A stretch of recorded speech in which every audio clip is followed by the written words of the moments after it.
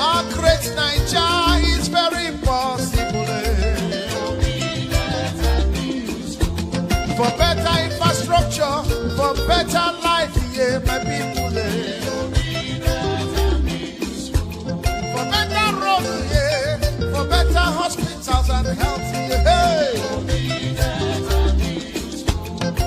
For lights today, for everything to work for us, for Nigeria.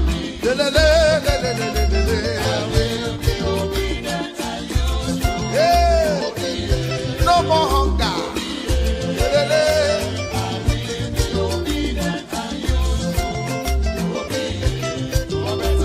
Obi for better Nigeria.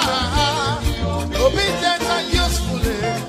Obi, yeah. Obi, yeah. I'll be obedient and useful.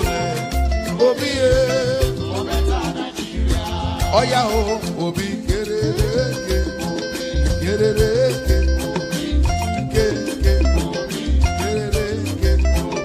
Hausa man, Yoruba man, Igbo man, Middle Belt, Niger Delta. Let us come together for better Nigeria. For better life, for better health, for better road. From consumption to production.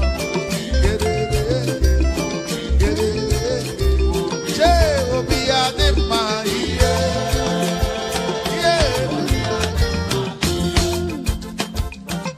Obi Adema, yeah.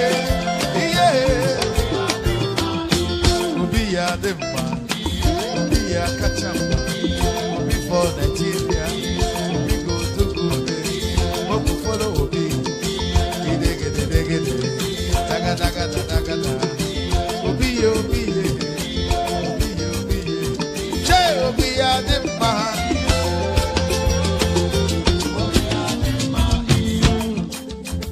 Okay now, I beg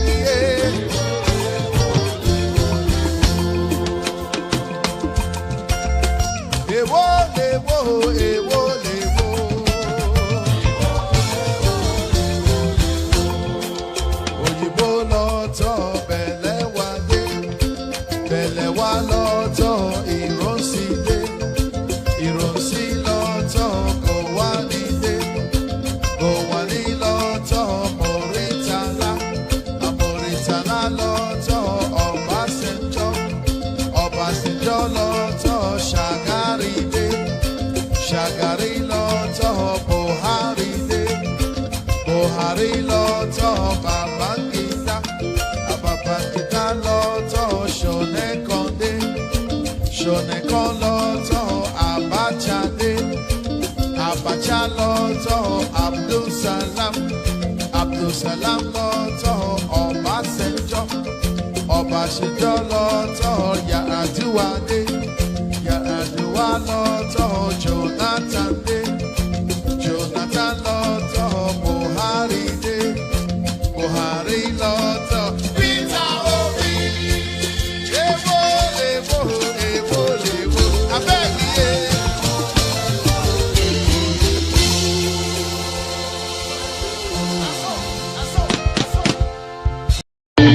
Everybody,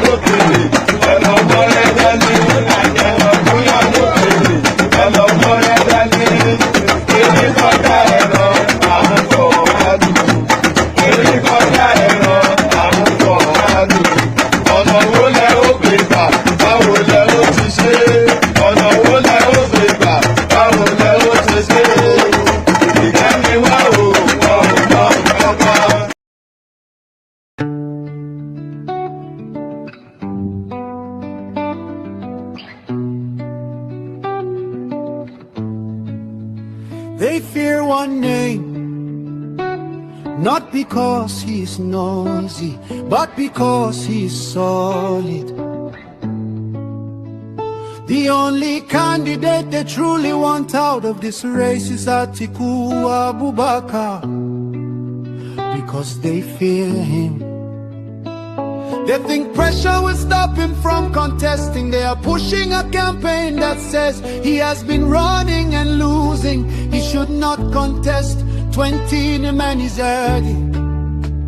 But listen well, Nigeria.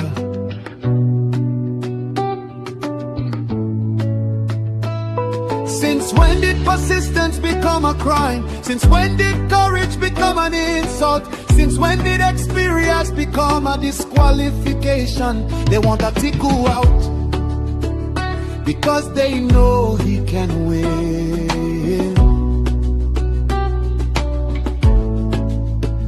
Across the north, across the south, across the lines they cannot cross. If he ran before, it means he is ready. If he tried before, it means he is strong. Only cowards quit in silence. Champions return when history calls. So let the people speak, let the millions rise, let the call go forth. Atiku must contest, Atiku must run. Let all Nigerian people lift this call loud and clear, in words and poetry and song, in spirit and in fire. Our demand is simple, our message is united. Atiku must run.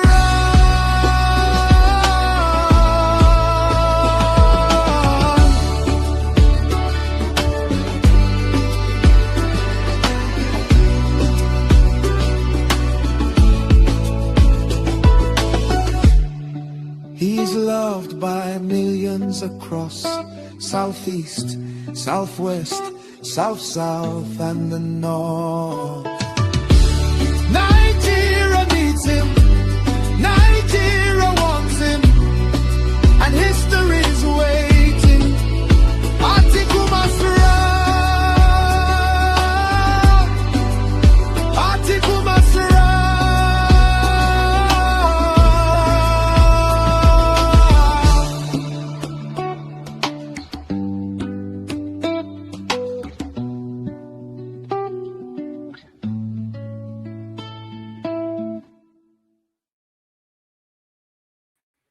And there it is right there. You heard it here first. Atiku must run. It's a compulsion, no, you know, because the word "must" is a compulsive word. It's a word. It's an affirmative word. So if they're saying Atiku must run, then there is no room for anything other than. So Atiku must run it is set in law. I think it's actually written in the Nigerian constitution that Atiku Abubakar must run every presidential race. I cannot recall any. What was since 1993? This guy has been running, So why would he not run now? I mean, he might as well run. Let him run till death. Maybe when he dies, we go and bring up. We mummify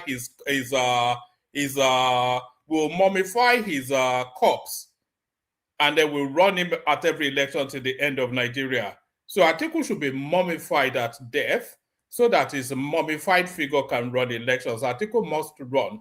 So Atiku must run. There's my water. So Atiku must run. Good day to you. Good to be in your company and all that. Good day to you. Good to be in your company. And how are you? Hope you're having a wonderful day so far. Another weekend, though. A lot. I follow Formula One, and I'm looking forward to the Hungarian Grand Prix tomorrow, in the hope that Lewis Hamilton would win. Because they stole 2 championships from Hamilton. The first one they stole for Rosberg. The other one they sold for Max Verstappen. So it's 2 championships out. So I'm hoping that he can at least win this year and recover one of them. So that is right there. So the Hungarian Grand Prix at 3 p.m. UK time. So if you're looking for me, I'll be there. The Hungarian Grand Prix. Good day to you. Good to be in your company and all that. I've already said all that, haven't I? So yes. The protocol. Why don't we do the protocol? Click on the like button if you would, please. If you haven't done that already, please do that. Click on the like button. Subscribe if you're not already subscribed. Share the links. If you want to come and join me on the screen, there's a hyperlink in the comment section that says StreamYard. That brings you into the studio. So all those things, like, share, subscribe. Click on the hyperlink that says StreamYard to come and join me on the screen. Say hello to me in the comment section as well. So all the usual things that you usually do in all of these sort of spaces, do them here as well. Like, share, and subscribe and all that. So now, there's not an abundance actually happening in the news cycle. But what is happening in the news cycle is this back and forth between Atiku Abubakar and Obasanjo. So we'll be going through that. What else is I cannot think of anything else that is really catchy in the news cycle. So do you remember that that meth factory? What's the full pronunciation of meth? Do you remember one meth laboratory? What I'm trying to look for methamphetamine. That's how it's a psychotropic substance. That's what it is, similar to cocaine, heroin, and LSD. Do you remember that methamphetamine laboratory that they found somewhere in Ogun State?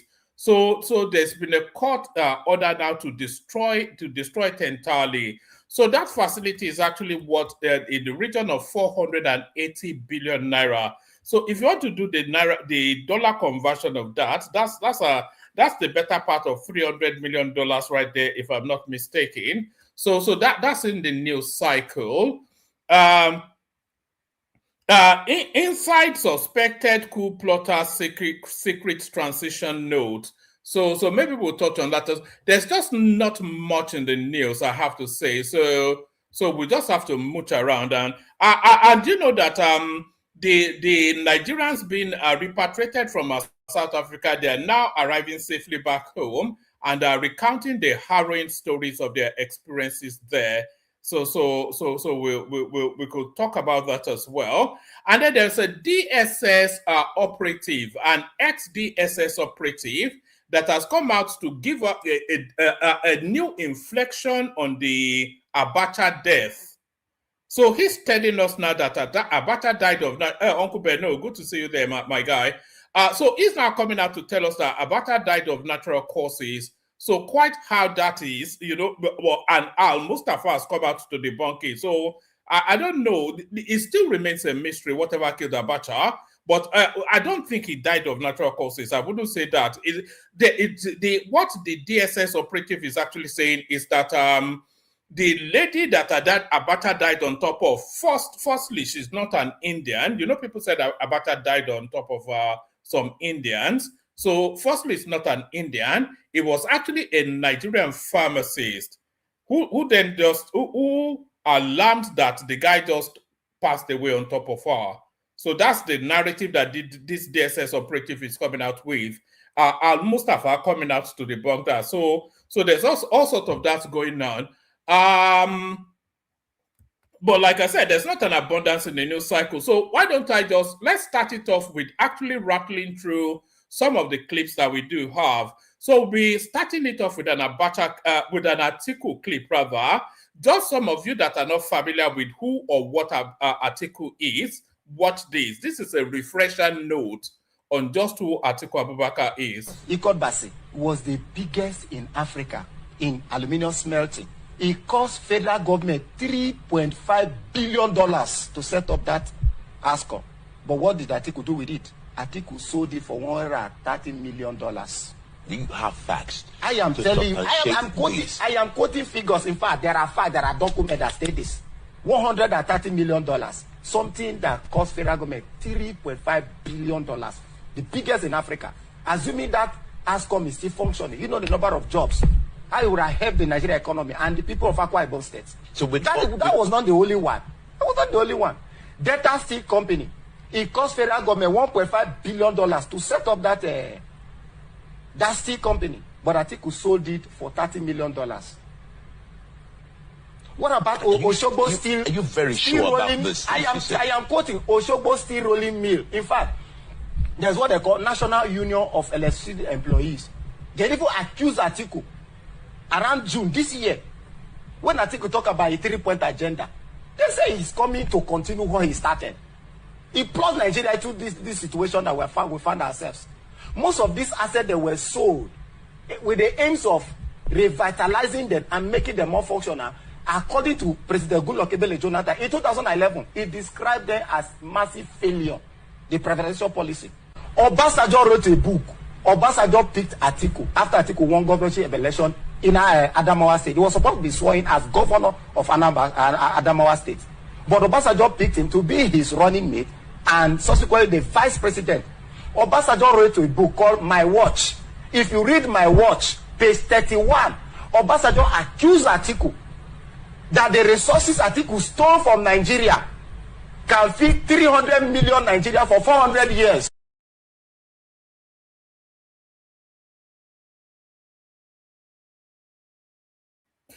You see, voting Atiku Abubakar to be president of Nigeria will be worse.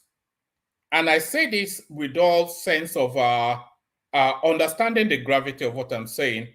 Voting Atiku Abubakar as president of Nigeria will be worse than voting Peter Obi. I know you imagine that there's nothing that could be possibly worse than voting Peter Obi, but voting Atiku Abubakar to be president of Nigeria will be worse than the experience we had under Buhari even. And let me play you another Atiku clip. This is Tinubu, who knows Atiku in toto, and this is what he has to say.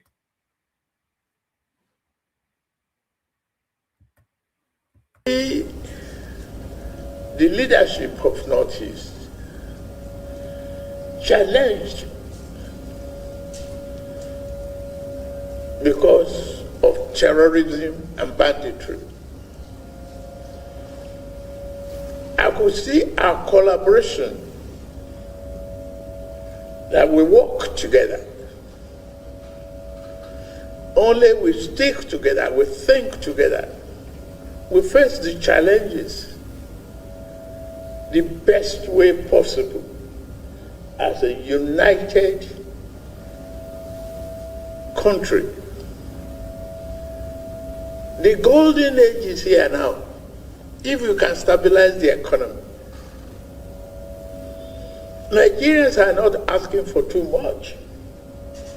Simple stability, social welfare,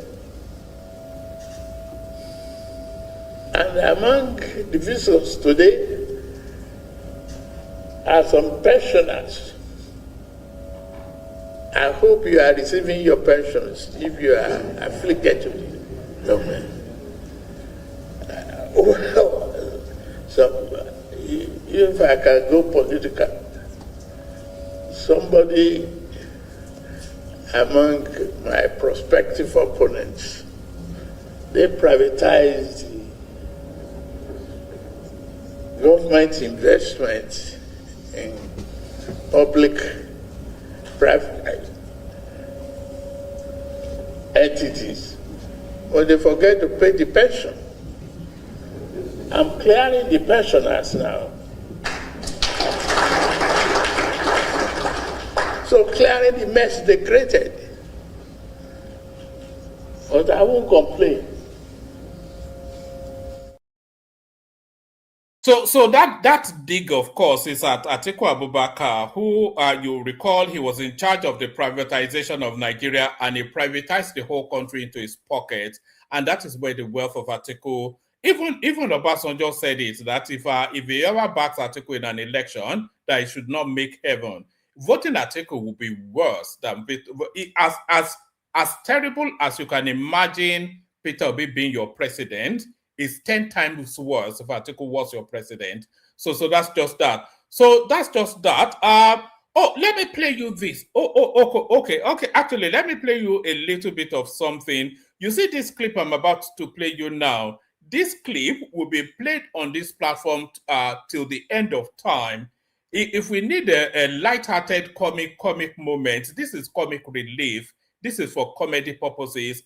But this clip I'm about to play you now, there will not be a time on this platform that this clip will not be played. Do you know the law is my question to you?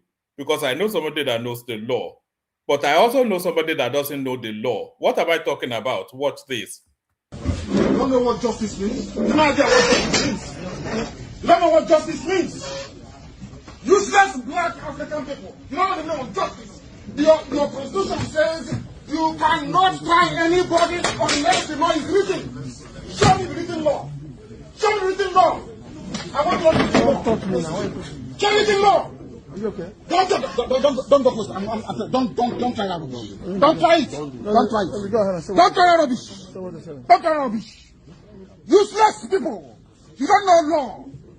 You don't know law. Your own constitution you don't respect. Supreme Court judgment you don't respect. Then why are we in the court of law? Why are we in the court of law, I ask? Nonsense.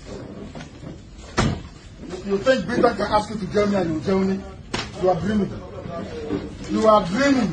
I'm telling you that you are dreaming. Nonsense.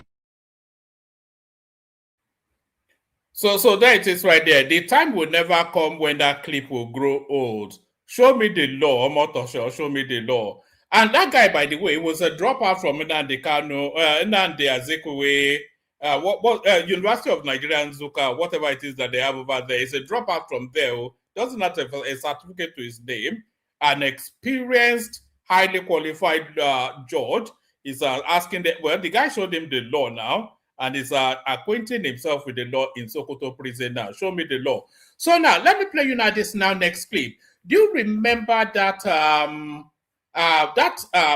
not sure if it's a House of Reps member or whatever it is. It's an Igbo person that got elected in Oshodi. And then, so that's to show you then, one Nigeria, one Nigeria. That's a good example of one Nigeria right there. So it's an Igbo person it's an Igbo guy that got elected in Oshodi. Oshodi, of course, ensconced right at the heart of Lagos State. So an Igbo guy gets elected in Oshodi. A Yoruba man, by the way, would never get elected. He would never even, if he even attempted to run in Abakaliki, they will stone him to death. But let's ignore that. One Nigeria. You can live anywhere and aspire anywhere. And that's a good example right there. So the Igbo guy gets elected into the House of Reps in Oshodi. So what is his remit? His remit is to represent the interest of the indigenes of Oshodi. Who are the indigenes of Oshodi? They are Yoruba people. But what does this guy do? All the opportunities that come towards that space, if 10 opportunities come, he will give 9 of them to Igbo people. So that you are familiar with the story now. So the guy is now coming up for re-election, and the guy cynically, he takes a check and a brown envelope with a check in it and some drinks to the palace of the Oba of Oshodi. And this was what ensued. So this is the Igbo House of Reps member from Oshodi. Here he is seeking his re-election, trying to grease the palm of the Oba of Oshodi. Documentation are not properly kept. So we want to document our efforts. And this is, we stopped at our last Thanksgiving. Our last Thanksgiving. September last year. We have not added the new one. So we want to thank the Solos. I think there are worries that we have not forgotten that you are the owners of the land. We want to associate with you going forward. We look forward for more collaboration and partnership. But one thing is certain. He told about that. I know he expected this visit in 1 month, but there's an African proverb that says it is better late than late. On this note, I want to thank you and thank all those who came. Thank you and God bless. If Kabisi is here, is what Kabisi will said. I can see your entourage, and that is our complaint. We that you are representing, we don't have any Yoruba among you. Even though if there is,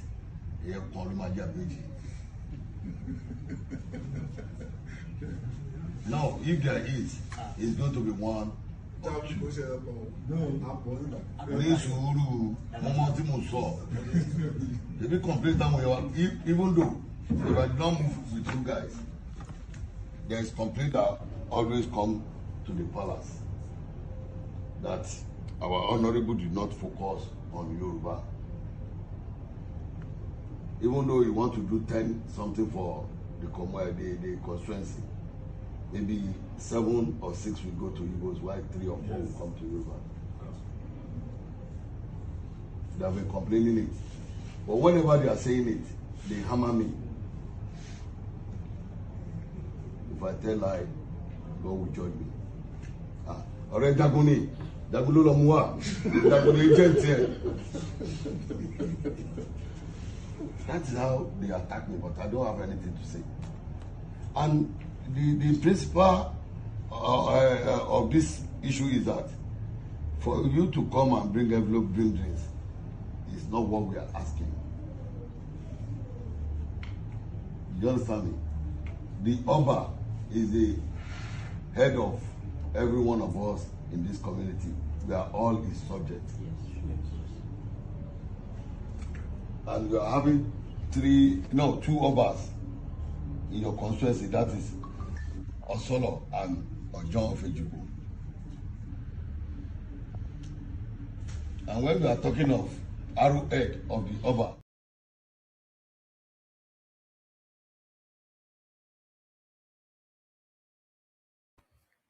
Oh, all right, so that goes on for an additional 2-3 more minutes, but you get the drift of it. So it looks as though, like the guy said in Chuno Achebe's Man of the People, he has taken enough for the owners to see. So that's a quote from the Chuno Achebe book, A Man of the People. He has taken enough for the owners to see. So that's the language of enough right there. So we're hearing that from the palace. But we're hearing that from the palace. But the only thing we're now waiting to see is to have that guy removed. So if that guy is not removed, then we can expunge the people of Oshodi from the Yoruba race. I mean, how can it even be? You know, and I'm not even being an ethnic jingoist or anything. How can it be that an Igbo person is the House of Rep member for Oshodi? The Yorubas are not qualified. They don't have an educated person in Oshodi. How did that happen? You know, so, and of course, the opportunity that now presents itself, how does this guy act? Act typical of what you expect an Igbo person to act. Just gluttonously cutting everything away to his home state in Anambra or whatever. You know, opportunities come, scholarships come towards that constituency. 7 will go to where is the homestead of Mr. Okafor in Oshodi? What's their chieftaincy title? What's their Oriki in Oshodi? You know? So an opportunity comes to, they say, okay, they're distributing scholarship.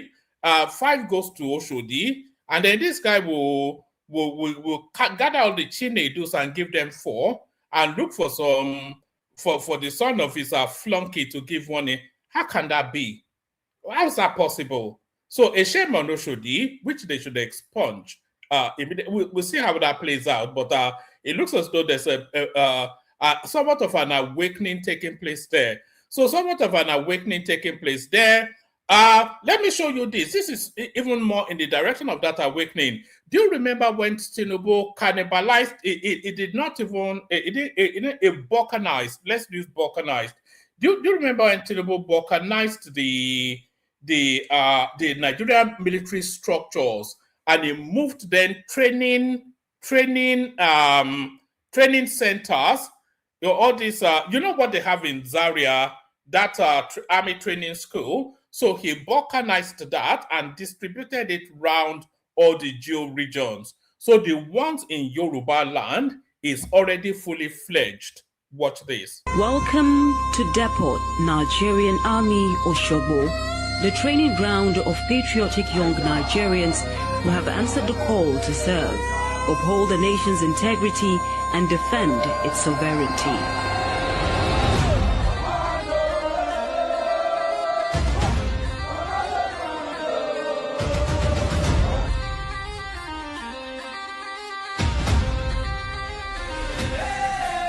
Located in the Okiabale area of Oshobo, Osun State, this institution is one of the Nigerian Army's newest centers of excellence. Established to expand training capacity and support the decentralization of recruits training previously concentrated in Depot, Nigerian Army, Zaria. Here, the transformation from civilian to soldier is guided by discipline, resilience, and an unshakable commitment to national duty. So there it is right there. Tinubu is not joking, no. By the time Tinubu finishes his 8-year term, Nigeria will never be the same again. It'll be a totally different country. I think we can all see all of the steps that's leading to that. So there's no controversy there in what I've just said. By the time Tinubu finishes with that country, by the time he finishes his 8-year term, it will be a totally different country. And it will be a more progressive, more forward-thrusting country, without equivocation. And all of the politics of the old guards will no longer be able to play out in the Nigeria that he will bequeath to his successor. It's just not possible. You know, they would have decentralized it. They've decentralized the army. They've decentralized the police. They've decentralized electricity. They've decentralized the capacity for you to develop and grow. And he has done that very quickly. And he now has another, 5 years to solidify all of these things that he has done. You know, by the time Tinubu leaves office, you know that he would have graduated he would have graduated a good 15 million people as skilled members of the Nigerian population. The ones in tertiary institution, the ones in artisanal trainings, all of these people, because I think as early as next year, we'll see the first graduates of the Tinubu funding. We'll see the first graduates, and then every year we see people graduating under this Tinubu system. So by the time, and by the way, the artisanal skills ones, those are 6 months, 12 months training. So all of them are already coming into the workforce now, more equipped for the world that is to come. So this is what is going on now. look at all the road works. Go to the southeast now. Look at all the road works. Go to the middle belt. So by the time this guy is done in 8 years, it's a totally different country. Is this not the guy that was insulting me on Rudolph's platform? Just no, it's not the one. It's another one. What was I even saying? So it's just going to be a totally different country. You know, everything has changed. You know, the local governments are empowered. An educational system that can self-perpetuate, that can self-sustain is in place. Infrastructure's being built, security being sorted out. Everything just in a forward thrust. So you know, I'm just so excited for the future.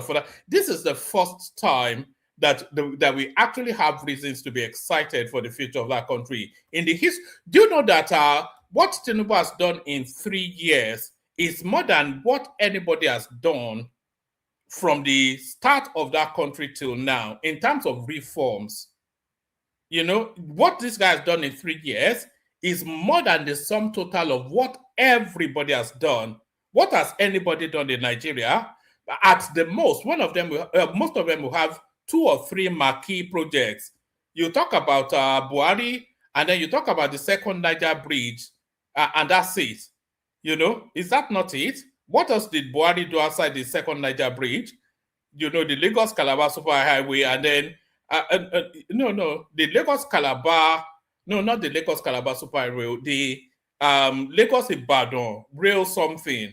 I think he did that, and then he did the second Niger bridge, and then he did a train to his own people in Maradi in Niger Republic. Those are the 3 things. What else did Buhari do in 8 years? But look at what this guy is doing. Sokoto Badagry.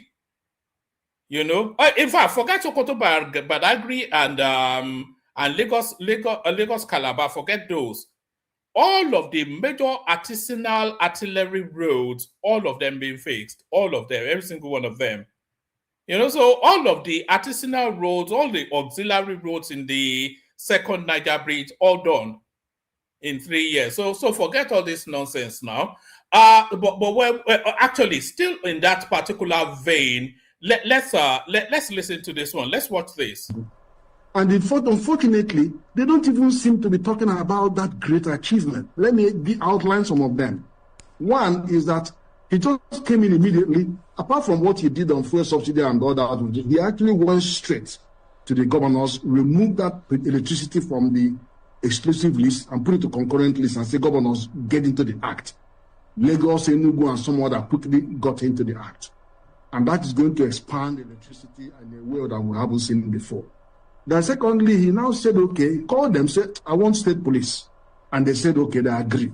But I think there is 1 step forward and 2 steps backward. They're going to ramp up speed on that. Because that has a critical role to play in security that is so pervasive. The third one is, he said, okay, look, I'm going to set up all these regional development agencies. Everybody should go back and organize their region. That is positive. And in fact, you could even see that Northeast has already been there, NDDC has been there. But Southeast, before you say Jack, they've done 30-year development plan. And then others are queuing in. So there is a traction in that area. We also ran to Supreme Court and said, look, can we have local autonomy, financial autonomy for the AGs, local governments? And that is pushing, is going, but I said, make an executive order. But there are still some lacuna, though, that we need to address, because you might well require Supreme Court being asked to interpret Section 7.1 of the Constitution in relation to their judgment. And that will now sort out all the contentions that we have there. But he didn't stop there. Revenue mobilization, he's doing something there. He has amended the Act 2025, giving them teeth, made them more independent, and they are now able to enforce revenue collection. And then, in fact, he's even done the biggest thing that nobody even thought he could do, is to bring Presidential Order 009 to decapitate NNPC. Because let me tell you this, any president that doesn't come to terms with what happens in Central Bank and NNPC is just on a roller coaster. Now he's got Central Bank solidly, and then he's getting results. Now he's decapitated NNPC and putting it in their right place. So which is why you are going to see more revenue, you're going to see more traction in that area. But he must also have the political courage to blow away OPEC. We don't need OPEC anymore. It is just a big clog in the wheel of our refining capacity that we are heading out to. But we can talk about that in detail. Now, he's also gone to the collection fee of 15% on VAT and said, tossed 5% of it to governors, and they're keeping only 10%. Now, he came to national development. You mentioned national development plan. I took part in Vision 2010, Vision 2020. In Vision 2021 to 25, I was actually national chair for 3 subgroups, for 3 thematic groups. I chaired bioeconomy, digital economy, and science, technology, and innovation. So I was central to that job, and then we got things like bioeconomy into the government development plan. So I was involved. But now this one, I was in the National Economic Council conference where we, for the first time, presented what is going to happen on the Vision 2026 to development plan to 2030. And I saw a radical change that said to subnationals, come and drive national development. Now, again, you can see that he's pushing everything down to national development. He's reducing more power from the center and devolution that power to local government and state government. That is the way to go, so that you can encourage them to become active participants in the economic field. So that is the way to go. And people are not mentioning this in any way, but that's all right. I'm not advertising the progress. Now, you move to the second area, which is the macroeconomy. Now, macroeconomy includes the like of fiscal policy, monetary policy, trade policy, investment policy, industrial policy. In each of these areas, there are some remarkable achievements. For example, in the fiscal space, we have a reform of the fiscal space.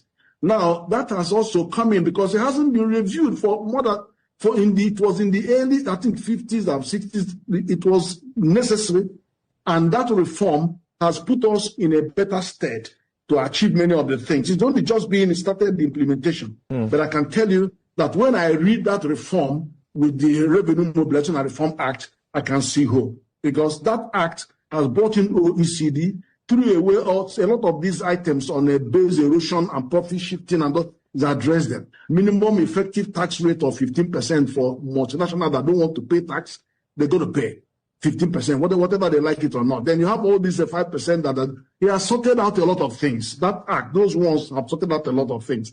And the new powers to Ramfac working the presidential order, we are going to be cruising on revenue in that area. Because that 30% the NNPC was taking, and then the 30% for Frontier Basin, they've all been blown away. So 100% is going to hit the preparation account. So that is good news.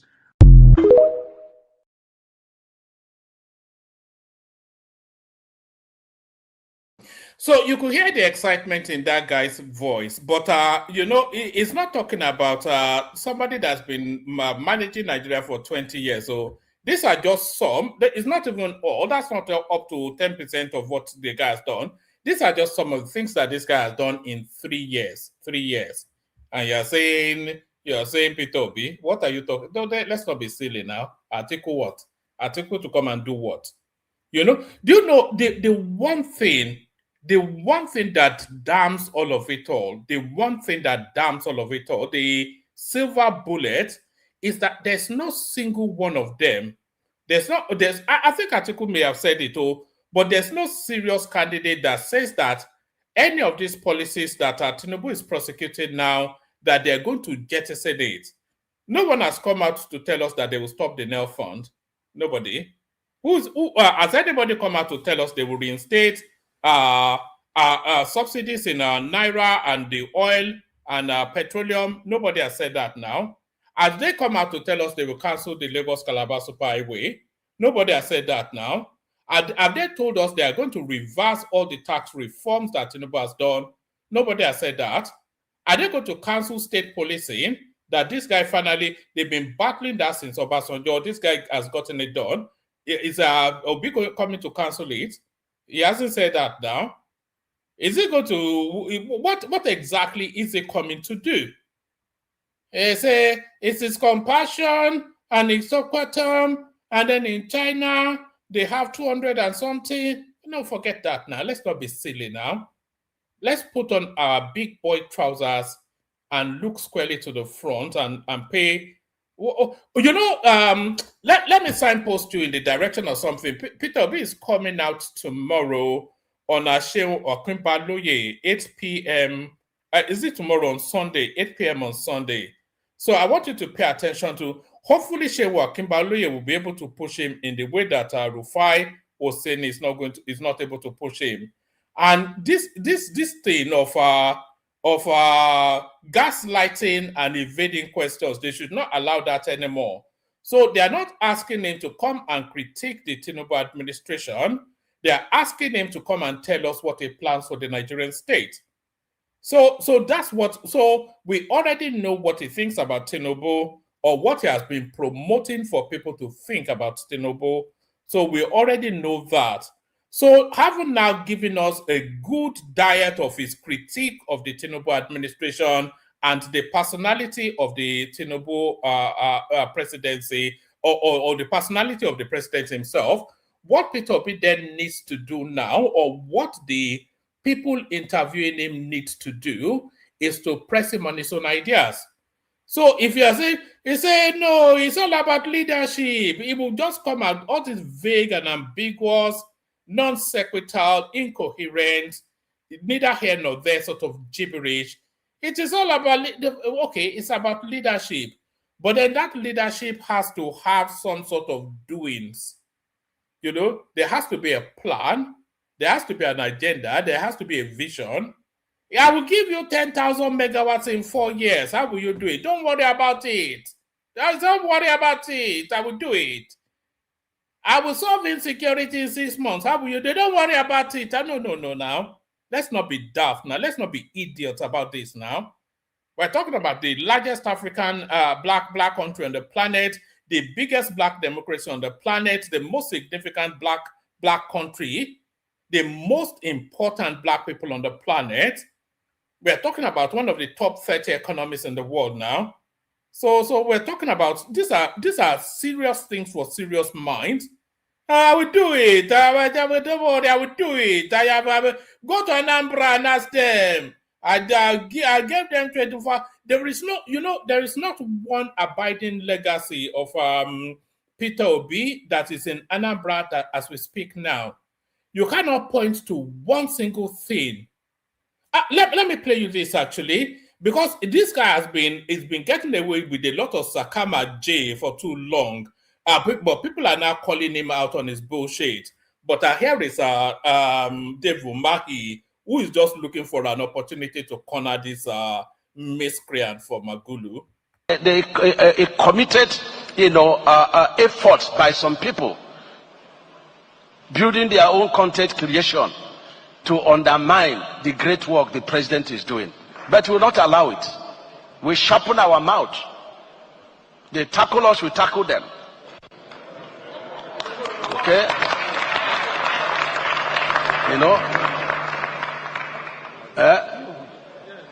The obedient us, we Tinubu them. We assuage them. So we can't keep quiet. Let them tell us what they have achieved in their place. Somebody was telling me when we had a small debate, Peter Obi left $50 million. He left 180 this thing. I said to him two things. Obiano, said, look, you left this money in the bank, but look at the contractors you are owing. So by the time he took the money and paid the contractors, everything was in the negative. But that is not the story. The story is that there was a story in the Bible of a businessman, a rich man, that was going on, on a tour vacation, and he called his servants. Actually, before Dave Umahi goes too far, Dave Umahi said something there. So Willie Obiano was the person that succeeded Peter Obi. So Peter Obi governed up to, I think, whenever he governed up to, then Willie Obiano took over from Peter Obi. Peter Obi haven't served his 8-year term. So Willie Obiano took over from Peter Obi.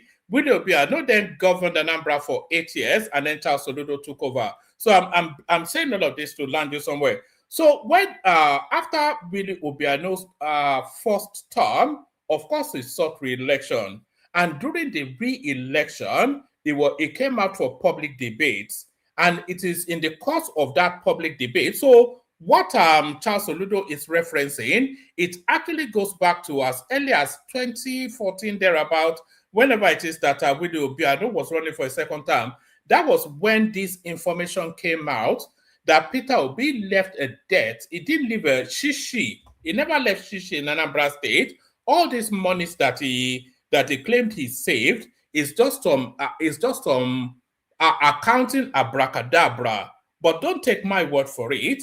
This, what I'm about to play you now, it's Willie Obiano campaigning for a second term. So this is not anything recent. So this is in the archives of history. But listen to what Willie Obiano has to say. Did he actually live in the state coffers when he left as governor? And are you willing to publicly publish the bank verified statements to settle the matter once and for all? Yes. Yes. Not talking. Yes, my predecessor left 9 billion cash and 9 million or 9 billion? 9 billion cash and 25.6 billion in script issues. These are sovereign wealth fund and shares in other banks. You know, if you put 9 million to that, you get 35.5 billion. Technically, you know, but he issued checks worth over 15 billion before he left, waiting for me to cross over before those checks started appearing. You know, so you can see it's Timina lady. So did you hear that? So that's the fabled famous money that Obi left. You know, he left a rosy-looking bank balance, but then he hid post-dated checks in the bottom drawer of the governor's desk, so that when Billy Obiano eventually opens the bottom drawer of the governor's desk, he will find a pile of checks that will be cashed long after Peter Obi has run away. So there's the guy right there. If there was ever a con man, his name is Peter Obi. It's just, anyway, we'll soon be done with him. We'll be done with him by January.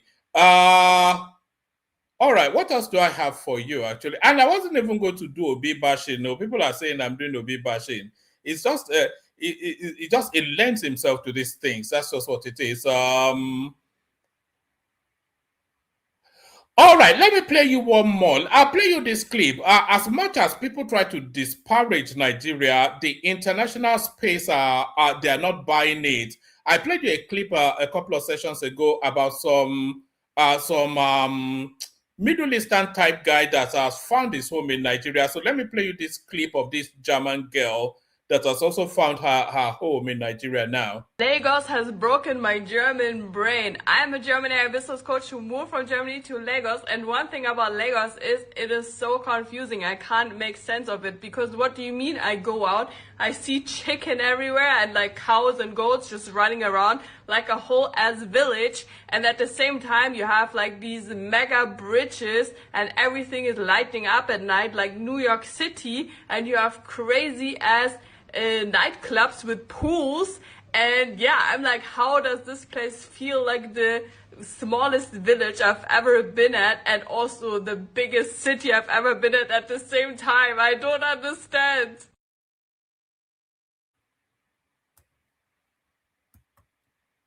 All right, so that's that person right there that has found a home in Lagos in spite of all of the campaign against the country by citizens of that country. So let me just give you two articles, and then I'll send the link again if people want to start coming in. I deceived nobody. Obasanjo tackles Oshoba, accuses Atiku of funding impeachment plot.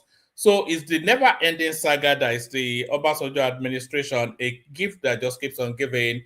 Former President Olusegun Obasanjo has rejected former Ogun State Governor Chief Olusegun Oshoba's account of the political events preceding the 2023 general elections, insisting that he never deceived the leadership of the Alliance for Democracy, AD, or Afenifere. Correspondents report that Obasanjo also accused his former vice president, Atiku Abubakar, of sponsoring an impeachment plot against him during his first term, working behind the scenes with political actors to frustrate his re-election bid.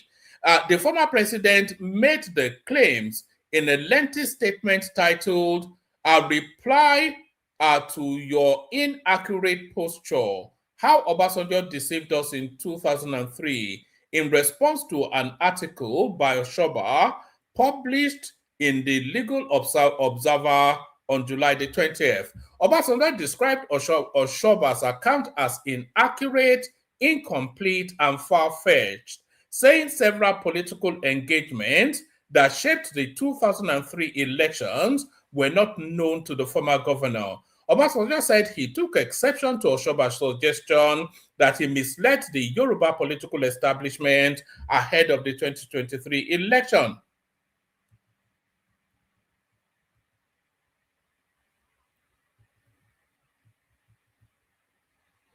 I take strong and serious objection to you, to your calling me a deceiver, because I deceived nobody. I always presented my case and all issues as I had them. Let me do that again.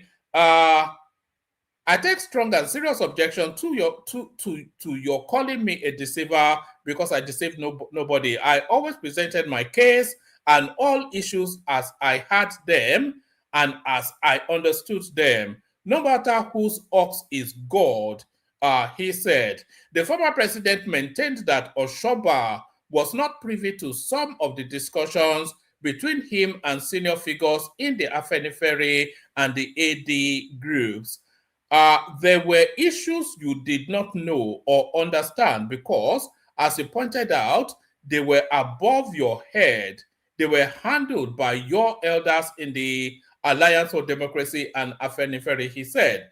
Obasanjo also defended the outcome of the 2003 governorship election in the Southwest, during which the People's Democratic Party, PDP, took control of 5 of the 6 states previously governed by the AD.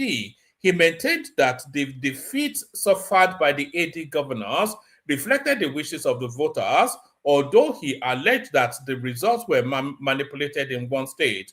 Your loss or defeat in 2003 was genuine in all the 6 states except one, where the figures were successfully and moderately changed. So the one that will be successfully and moderately changed will be the one that he lost, of course, which will be Lagos State to Tinubu. Your loss or defeat was genuine in all the 6 states except one, where the figures were successfully and moderately changed.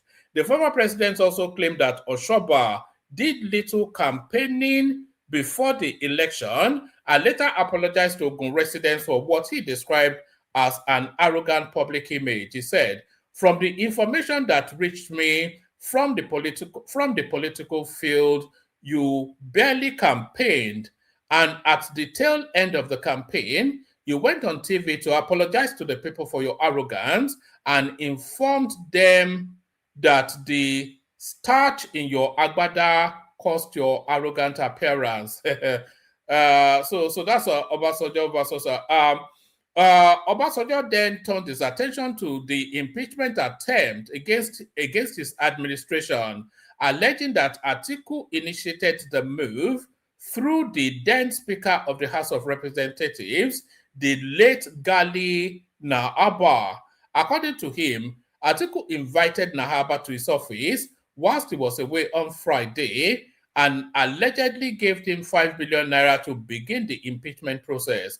Nahaba's impeachment began at the presidency by the vice president, who on a Friday, when I was out of the office, invited Nahaba to his office and convinced him, as he had convinced himself and some others, but of insignificant number, that I should have only one term as president, Obasanjo said. He continued, on Friday, he invited Nahaba, gave him 5 million naira to begin his impeachment work.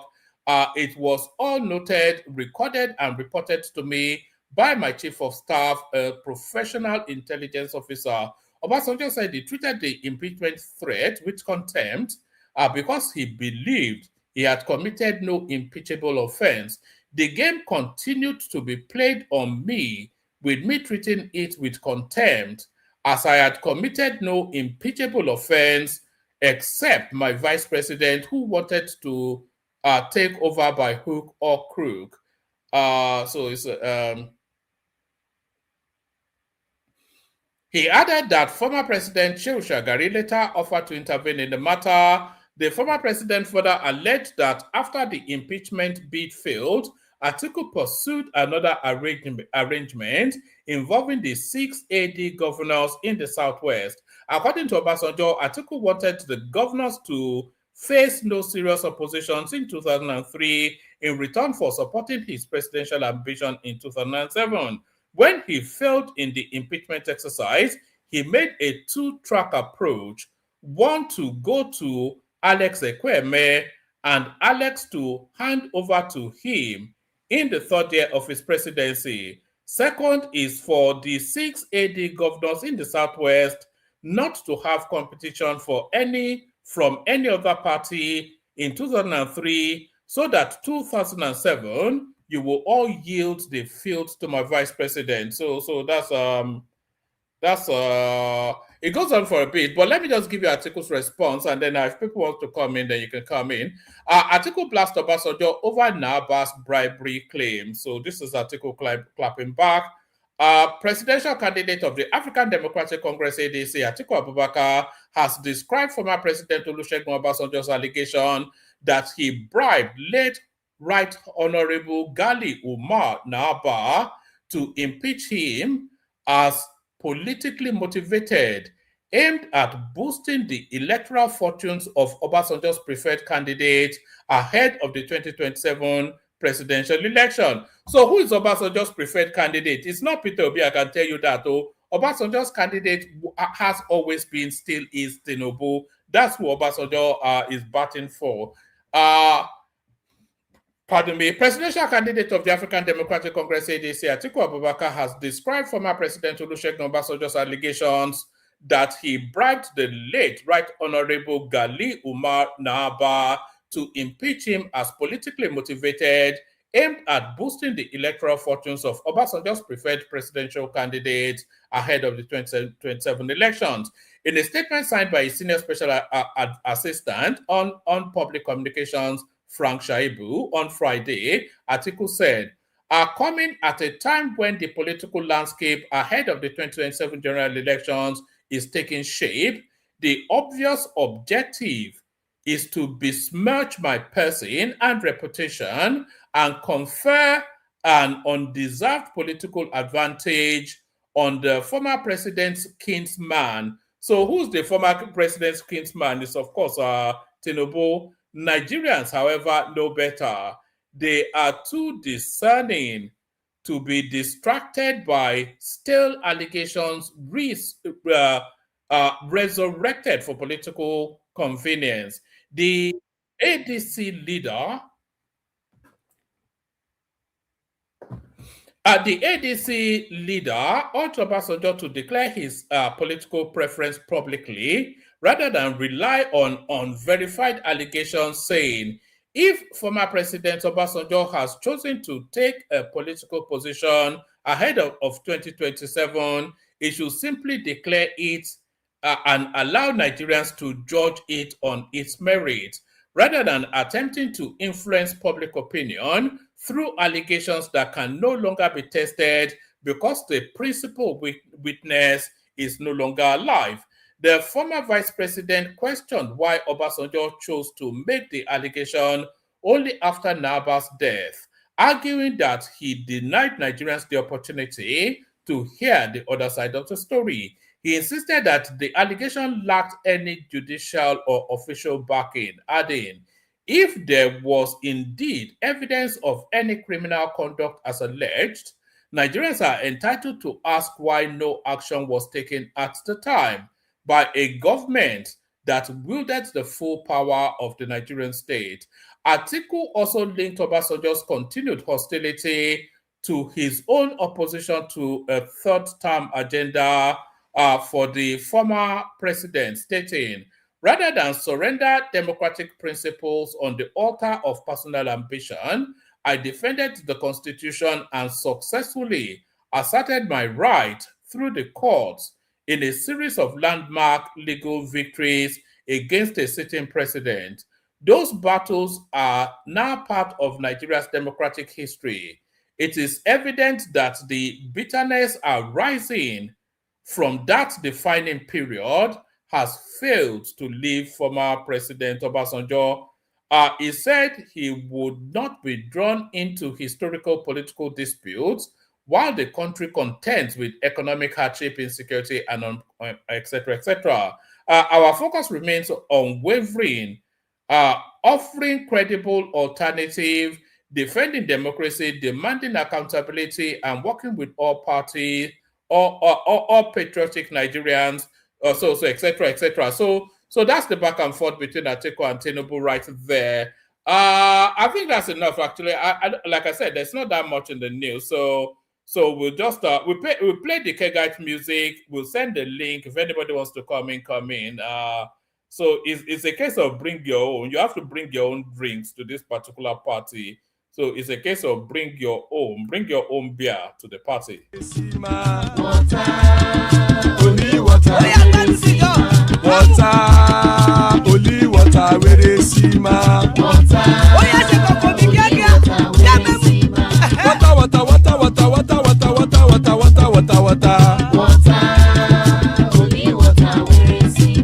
Hapa o naido.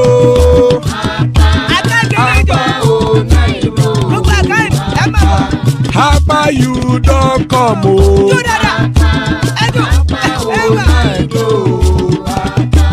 Hapa o naido.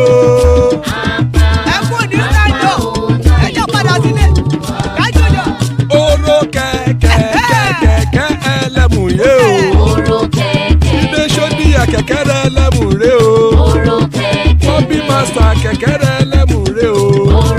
Chifu Faila ti kẹ̀kẹ́ ẹlẹ́mù re o. Eruku lẹ̀lẹ̀ ẹlẹ́mù dé. Eruku lẹ̀lẹ̀ ẹgbẹ́ ẹlẹ́mù dòde ojàre o. Eruku lẹ̀lẹ̀ Ghana ti dé ẹgbẹ́ bọ́ọ̀dì o.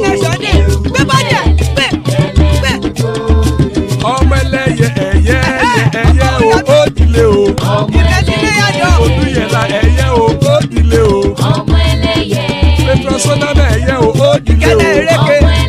Petrosodunke ẹyẹ rẹ̀ ó dilé o. Ẹlẹ́kọ̀ ọ̀run mú ìní o.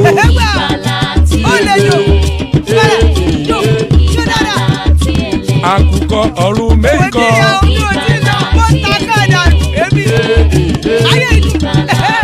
Ikú kò ní ríwà gbéṣe o.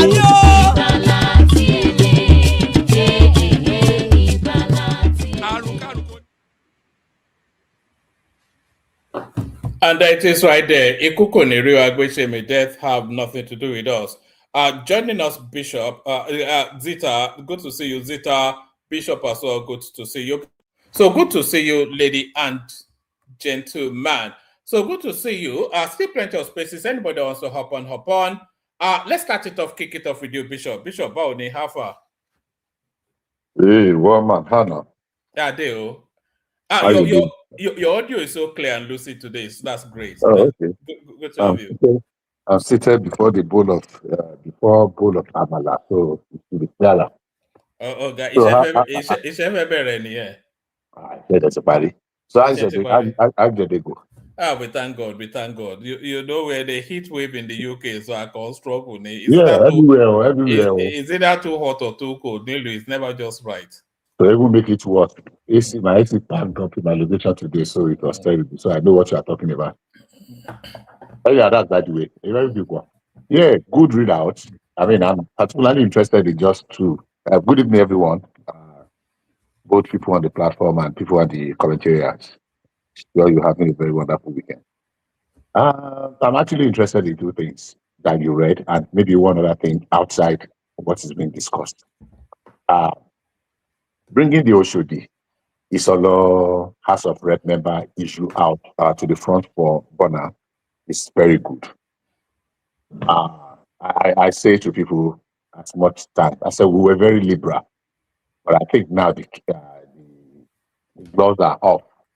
The scales are falling off our faces, our eyes, and the gloves are off. And I agree with you entirely. If the people of Future Solo in Lagos will make that mistake again, especially considering the things that happened before the 2023 elections, then we have to go and actually ask them, are they actually Okilu or Yoruba? So for me, the battle lines have been drawn. We have a lot of documented evidence of how, these people. I mean, I lived in the southeast. I was in Anambra in the 90s, early 90s, 1993, 1994. That was my service year. And I lived there. I've lived in the southeast till now. Some of the time you go to their local political meeting, they don't even speak English. That's how bad it can be. They don't speak English. So you cannot even participate actively. Now you are not only participating, and nobody has any problem with it. You are participating in the Southwest, well, that's okay. You are winning election, but you are not rubbing in the face that you are stupid for being liberal. That's the height of it, man. I mean, I try to be very, very liberal and understanding. But when people were now rubbing it out because of your foolishness, and we're going to take away your land as a result of your foolishness and appropriate it to ourselves, and it behoves that we need to. There's a point in time that look, turning the right cheek, it's tantamount to being foolish. So whatever people are going to do to keep back, and a lot is going to happen, I can assure you that. And that was why I was throwing a jab at Baba is here. I threw a jab at him yesterday. Now, what are you doing? Yeah, you can claim you're an islander. What are you doing to support the Aworis? The Aworis are the biggest landowners in the whole of Lagos. What are you doing to support them? They have been relegated to the background. Good enough, we have a Badagry and a good person as the deputy governor now. So how about the other people?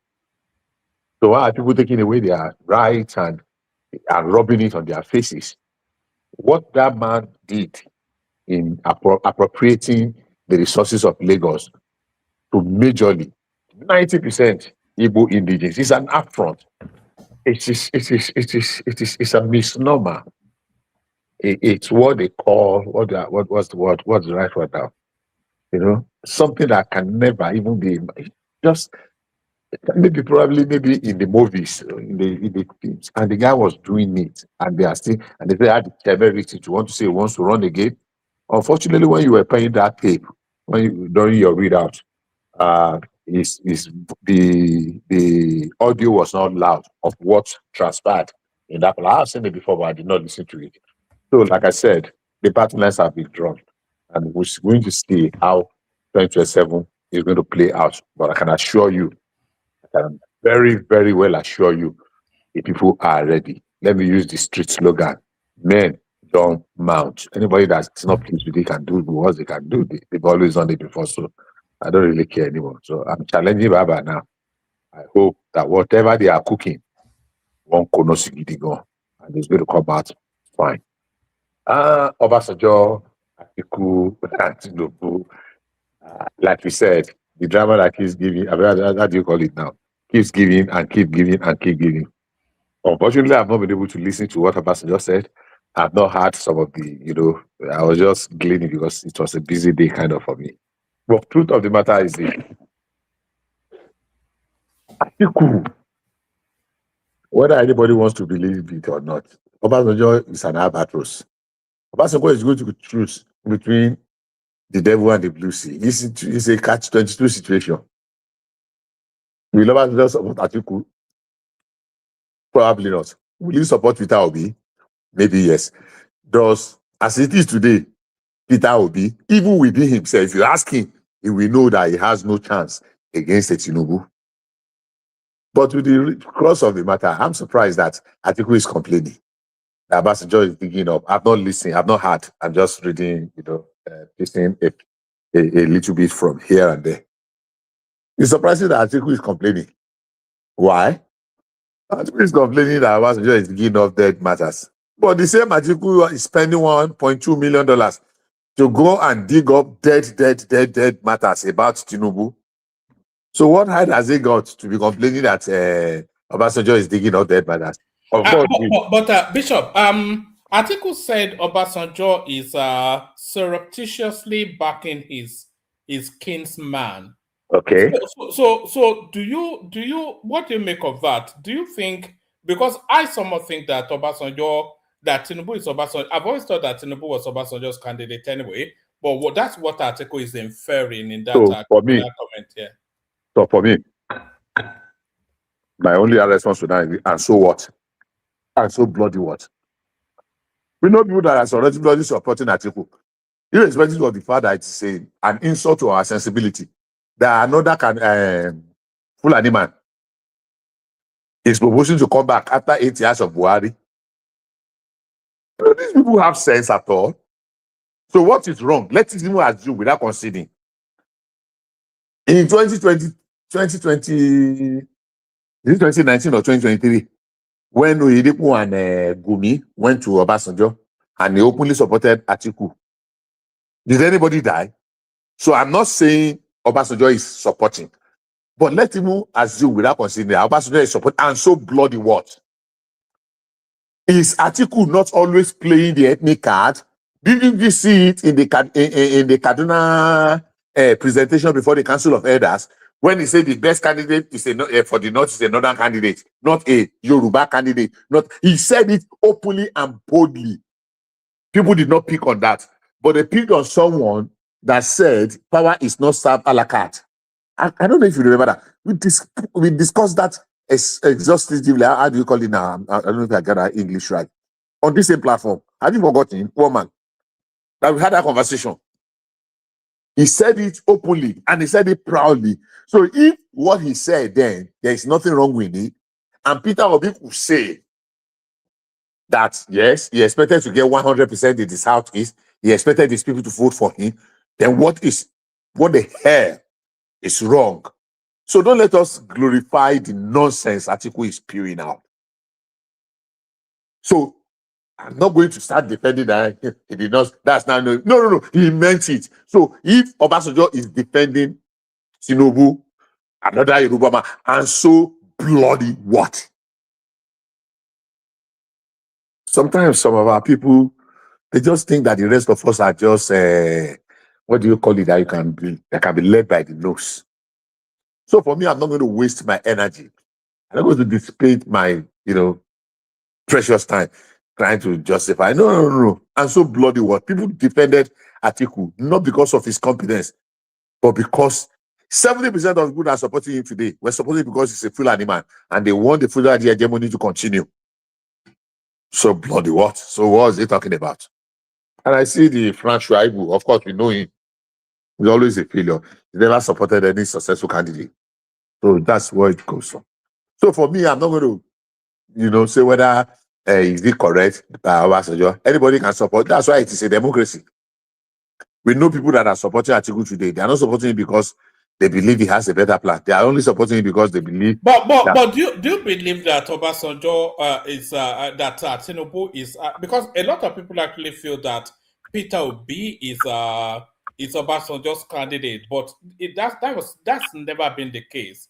Well, Peter Obi is an Obasanjo strategy for a Tinubu presidency. Well, Peter Obi has never been an Obasanjo candidate. I don't think so. I don't know. You are just speculating. Now, the truth is this: we don't know. What we don't know, it comes plenty past the thing where we know. And I'll put it this way: you can only speculate what a man's next move is going to be. No matter how good you are, there's always that percentage of error. Am I thinking right? Am I being subjective in my analysis, even when it is critical? Now the question is this: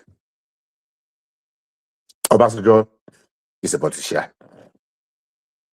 We know the positions he took before now.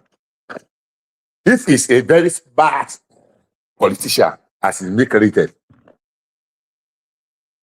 and he can read in between the lines, and he wants to, maybe then people say Obasanjo doesn't want anybody to beat his record. There is no way Tinubu is not competing with Obasanjo's record as it regards the longest serving president of Nigeria. The only person that could compete with him was Jonathan and Buhari, Babangida is out of it. If Babangida had won a democratic, maybe.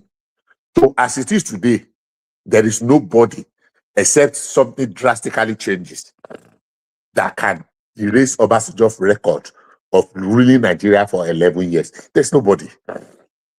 Excuse me. I don't know if you understand me. So then people were saying that. So if Obasanjo weighs what he weighs, that is, he try to balance what he has against Tinubu compared to what he has against Atiku. I think he will opt for Atiku. I'm not saying he's opting for Atiku. And that is without not putting ethnic whatever in it. Because he has an axe to grind with Atiku. He has his court to settle with him. So the more we continue to put that in the front burner, irrespective of Oyedepo and Gumi's interference now? Intervention. The fact is that Obasanjo has made it known that he's never, for him to still be talking about this. Look at the kind of things Obasanjo wrote in his book, My Command, about Atiku. If Atiku is a serious person, you have shoot the hell out of Obasanjo. Bishop, by the way, that thing you were saying about Atiku, I think I have it. So let me play it now, and then I'll ask you a question. Okay. Somebody who is from the north and who also understands the other parts of Nigeria and who has been able to build bridges across the rest of the country. This is what the northerner needs. He doesn't need a Yoruba candidate or an Igbo candidate. This is what the northerner needs. So I believe I stand before you as a pan-Nigerian of northern origin. Thank you very much.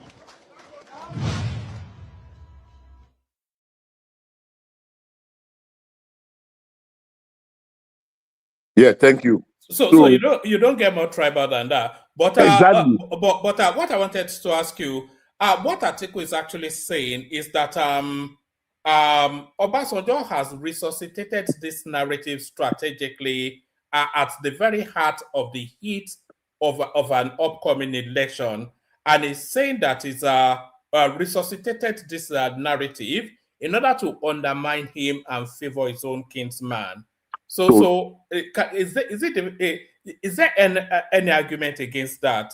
Is that not the fact as it presents? No, like I said earlier on, I don't believe that Atiku is right. But I'm just saying, let us not assume that he is very correct and so bloody what. He went there and spewed what he spewed. Obasanjo supported Atiku at one of the elections. He supported Peter Obi at one of the elections. If Obasanjo now chose to support Tinubu now, when Obasanjo supported Atiku, Tinubu did not cry now in 2019. I mean, Buhari did not die. Yeah, Obasanjo openly wrote a letter to Buhari. He should dismantle the house. And because they went to him, he supported him because of the intervention of Gumi and Oyedepo. The heavens did not fall. Obasanjo openly supported Peter Obi in 2023. The heavens did not fall. So if Obasanjo chooses, he has the freedom to choose. But I'm not saying that there's anything in it. I'm just saying that let's even assume that yes, he has supported. Why is Atiku crying? Let's just go and double on his campaign strategies and spend more money, more dollar. Even though if I have to advise him, I'll just advise him to keep his dollars. So there's no need to waste energy on that one. Obasanjo has the right to support whoever he's supporting. I'm not saying that he's supporting Tinubu, but he has the right to support whoever he chooses to support. That's my take on that. Atiku, there's no basis for this crying. I thought, excuse me, that if Atiku were to be a very serious-minded individual, there is more than enough. There are more than 100 grants to sue Obasanjo to court as regards the damaging things Obasanjo said about him, and there is no one time that Obasanjo has retracted any of those things. Did you read my watch? Did you see the things Obasanjo said in interviews, both to local and international media organizations? So what's Atiku crying about? I'm sure they are just trying to do damage control. There is nothing about this to deliberate or to. All right. Is there anything else that caught your attention in the Yes, news there was cycle? something I wanted to say now, and apart from this, there was one of the topics that you said, and it's very important. It's very important. Oh, is it the military formation that they've taken to Oshobo? Oh, good. That's one. Yeah, good. The military formation. You know, there was a time in this country we used to talk that all our armaments are concentrated in the north to the detriment of the south. All the south put together. About the military formation, we used to have 8 divisional divisional headquarters. One div is in Jos, it's in Kaduna. Second div is in Ibadan because it's age long. Third div is in Jos. Then we have the 82nd in Enugu. That was how it was. Then we have 82nd that used to be infantry division that now became the Brigade of Guards in Lagos that was in charge of the. Then they created some more. I think we have the 6th in Kaduna, in Port Harcourt, if I'm not mistaken. Then during the Boko Haram and the rest, we established 7 and 8. Now, but everybody know that there was a time in the Babangida era that they moved all our armory to the north. The infantry to Jos, the armor corps, which is there are some parts of the armor, the armed forces, they call the teeth arm, that's the real core combat arm. And I kid you not, at some point, all of them were in the north. All the major military infrastructures in Nigeria were concentrated in the north. But when they proposed at some point, they are going to establish a naval establishment in Kano, I began to wonder, why taking a naval establishment to Kano for crying out loud? Naval establishments are supposed to be in Riverine area, but they were taken. Now, if anybody is foolish enough not to be reading that this is restructuring par excellence, we only have one Nigerian Army depot that is in Kaduna, just one. A lot of military air force, apart from the NDA, Kaduna is like the melting pot. When they were locating those things in Kaduna, Ibadan was as important as Kaduna. There were about 9 of military formations. 7 of them were located in Kaduna. Go and look at the Air Force. Go and look at the reference. Go and look at the tactical, command and staff, college, Nigeria Military School, Nigeria Depot, and the rest. Let us go back and think, what were the cells that made all those 7 of the 9 critical sectors to be concentrated in Kaduna? We want to be in Nigeria, let us be Nigerian if you want to be Nigerian. If you understand the formation of what military formations are.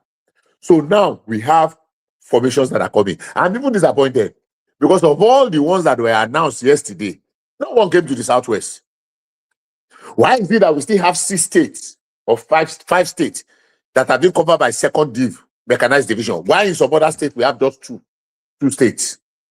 Go and check that. Landmass? No. We have enough landmass in the Southwest.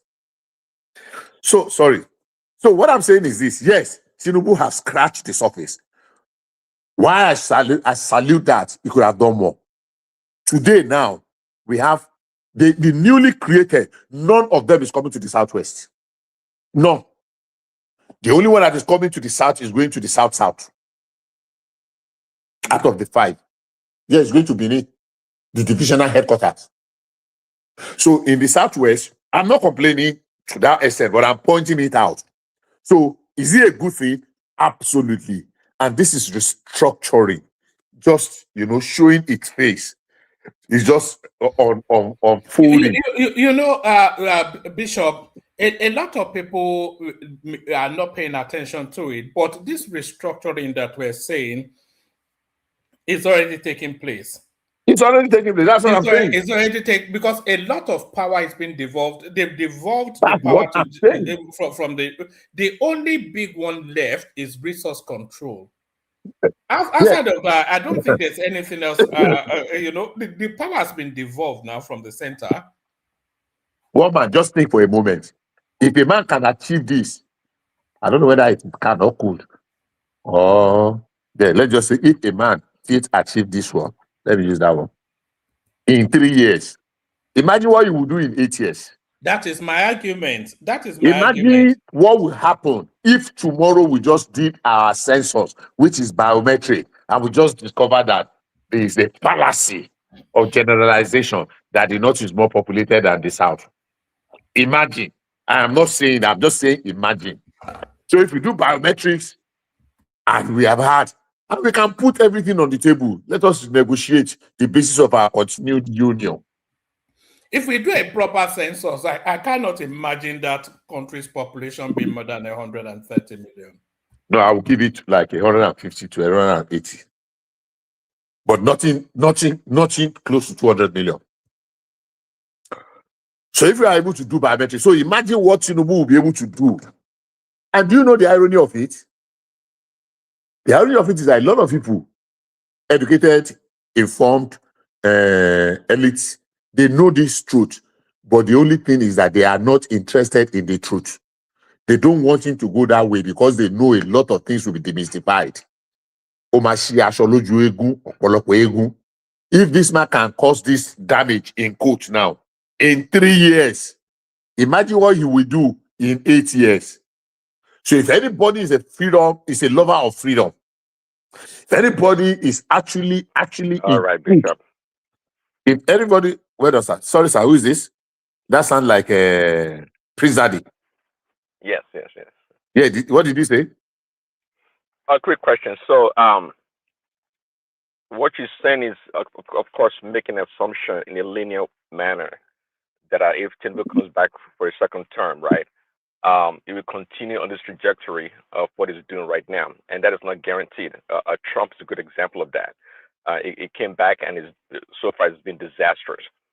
So, so you're making an assumption that Tinubu is going to come back and continue on this trajectory, which I would say, well, why not? What is going to stop him? So my question to you is that if Tinubu wins the second term and it comes back, what will prevent Tinubu from continuing on this trajectory of his good deeds so far?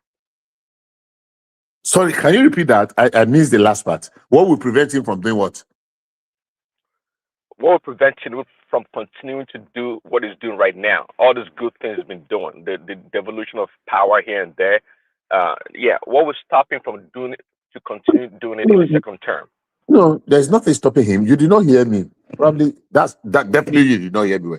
I am saying it's like a package and it's just scratching the surface. It has a lot of things, but some of them are very uncomfortable. There is nothing Tinubu has done in the past 3 years that is comfortable. Let's be very sincere with ourselves. There's nothing. Everything has been, they are not comfortable. And no country in the world that has been able to attain that status by going the easy way. I have a saying here. If one man will remember 3 years ago thereabout, I always say that, look, decisions to turn Nigeria around is not going to be easy. It's unfortunate that Buhari began to take even more than 3 years. When I first joined, my slogan is, look, the road is going to be rough. If you're going to make very credible and lasting change, it has to be very, very discomforting. In fact, excruciatingly painful. So anybody that wants to just do this palliative, no. You don't treat cancer by being nice. I mean, Are you the doctor now? Sorry, Bishop, I hear you. What are you there? Because sometimes you're good at repurposing the question. Do you understand what I said, one man? I think I understand. Okay, I understand it, but I have a mouthful of food at the moment, so I'm not able to repurpose it. What you said is this: what stops Tinubu from continuing from this good work? And I said there is nothing. He's going to continue, no matter how uncomfortable, no matter how excruciatingly painful it is. He's going to continue in this trajectory because in this first time, when he has so much to lose, he dared to eat where he dared to walk where the angels. How did they put that? Something. So now that he has nothing to lose after second term, he will do those things. For example, the issue of what's the name of this thing now? Census. You know, it will cost a lot of katakata because we know the truth. Okay, you don't want men to come out. Okay, it's not men, it's women. It's biometric. So a lot of people will be against it. The same way they were against the tax reform. The same way they were against sorry, Bishop. I think what Prince Daddy was asking, but I think it's more of like a rhetorical. What Prince Daddy is actually asking is that when Tinubu comes in for a second term, you know, the game changes somewhat, and it drew the example of Trump, who is a completely different president from what it was under his first term. So, but then of course there was a break in between Trump 1, Trump 2. But if Tinubu gets that second term, is his style of governance going to differ? Is it going to continue on the same trajectory? What factors will mitigate him not being able to go in that direction? And I think that's broadly where your question is, if I'm not mistaken, Prince Daddy. Is that a Prince Daddy? Yes, hello, exactly that. Yep, that's it. I answered that. Tinubu is not going to deviate. He's going to continue in that trajectory. I can vouch for that. If I can attempt at that as well, Prince Daddy. No, sorry, Bishop. So I'm just trying to make you make a prediction. If he were to, what would prevent him from continuing on that path? What will prevent him? For the Tinubu, for what we have known, from the Tinubu that has revealed himself, there is nothing that will prevent him. He is fearless, he is audacious, he is focused, laser focused. He knows what he wants to do. He has a plan.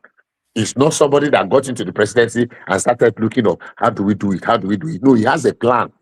And if he costs 1,000. Sorry, Bishop. There are two ways to approach that your question, Prince Daddy. If Tinubu wants to have a self-serving sort of second term, then he might well just go for money. And I don't think Tinubu is there for money. But if Tinubu, if he wants to be a legacy president, and all of the indications tell us that he wants to be a legacy. Oh man, you are funny. Yeah. Say he's not there for the money. Come on. Huh? Well, you know, I'm not sure that he is there for the money, but I mean, how much more? But even if he was there for the money or not, but I think the abiding thing with Tinubu, just if you are reading the body language and his administrative style, the abiding thing for Tinubu is to be a legacy sort of a president, similar to how he was a legacy governor in Lagos State. And if he's going to be that legacy president, then he has to bring a lot of things to fruition. So, and also when he gets that second term, you know that he's not campaigning for anything anymore. So it's going to be extremely ruthless. You see all this nonsense of people making noise up and down. They will quickly clamp down on that. All this nonsense. As soon as he's sworn in, they will clamp down on the nonsense. If Obi gets too funky, they'll throw him in jail. You know, because there is no comeback against that anymore. So I think it's just going to clear the deck of the nonsensities, and it will double down on but that's at least that's what I aspire for him. I aspire, you know, that's how my projection towards how I would like him to ambition. I want him to double down on this. And then I want him to break the back of the knot permanently, because if he doesn't break the back of the knot permanently, after 4 years, power goes back to the North, then we just revert back to type. And then they will seek to punish him and his people. No, I don't see him slowing down. I see him accelerating. But Zita, I was going to say to you, we're just free flowing. So just come in whenever you like. But that's just my response to your question, Prince Daddy. Okay, so I to some extent I agree with you, but not totally. I agree with you to the extent that Tinubu is not. I mean, making money is the least out of whatever he's starting. Tinubu wants to make a name. Tinubu has every opportunity to be the Lee Kuan Yew of Nigeria, the Margaret Thatcher, the Indira Gandhi of Margaret Thatcher of the United Kingdom, Indira Gandhi of Lee Kuan Yew of Singapore, right? And all the great leaders that have put, even what's this guy's name? Even though he was messed up eventually, Gerald Ford of the United States. We know people that make great impact. So I think there's no point debating that. Tinubu is there to make a name for himself because he believes that he is the transformational leader that Nigeria needs. Nigeria is at the verge, at the very tip of making it to the greatest, but we need to unlock that. I think there's a leader that is well positioned today in intellect, in everything, to unlock that chapter. I think that person is Tinubu. So for me, I don't think I was trying to really relate what's his name, Prince Daddy was trying to reflect when he was using Trump. So Trump came. People know what Trump wanted to do. He was managing, even though he was like a bull in the China shop. But he was trying to manage his first time. But the second time he has unleashed. And you'll be very shocked for so many reasons, different reasons, that if Trump has the opportunity of taking another ballot today or a third term, that he will win. That's the uncomfortable truth. As extreme as some of his policies are, as very, if he goes on ballot today, a lot of people really like the trajectory, the direction he is going, because they want some changes. In UK today, we see what's happening in Europe, in a lot of places, in Netherlands, in Dublin, name it. So if Trump, as unpopular as many of us, the media is making it to look, if about 2 days ago, I saw in the media that the mastermind of the Benghazi embassy attack, and that they have been arrested and brought America to come and stand trial. That we exactly a lot of people who were there when that happened under Hillary Clinton as the Secretary of State and Obama. They did not pursue those people. But how many years after that, Trump was able to bring them, to arrest them and repatriate them to America? Some people are very excited. There are some areas that people... So if Trump stands election today, you'll be shocked, or he will win. That's the truth. Even though America is not as diverse as Nigeria, but the diversity is still also there. There are speculations that Trump will attempt at a third term. Well, I know he will attempt, but he will not succeed. But you cannot say that for sure, the way it is now. Because he's serving a section, a very desired section, but that desired section, they are very popular. There are lots of them. So whether you like it or not, a madman gets his own crowd where they clap for him. So for me, yes, Tinubu might not go that extreme, but second time might not necessarily. Maybe I'll not use the word rudeless. I would rather use the word daring, so that he can write his name permanently in the sand of time. He can etch his name on stone and do those changes, transformational changes that we know we need, but we are being too, how do you call it now, to admit that we need. So for me, second time of Tinubu, he will achieve more than he's achieving now, maybe like 70 to 65 to 35%. So if this first time is just 35%, imagine what the next time, the second time will be. Because I want that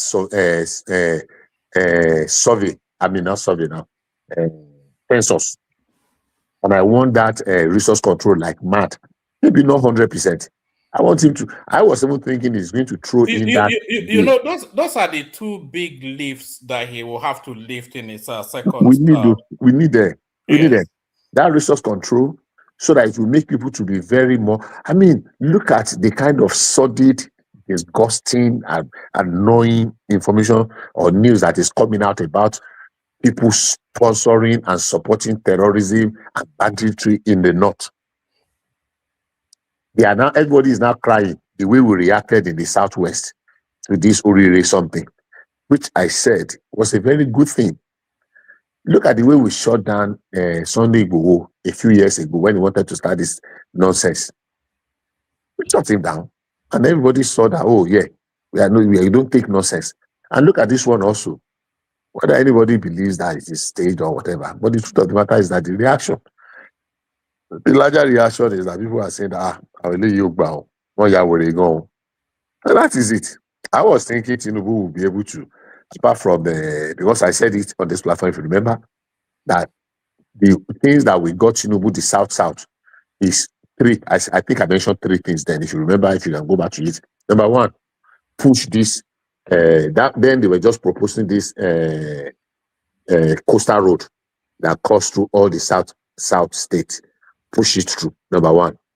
Number two, introduce a resource control. That resource control, not entirely, or just derivation. Just propose that, you know what, we have been doing 13%. Can't we do 25%? To let them negotiate that 25% to either 15% or 75%. The South will vote for him massively. Because unfortunately, as good as we think Jonathan was, Jonathan did not do anything significant for the South. Obasanjo brought NDDC. Yaradua brought Ministry of Niger Delta and Niger Delta and what again? What's the amnesty? Check. What significant thing did Jonathan bring to the South? Nothing. So if Tinubu says that, look, we have been having this 13.5 for how many years now? I think we should have a change. Even if he wants to achieve 15% or 16%, let him propose 25. And look, you don't have anything to complain about. We have lithium, we have gold, we have bauxite, we have all this. You two will take your own 25%. And what do they call these people? People around the Boshiroro, this power something. You two, you are going to get preference and your 25%. So some of the North people will even support it. Say, okay, it's going to benefit also, except the people that don't have anything. So the fact that Tinubu is going to propose 25% for the South, we make him to win South landslide. So we have the coastal road, and anybody that sees that coastal road from South will fall for it. Then we have this resource control derivation, increase derivation to at least minimum of 70.5% from 13.5. Add another 4% to it or more. People will fall up. So these are the things, these are the strategies. I don't know which card is going to play first, but Tinubu is head above shoulders, ahead of his competitors. I mean, Peter Obi is not in contention at all. So that's my take on that. Thank you for reminding me. I think I should just let other people contribute so that I'll still be here. All right, brilliant. All right, thank you. Excellently opened by Bishop there. So thank you, Bishop. I wonder if Zita is ready for us. Zita, we were just free flowing. Anyway, you could have interjected. So are you ready, Zita? All right. As we're awaiting Zita, let me play you this clip. This guy in this clip is asking a pertinent question, and I want you to give us the answer to it, either in the studio or in the comment section. This guy in this video right here is asking a very pertinent question. I asked my brother, is Delta an Igbo land? He said yes. I call answer and say, is Bayelsa an Igbo land? He said yes, of course. So I call answer and say, Igbo man don't rule Nigeria before. He said no, never. Igbo man never rule Nigeria before. Then I call answer and say, who be good Lord Jonathan? My brother, the guy pause. See, I don't understand. Make somebody will get sense. Tell me, maybe I don't get sense. If you get sense, borrow me your own, make I just listen now. I beg.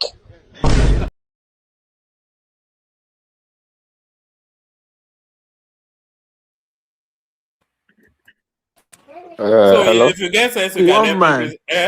Is there any reason why you played this video now? That's the question I wanted to ask him. No, no, I was waiting for you. I just needed something to fill in the space. I just thought it was a nice little question now. You know. You see, one man. Can I say something? No, the floor is yours. We called you. Oh, really? Yes, we called I you. must have. I don't know, but one man. You see, I've said this thing before on this platform. When I left Nigeria, there is one thing I was warned. Don't call anybody your friend unless you are sure down deep in you people are actually friends. Why was I warned there? Because the person I married is somebody who studies where I'm coming from to be able to advise me where I am going to. In Nigeria, you meet somebody in a store. We use the word friend very easily. You talk to somebody in Nigeria 1 or 2 times, the person is now your friend. Oh, that my friend will live for that. Oh, that my friend will get that. Go to my friend will get that store. You don't try that in the Western culture. It must really be your friend. Call it what it is. My neighbor, my customer, the store I always shop in, my colleague in the office. I used to know him. He was my classmate in the university. He was my classmate in college. You don't call people your friend. Now back to what you just said, the video you just showed. You know, Bayelsa State is not in Igbo land. And it's not an Igbo land and can never be an Igbo land. But Goodluck Jonathan came out in 2011 to contest for that election, put his name, Goodluck Jonathan, Goodluck, whatever rubbish he was answering. And then he said he's an Igbo man. Even Amechi the other day came out and said he can no longer call himself an Igbo man. And then people call him his brother. In 2023, I came to your platform and I made a comment. I said, Igbo people said they've not ruled. What of Goodluck Jonathan? Because in 2011, they say he's their brother. 2015, they say he's their brother. So after saying he's your brother, you come out again and say that you have not ruled. So it's so many noise without us. I just gave you an example.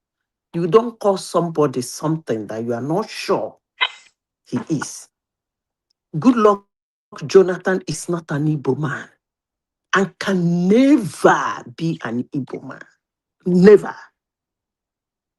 Bayelsa State is not an Igbo land and can never be an Igbo land. Somebody that is called a Bele is not an Igbo man. Is it a Kanuri man? So now that I answer Zita, I'm an Italian. You see, when we say things like this, we begin to confuse people. Name is liking. You liking a name, you like the meaning, you can decide to give it to your child. It doesn't matter the tribe you are in. It's even in Nigeria that I noticed that most times the names go more into the tribe. If you go to other nations, in their ethnicity, you find out that they swap names. Like in Norway. And you will find out the person will tell you, my name is actually Southern Truman people that answer it, but I'm from Tromsø. But in Nigeria, Yoruba man will prefer to call his son a Yoruba name, unless otherwise it's a mismarriage.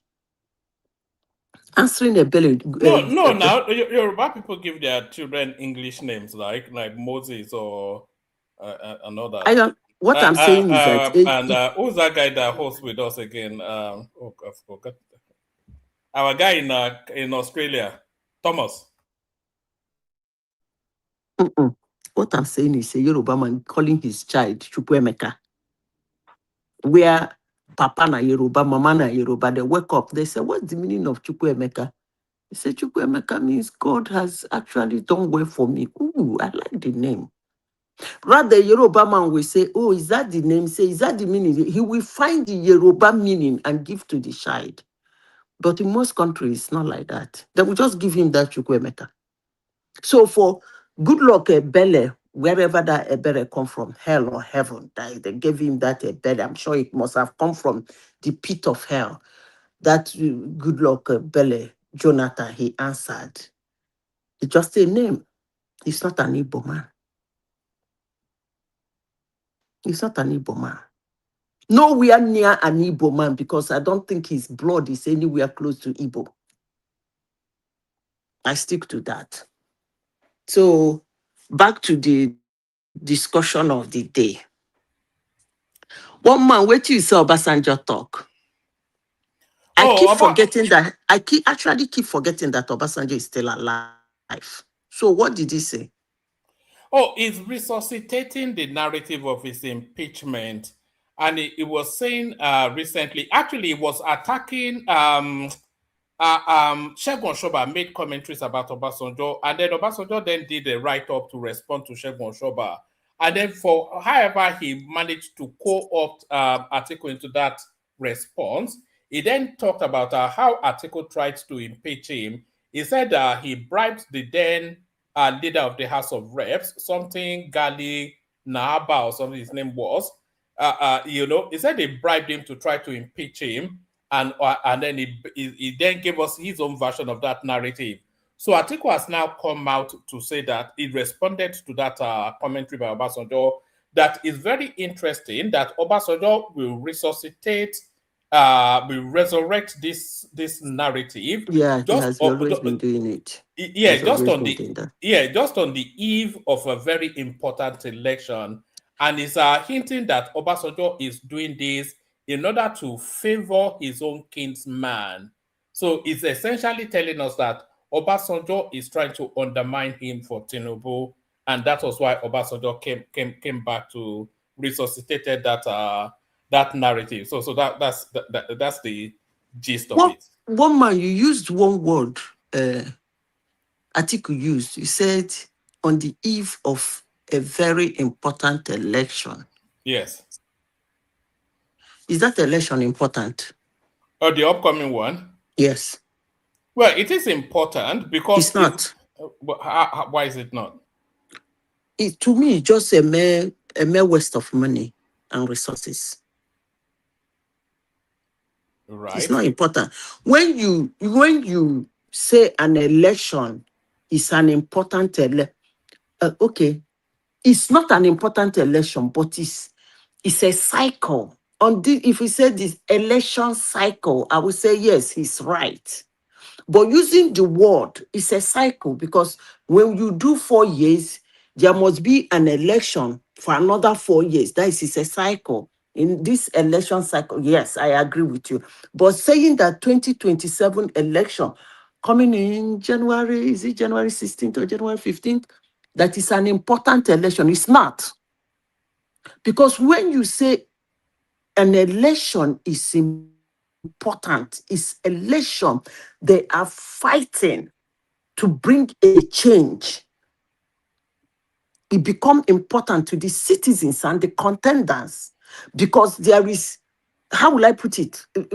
I will say a vacancy of a seat, but I will say a vacancy of a vacuum. That this is something that must be done. Like that change. Let me not use the word change. Let me use the word that vacuum must be taken care of. It will become a very important election. But this election, one man, it is not important. It's just a cycle. All right. Let me tell you why some people might consider it important. You see, this election that is coming now is probably the most significant election we've yet had. It's going to be a turning. I'm hearing something. What's that? No, that's It's coming not from me. I Bishop. post No, myself. sorry, that was coming from Bishop. Let me just mute him for a moment. It's going to be it's a turning point election. So a lot of things will happen in 2027. In 2027, a lot of political careers will come to an end. A lot of political styles will come to an end, and the direction of that country is going to change sharply. So if Atiku wins that election, that country will revert back to the old guard, the way things were under Buhari, those sort of Abacha, Obasanjo sort of governance style. So that will happen. If Peter Obi wins that election, it will be sort of like having an intern. It's like putting a teenager in charge of $1 billion. It's going to be a mess. If Tinubu continues, then the trajectory of whatever it is that is doing now will follow through. So whether whatever is doing now is good or bad, that will be the direction. But whatever happens in 2027 is going to determine that country for maybe the next 50 years, if not forever. The style of politics will change. The political actors will, if Tinubu wins, the political landscape will change completely. So it makes Aregbesola, Peter Obi, Atiku Abubakar, all of these people, they are completely dead in the waters. They become redundant. They are thrown completely in the dustbin. We have a new wave of new generation type politics or politicians. So that change will take place. And then all of these things that this guy is doing, it will bring it to fruition. And then if that is to the benefit, so a lot will happen in 2020. It's a very pivotal election in the eyes of so many people. Not in my own eyes, because something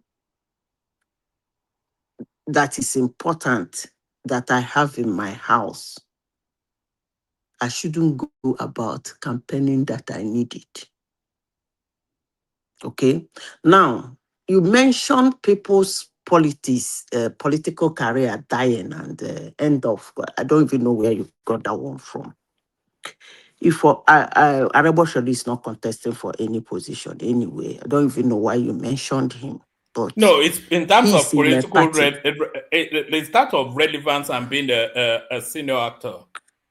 I don't even know when he was relevant anyway. But those there are what it means. There are two different things. Somebody being relevant in the in the political arena and somebody being a name in the political arena. There are two different things. Most of the people you mentioned is a major player in one of the leading opposition. It's a name. It's not a player. Woman. Most of the names you mentioned are names in the politics in Nigeria. They don't actually move a needle that much, including Obasanjo. Because upon all the noise, Obasanjo, anytime Obasanjo ruled this country almost 20 years ago, if I may say. But every time that he still see himself as a game changer in Nigerian politics, he is no longer a game changer. He's just a name in the political arena. That's why anytime politics, you will see Obasanjo jump out, thinking he can move on. And the person he supports or claim to support or pretentiously claim to support never wins his state. And if there is any gift he's supposed to give anybody he's supporting, it's his state. Who do you think Obasanjo is supporting in this cycle? One man, I am not in anybody's mind. But whosoever you say you are supporting, after all, he is the one that came about this Obi Kwankwanso. Who do you think is supported in 2023? Oh, Peter Obi now, that's who he told us he's supporting. No. One man, listen. Yeah. You both in 2023 and in 2027, it's a Tinubu man, Obasanjo. See, let me say this, one man. Politics is not what you do at the backyard to win votes. In as much as Obasanjo is a name in politics, he can excite people. Coming out in 2023 to say he's supporting Obi was exciting for that team. In as much as he didn't give them the seat.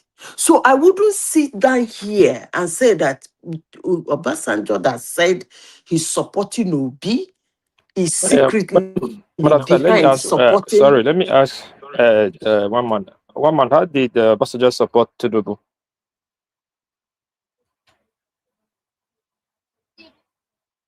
Can you hear me, one man? Yes, I can hear you. There was in the build up. I'll see if I can find it. In the build up to the 2020, in the build up to the 2020, is it 2023? The last cycle of elections. In the build up to the 2023 elections, there was a meeting that took place in Ota, in Obasanjo's farm. And it was a delegate of Yoruba functionaries. Bisa Konde was there, etc., etc. I think Fashola was there as well, and all of these people. And then they all went to Obasanjo to try and seek his support, etc., etc. And then when they got there, they all sat. Obasanjo entertained them and all whatnot. And then in the course of their discussions, Obasanjo stood up. He took Tinubu by the hand, stood him up, and then took Tinubu into his room. And then they were in that room for about 1 hour. And then when they came out, they said, what would you do discuss? He said, it's none of your business, etc., etc. It is my belief that it was at that get together that they fleshed out what their plan is. And when Peter Obi came, he did what? I don't know what he did with Peter Obi. He may well have done the same thing, but I believe that in 2023, Obasanjo endorsed Peter Obi to undermine the trajectory of Atiku Abubakar. I think he used Peter Obi as a weapon against Atiku's votes in order to clear the way for Tinubu. And I think he's played still the same trick now, but now outrightly undermining Atiku, resuscitating his history and all that. I think Obasanjo, this is just my own personal whatever. It may well be nonsense, but I've always been of the thought that Obasanjo is a Tinubu man. Manaza, please let me respond. Yeah, your thought is good, it's valid, and it's based on one side screwed and biased, laced with tribal jigoism. So if Obasanjo support Tinubu, some tribal making to him, that is his own prerogative. They went inside room and talk, Kugba me around that. How does that translate to a vote? Than a man that actively was campaigning for Peter Obi that generated 6 million votes for Peter Obi. So which is more support? If the process is playing behind the door, like Manazita said. What won Tinubu that election? Eh? What won? What's the if you was to say if you Tinubu, were to name one, hold on. If you were to name one thing that won Tinubu the 2023 elections, what would you say it was? Obasanjo is far from it. Tinubu no. I'm not saying Obasanjo. The one thing that won Tinubu that election was Peter Obi. Nobody disputing the fact. Tinubu did what he did to win an election. Period. They were three-way race, and they were able to play their politics very well, and he won. But tying it or giving Obasanjo the victory or the trophy that because he supported Tinubu, that's why, because some trouble came to see him, and that's why Tinubu won. That's a completely one-sided story. I'm not saying he did not give support to his brother. He gave support. Even this guy, Colin Powell, before he died, he gave Obama a support, but he was a George Bush man. So we will not say that. Anyway, Madasa, continue. I use the floor. So, one man. The only thing I thought he would have said is if he had refused to see Tinubu, it would have been kind of sketchy. Like, it might make him like what, not that Obasanjo is loved by the Yorubas anyway, but it would have been a campaign slogan, okay? But saying that he's supporting him at the backyard, elections, they know they support election for backyard though. If you want to support somebody, you will come out with your full shares. If you think you can give him some votes, you know the day backyard, they say, they make they fear. Obasanjo is not afraid of anybody anyway. I don't even know why he would do that. Obasanjo is not particularly a Yoruba person as we know him.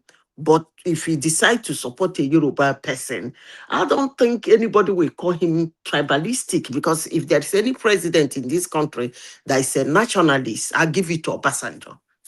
Up to date, nobody has beat him on it. So I don't know why he will be afraid to come out and say, I support Tinubu and give his reasons. He's not, they fear your face, one man, I beg. So today he's supporting Obi and the Kwankwan. So, one man, where are those two, Seth? Where they? Hello? I don't know. They're in the middle of nowhere. I want to play you a clip on that of Obi and Kwakwanso in the moment, but it looks as though do I have it? It looks as though there might be fire on the mountain in that space, because Kwakwanso is trying to sell Peter Obi in the north, and the northerners are not especially buying it, and even the followers of Peter Obi as well, they are not also buying into Kwakwanso. So I'm not quite sure how that is going to play. It's going to end up in a complete and a total mess. Let me play you this, Zita. It will not happen. I know do your thing. No, this is me, ba. What's my alternative? I will look for an alternative person to vote for. But so long as there is a conquest on a ticket, I will not vote for that man that has shown a hand of terrorism. Both in my life as a resident of Kano State, against me as a Christian, against me as an Igbo person. Based on what? I should start telling you people the things he did against Igbos in Kano State, the things he still did against us, even in the regime of this his son-in-law. I should tell you. Have I not said it enough? When I want here, when I no one here, but I want make I come vote for Konkoso. As how? It will not happen. See, it doesn't matter the whitewashing that you must vote against him. You must campaign against him. Because hold on. Because let me tell you guys, I don't follow now they do all those whitewashing one that they do. When P2B entered ADC, all the names that El-Rufai was called, midgets, little finger, short death, terrorists, Kiniko, obedience whitewashed that man just because P2B went into coalition with him. For crying out loud, obedience, is that what we have become? Is that what we have become? That we will whitewash criminals just because P2B went into coalition with him? Is that what we have become? No, I will not be that. I will not be that. I know I will not. See, Lona castigate me, do anything one and want to me, but I will not be a hypocrite. I will not whitewash a criminal, and I will not whitewash wicked people in this country. It's not as if people cannot change, but it's not. What is she talking about? No, she's talking about that's an obedient space on Twitter X. So, and they were talking about because they've been debating a lot on X actually, that are they even ready for the elections, the NDC. But what that lady was saying, because she lived in Kano under Kwakwanso, and it showed them Pepe. If you were a Christian and you were a Southerner, your life was hell. And she was saying that, look, we have to draw the line at some point, and we cannot whitewash. That's a hardcore obedience based on Twitter, by the way. That she doesn't buy into the narrative of whitewashing Kwakwanso's image to present him as a human being, haven't lived through the experience of living under his governance. So that's they are hemorrhaging from within. That's really the sum total of that. Anyway, if the Igbos doesn't want to accept Kwankwanso, the North doesn't want to accept Peter Obi, they all have their own reasons, right from the time immemorial. Peter Obi did not prepare himself to be a president of Nigeria. If he did, maybe he would have made a headway. If you want to be a president of a nation, there are actions you don't take. And there are things you don't say. Because you are not being a president of one region or one tribe. The moment you find yourself in the national stage, those things is going to hurt you. And they're going to hurt you real bad. More especially if it has to do with life and death. So he didn't prepare himself to be a president. So that's the problem he's having. Everything happening to P2B is P2B, has nothing to do with the situation in Nigeria. So anybody who is saying the coming election is between Tinubu and Nigeria, well, I don't really think Nigerians have another choice. So because if they will be more, they will be better off saying the election is between Tinubu and P2B and Atiku than saying it's between Tinubu and Nigerians. Because if you say that, that means you are offering Nigerians to Tinubu. On Tinubu to Nigerians. I'm telling you. They said Tinubu is begging doctors overseas to come. Yes, he's asking the doctors in diaspora to make their way back home. That's not the way to do it. The way to do it is, first of all, you don't tell them to come back because the kind of money they're earning there, you can't pay them in Nigeria. The way to do it is you have equip our federal hospitals. Make them, if not world class, something close, something good. So that some certain surgeries, some certain medical conditions, you can start inviting them to come and handle it in Nigeria. It's a one-off payment. It doesn't matter. You might not going to pay them exactly what they earn over there because most of them are very good, but they don't like earning that heavy. You bring them, you pay them some millions in Naira. They will take it like what they're doing for their country. And before you know it, they will start forming a kind of an NGO that will be bringing them to Nigeria to do handle some certain medical conditions. You don't tell people to leave their job wherever they are to come and do what exactly? I mean, I don't think he meant it that way, but if he says that's one of the most careless statements Yeah. I think he has made. You don't make such So statements. if I can interject, Madam Zitak, yeah, Go yeah. ahead. Well, thanks. Yeah, well said. So, well, they can start with a volunteer program, maybe a sabbatical, whereby the doctors will come into the country, they volunteer the time and just come and offer their services. Of course, given that they have facilities to work in, that would help a lot too. But yeah, paying them, you can't pay them. How much are you going to pay them to work? They'd be more than happy to volunteer the time, really, for free. They'll do it. But to trying to not force them, but have them come back home and to work. I mean, people making $300,000 or more. I mean, it's not going to work. But a good program that allowed them to come back on sabbatical or volunteer the time to do something, that'd be a good way. And if these people see a trend or some opportunity, they'll gradually spread the word and they'll come back gradually. I think that'd be a good way to approach it to start. Thanks, Greg. Please, they can also, they don't necessarily have to give up their work in the diaspora to come. They can have a presence in Nigeria and then, and they still have their whatever it is in their abroad now. So that's what I'm saying. And again, there are a lot of things you have to handle.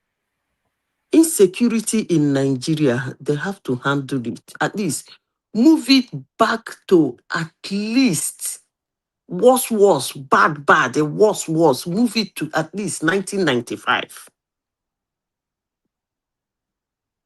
Where people can travel anywhere in Nigeria.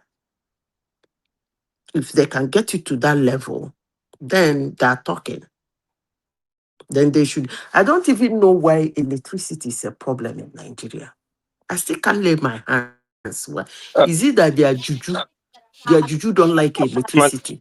Mazuta, electricity in Nigeria problem is a cartel problem between the Western companies and the Nigerian interest players. That's why electricity is the problem, but that's not even the issue. Our doctors became the issue of doctors became worse in Nigeria during the APC government, mostly when that that minister Ngigi was the minister of I think health. We saw the mass migration of doctors. They were doing openly.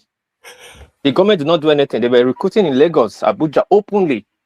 Saudi Arabia got a lot. More than 6,000 doctors left Nigeria. Doctors left Nigeria at that period, which took a lot of hit in our health sector. Look at Canada the other day when Prince Charles went, King Charles went there. They complained they don't have doctors. My cousin is one of the doctors. Abbas one, Google it. One of the finest in UK. These are Nigerian trained doctors that left during the exodus of when Canada, Saudi Arabia, and UK were exploiting us, mining our doctors. Today they are the resident doctors in England. That's in Canada. When Richard sent them there, we don't even have doctors in Nigeria. Like you said, our doctors need a standard hospital. Our hospital have become cartel, a business center right now. We don't have equipment. We don't have. It's not even hygienic. Nothing. All doctors are open private clinic. You can't even move. You can't put doctors on call. How doctors going to move 1 o'clock in the night when they're on calls? If armed robbers will not attack them or kidnap them. So we have so many things that are affecting our health sector. It has become a business now. If people want to tackle the health sector, it's not a rocket science thing. There are some certain positions in Nigeria in government that is so sensitive. All gloves is off. Our hygiene is very poor. Yeah, all gloves is off. Because let me tell you, go to military regime time. I remember when I said my uncle my late uncle, the military guy, when they were talking about positions, he said there are certain position in Nigeria that the military, even the president, don't even dare interfere.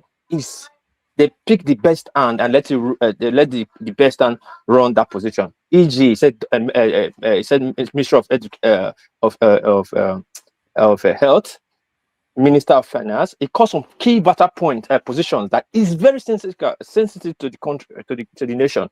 That you must pick the best of the best and people on the know to handle that position. Look at our Minister of Health. Since they started picking quack people, political basis in the Ngigi that they never practiced. After Ngigi, who is the Minister of Health now? I don't even know. That's the most funniest thing. His name is Ali Pate. It's one of the best possible for that. That is political put there, done by the best. What has it transformed since it's there now? Now, during the military regime, Abacha, Babangida, you see what made him the best? Best. I just what I'm saying. What make him the best? This is by name, best by paper. Okay, after Ngigi, who was the junior minister then? After Ngigi, who was the next junior minister? Enire, Danjuma's brother. That did not even. He was not even doing anything. He's an American trained medical doctor. What has he done? What is his part? That makes it even worse. That means he has a wide. That makes it worse because he has a big, wide. Can I say this? Okay. For him to be an American trained doctor makes him not suitable for that job because he has a massive, wide gap between his training and what is on ground. So why would they use such a person? How do you mean? If you use a Nigerian doctor, right, trained Nigerian doctor, schooled, worked several years in Nigeria as a medical doctor in different hospitals in Nigeria. Yeah, but he worked in Nigeria now. Wait now. That person will be a better choice because why? He understands the economic, financial, and environmental situation of Nigeria. No, Ali Pate worked in Nigeria as a doctor. How many years and which hospital? Several years now. If you want to go and make, he's not doing anything, no. That's why I'm saying this. What do you mean he's not doing anything? I don't see anything in our health sector. I don't see any new thing. I know you don't say that place now. Where there are places where my eye day. You see, I made a comment. He has a PhD in public health from Oh, Harvard. woman, please PhD stop. matter. What has he reformed in our PhD, Nigerian hospital? Our Nigerian hospital is a death trap. Our PhD Nigerian does hospital is not a death matter. trap. We don't PhD even does have not ventilator matter. machine. We don't even have ventilation machine A in Nigeria. PhD in public health does not Forget matter. that. Do you know we don't have If we forget that, then what are we looking at? listen now, just listen. Do you know you don't have Forget what we dialysis don't machine in have. Nigeria? Forget how will we have it unless we have Woman, PhD is very good. educated people in charge? Wait, How woman. are we going to have any of these things unless we have educated people? Woman, PhD is very That guy good. has built 6 health centers. He has crashed Who dialysis is making medically. this noise? I think it's coming from World Peace. That guy has built 6 cancer centers in all the geopolitical zones. He has crashed the price of dialysis. He's reformed the recruitment, improved their package, canvassing international returnees. Woman. All of this in 3 years. They're saying he's done it. Woman, that's why Those I are all said bullock. what. Those are all bullock. Can I say No, something? do you have anybody in dialysis? Woman. Do you have anybody in dialysis?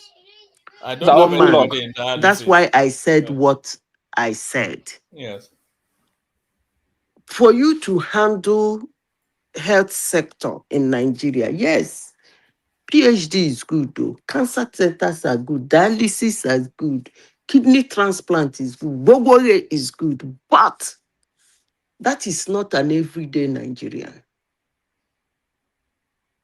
You know, when people speak, I listen to them very well. There is something Obasanjo, Buhari said. And he he doubled down on it in his action. They were asking him questions about airports. He said that he's not interested in those airports,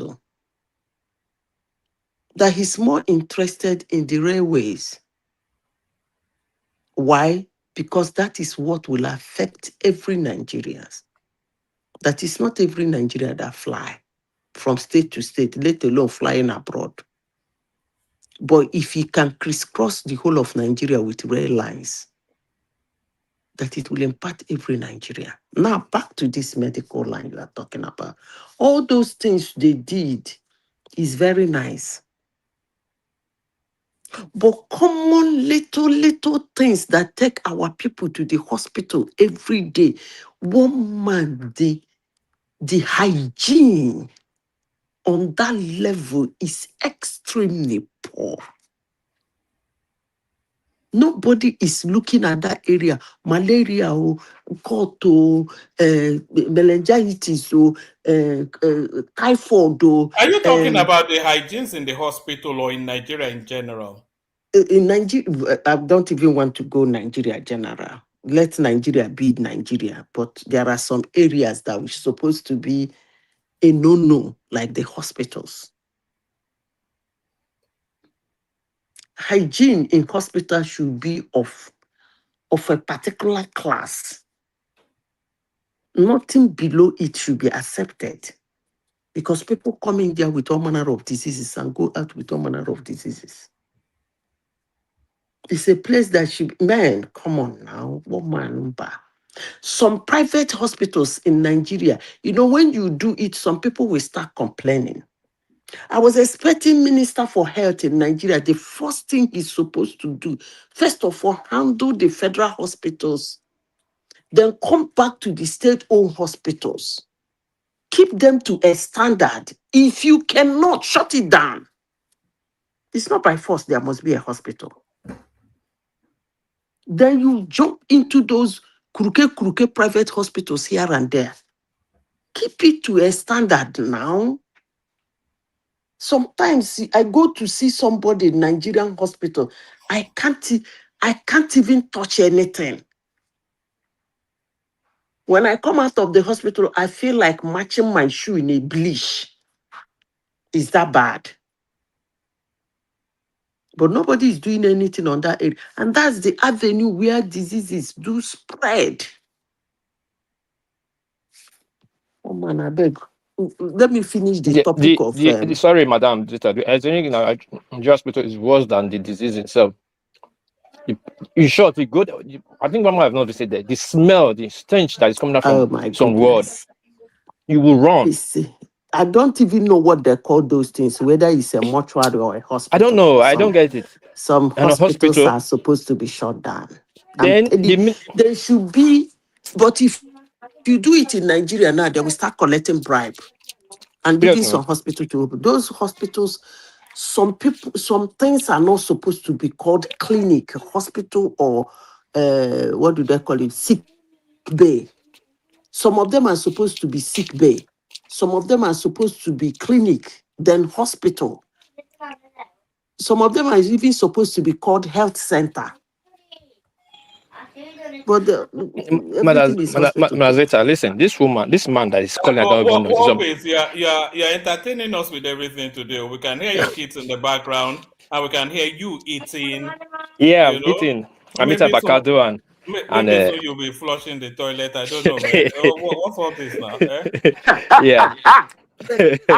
You know, my house is not as big as these people's house in America and UK. My house is... let us maybe finish your meal and then join us. Yeah. But yes, Zita, sorry, carry on. Oh man, you said something about military. What do they call it? Military. They are moving. No, they are moving on the military. Sorry, where am I bouncing up from? So we're moving. They are moving on the military formations round. Do you remember? You know, we only had one major military training center in Zaria, but then when Tinubu came in, he decided to spread it around the geo regions more, and I think he's put one in every geo region, and then the one he put in Oshobo is now fully fledged. So we're talking about that. You see, this I think I've said something about that thing before, and that was why I brought it up again. You see, everything is not everything. This idea of this tribalism is actually eating deep into Nigerian culture. You see, you put a military base in Yoruba land, like, what do you call it? Like something like Jaji or police staff college, Zawan. You put that type in Ogun State. The question I ask, how many Yorubans will want to be in the military? I am waiting. Are you still there? I think it's mainly the northerners that was even the southeasterners. They are not interested. I don't think. Thank you. So why would you spend billions to go and be such a training center? To incentivize them now. No, you don't do such a thing. You don't see. The sensitization is in the statistics. By the time you start looking at the statistics and the number that is showing the interest, you can say, oh, look at it. Oh, we have to build this thing to this place instead of making them to travel all the way from this place to come for this place for training. To me, actually, that thing he's doing is a show of, I don't know what I would call it, a show of I can, or a show of you can't have it, or a show of it should be there. Because if I know Northerners, they will prefer to go to those ones in the North than coming to those ones in the Yoruba land, or those ones in Igbo land. Everything is not all about one must be in Igbo land, one must be in Yoruba land. We have so many things to do with our money. We don't have electricity. Can they channel that? Do you know what electricity we do in a country? That is the first point of civilization. Nigeria is not yet civilized, and you are building military centers. I don't get it. But it's okay if that will make people like one man happy. Who am I to say otherwise if he's celebrating it? No, I think it's a good idea because I think It's you going know. to be an empty space. Hold on, it's not an empty space. So let me show you something. Welcome to Depot, Nigerian Army Oshobo, the training ground of patriotic young Nigerians who have answered the call to serve, uphold the nation's integrity, and defend its sovereignty.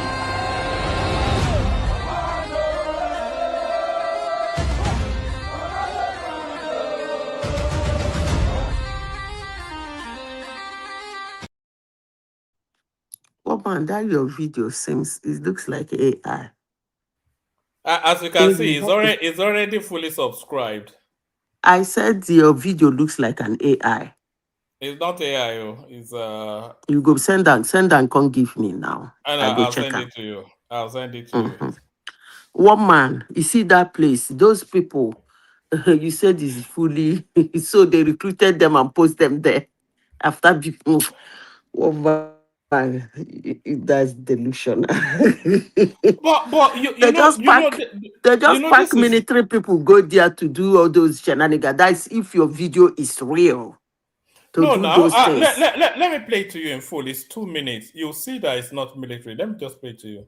Welcome to Depot, Nigerian Army Oshobo, the training ground of patriotic young Nigerians who have answered the call to serve, uphold the nation's integrity, and defend its sovereignty.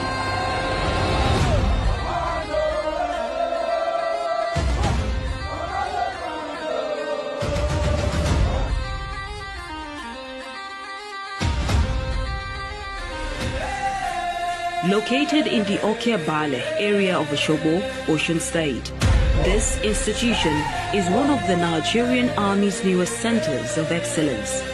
Established to expand training capacity and support the decentralization of recruits training previously concentrated in Depot, Nigerian Army, Zaria.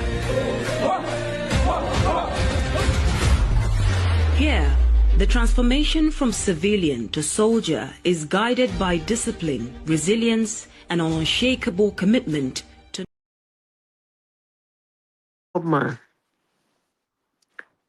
One man, even the number of soldiers there is too small for that environment.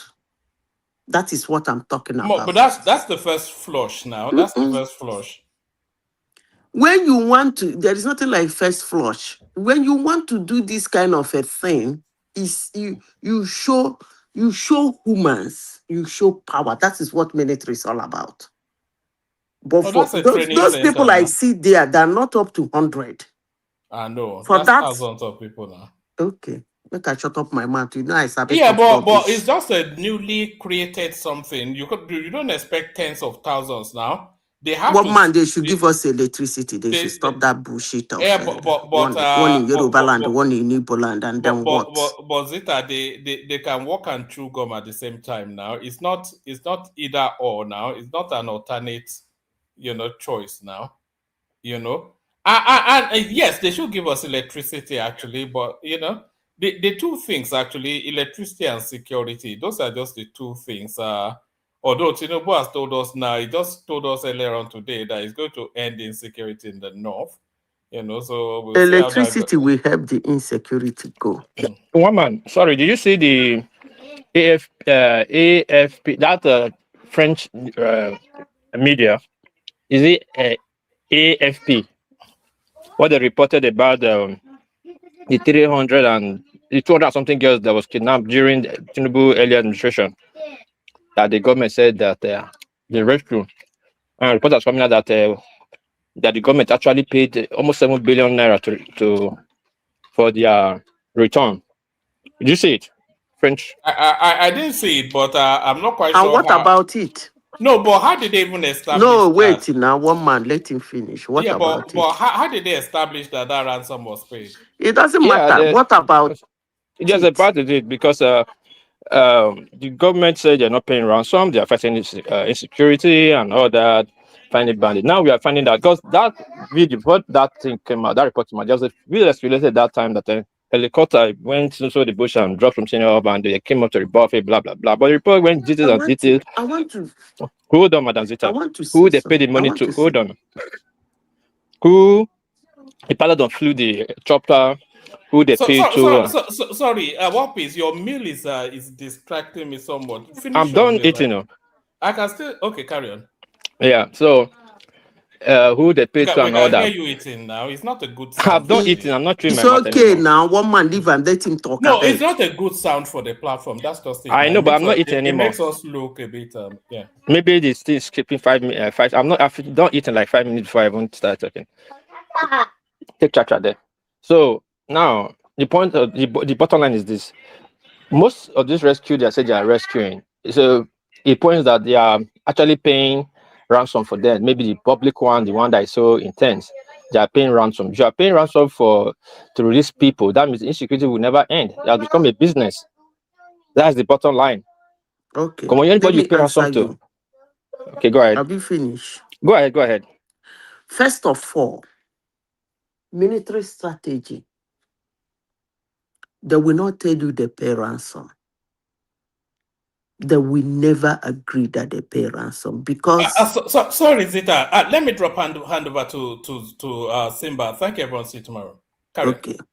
They will never tell you they pay ransom because, just as you said, if they agree that they pay ransom, insecurity will never go.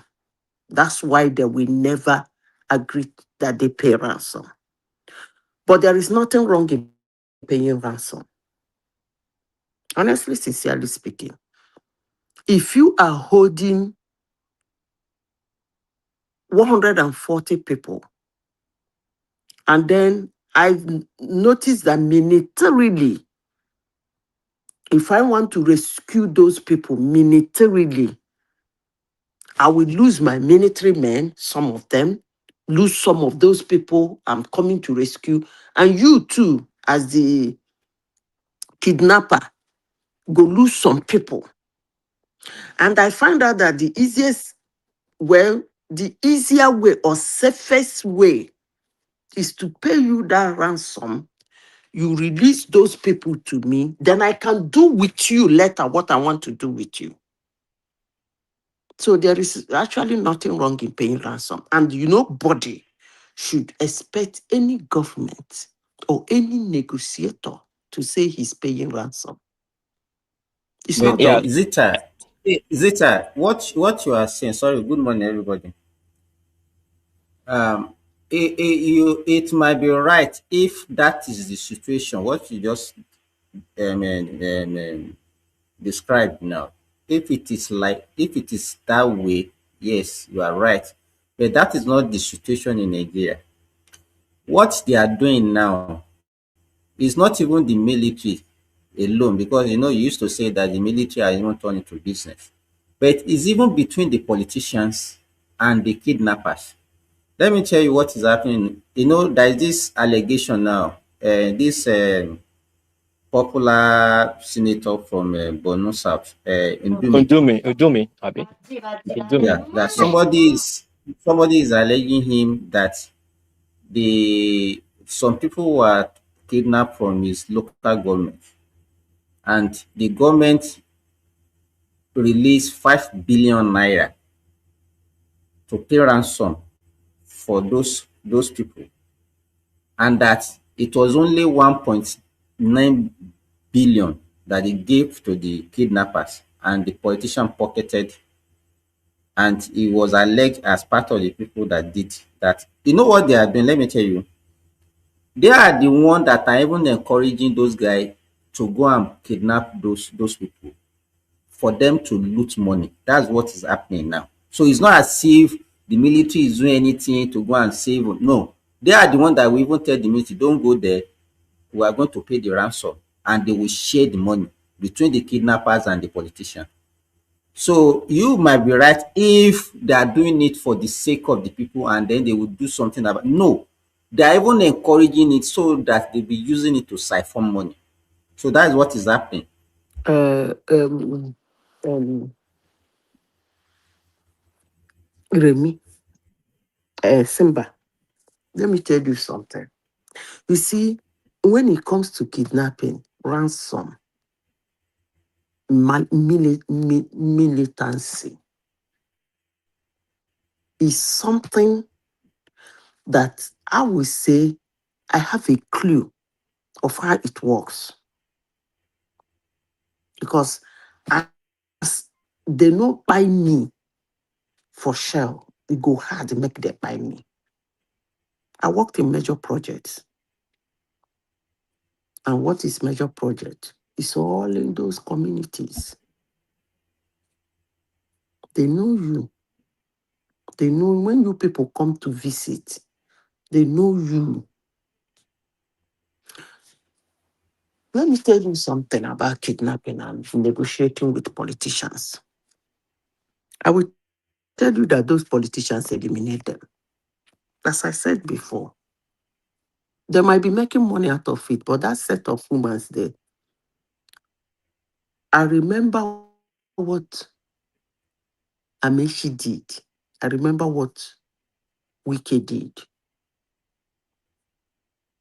You see, the northern kidnappers are not even coordinated.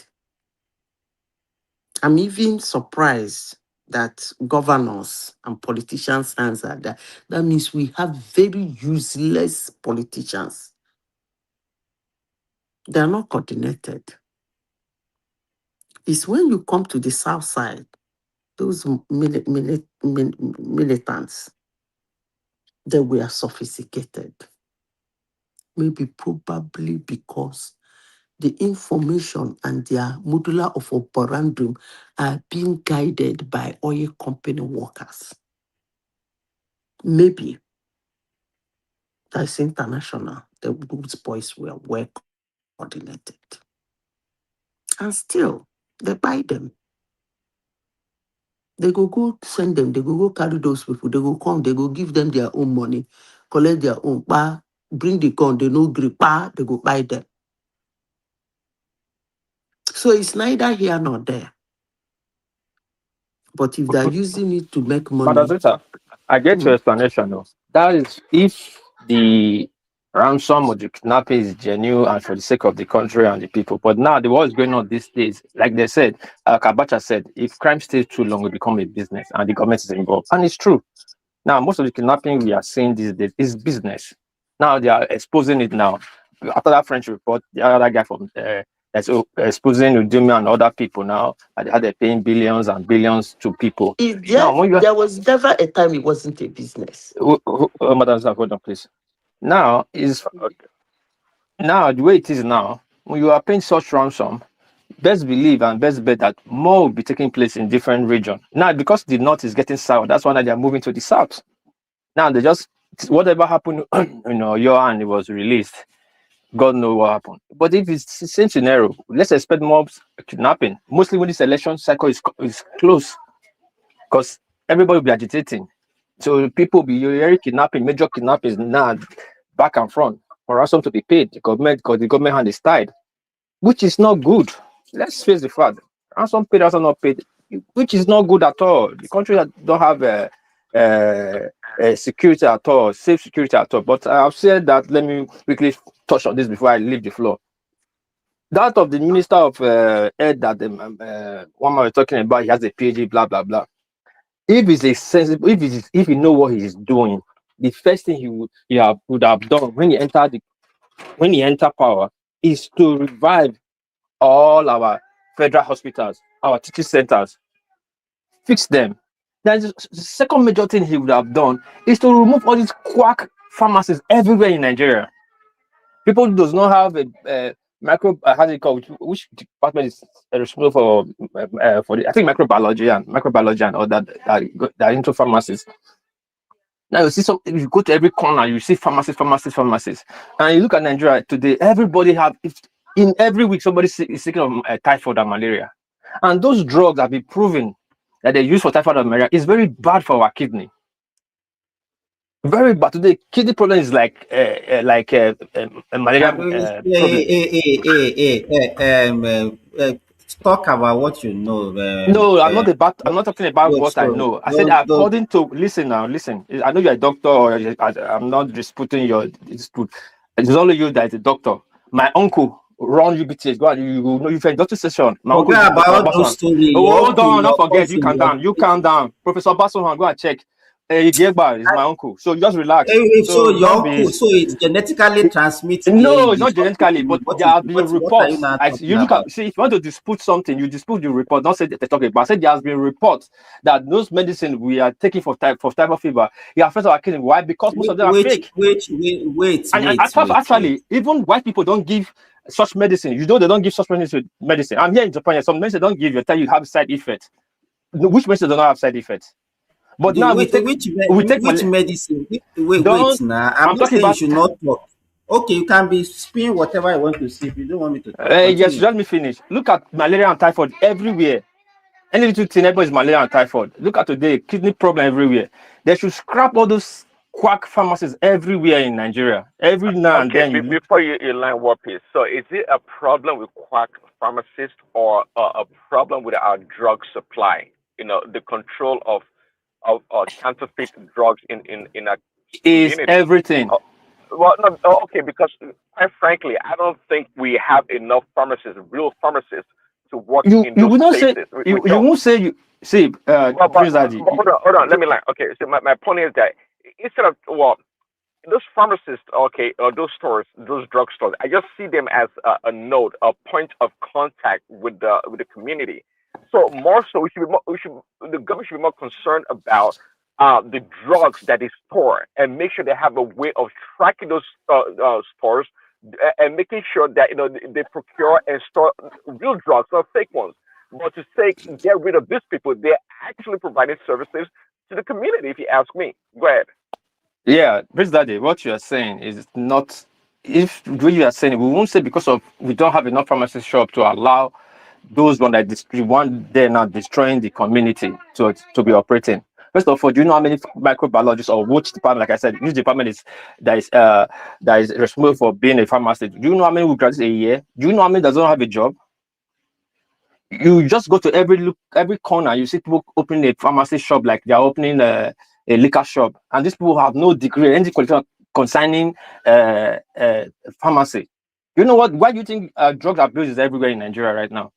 People just go to wherever they go to buy drug in the East, and those persons not qualified to sell drugs, bring it and say it's pharmacy. Anybody walked in there and buy anything.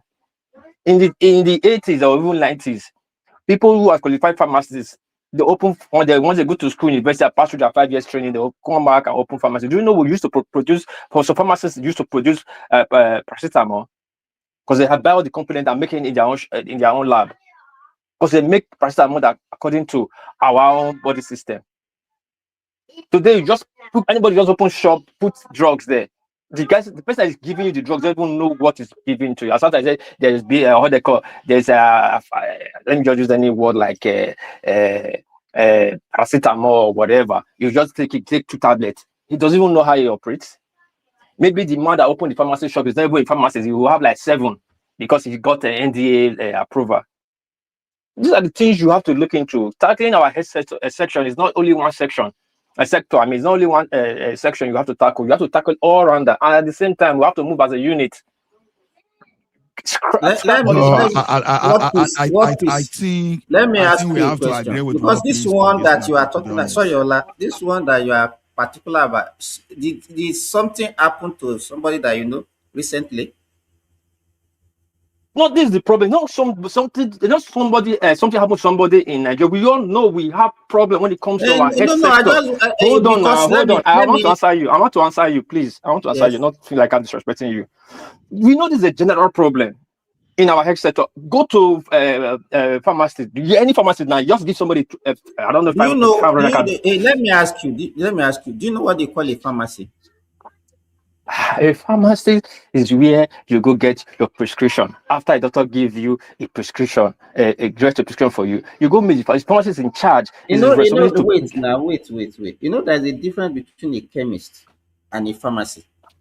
I know. And for you to have a What chemist, is you okay? If you must. know what, okay, tell us Yes. what is the difference. Listen, What for is the you to be difference? hold on, for you to even be a chemist, you must have a degree from biology. It does not come free. My sister was a biologist. My late sister was a biologist. What are you talking about, this man? Hey, but what you are saying is not true. What is why you say what is not? What's not true? Is it? Isn't it in Nigeria that everything becomes we have alternative for everything? I've not. Okay. Since I've been in Japan, I've never seen who is. Okay. Hold on. A pharmacy is simply a store where medicine is sold. As simple as ABC. You understand? A pharmacy is just a store, like a medicine store where medicine are sold.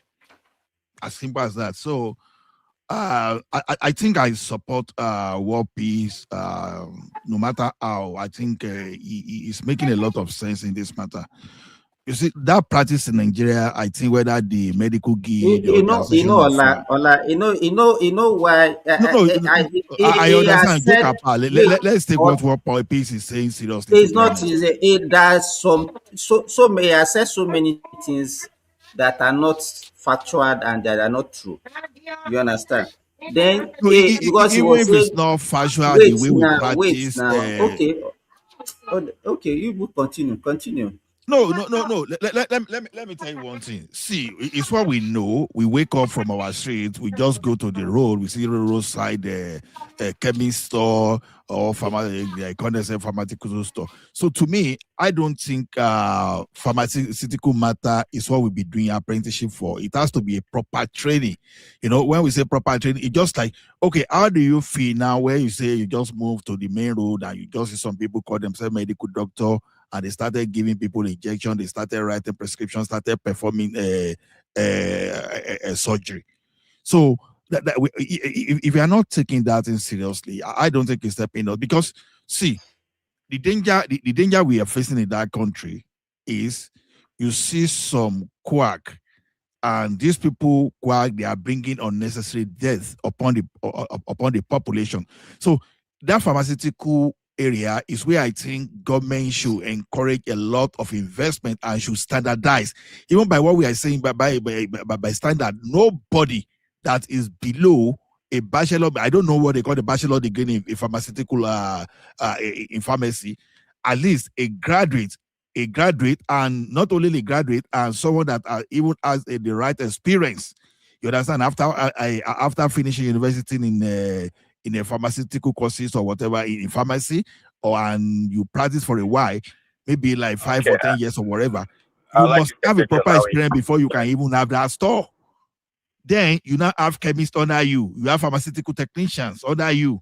But for Baba Shukudi to go and learn how to sell drugs somewhere, and you see them. In fact, to me, the prices in Nigeria is so Okay, terrible. let me To interject me. you. So, that's where I am. I try to make point to what you see. It didn't get me. So you guys, I think you're tackling the wrong problem. You see, trying to point finger at Shukudi and this and that is not a problem, okay?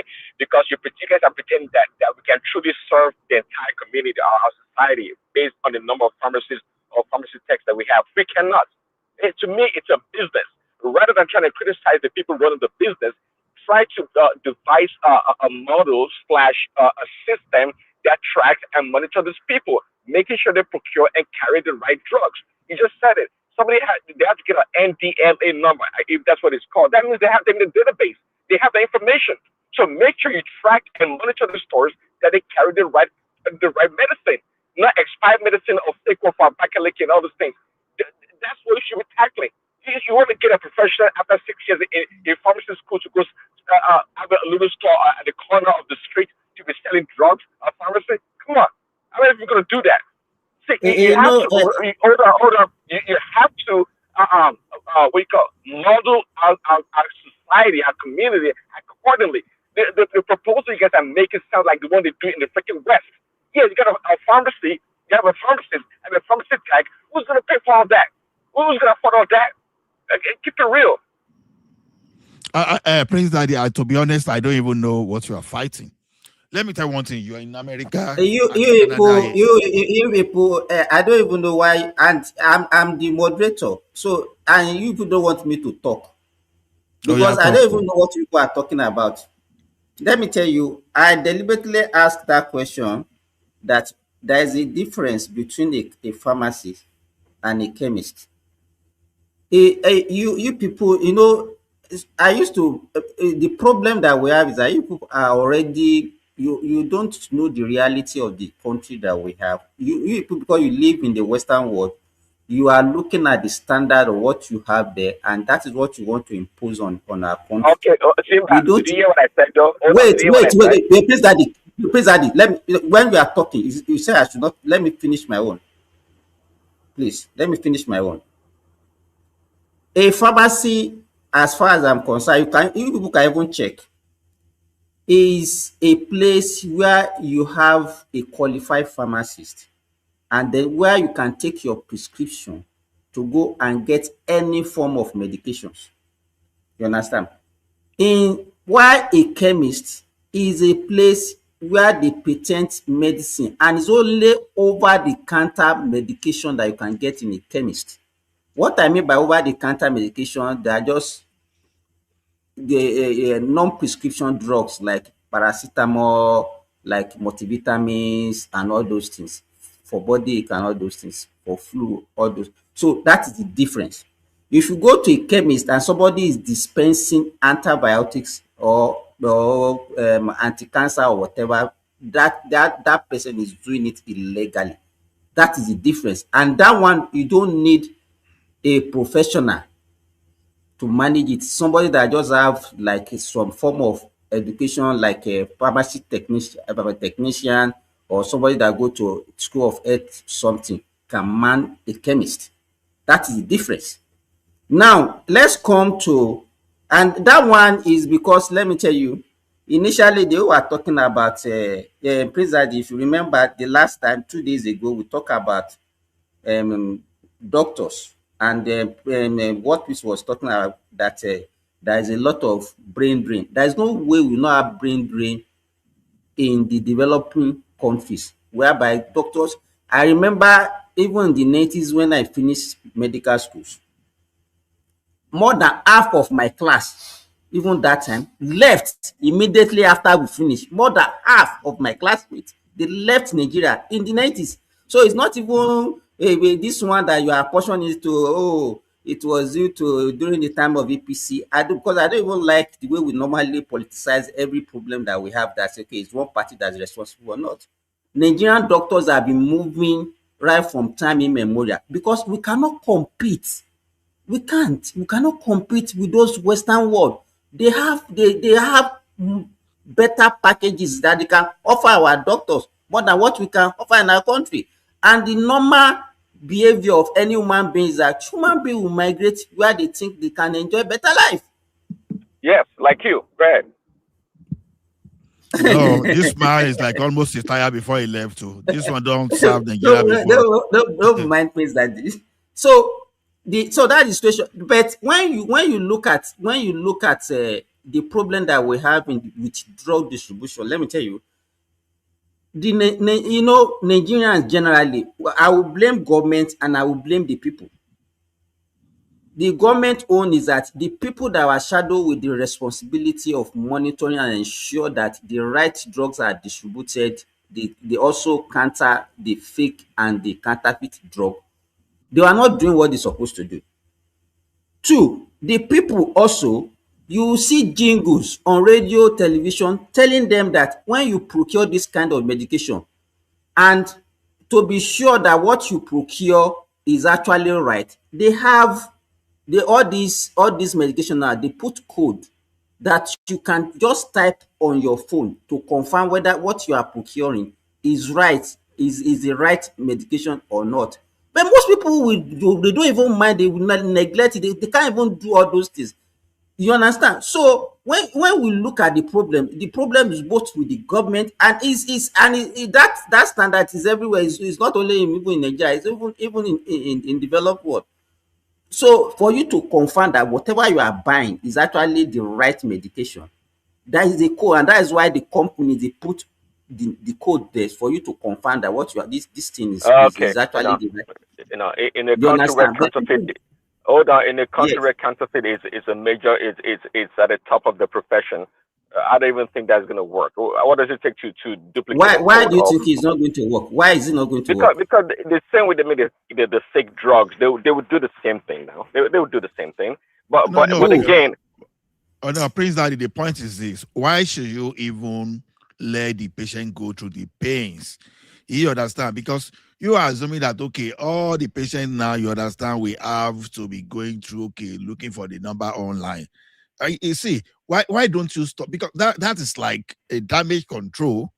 You understand? Why don't you target the source and look yeah, at the okay. practice?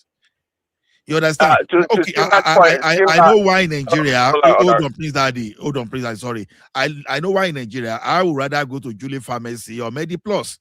You understand? But it's not everyone that will go to that place because people will be scared that, oh, this thing may be too expensive. But I was not There you someone go. to take risk. You You, understand? you know, So you know, Hold You on, know Simba. why? why You See, know should why? you that's why. Ola, Hold on. Ola, That's why why I've been should you allow talking Baba about. Shukudi? Why should you That's allow why I've been Baba Ola, saying. Ola. Shukudi? Let me tell Ola, you hold on, another Simba, major hold on. problem. Okay, please, Adi, go ahead. See, now you can address one of the problems I mentioned in society. Yeah, people would rather not go to a brand name pharmacy because they think the drug will be more expensive. See, that's Uh, one of the challenges. Okay, and it's not always and true. Funny enough, and it is not always well, true. sometimes I it's not tell always you. true. It's not always true. At the same time, also, buying drugs in our community has to do with proximity. The closer them store or pharmacy around the consumer, that's where they're gonna go. So now it's Okay, up to the okay, Prince NDMA Daddy. to But make sure. no, Prince Daddy, do you know why is that? Because the government is not protecting the qualified. Okay, people. Okay, look at it this way now.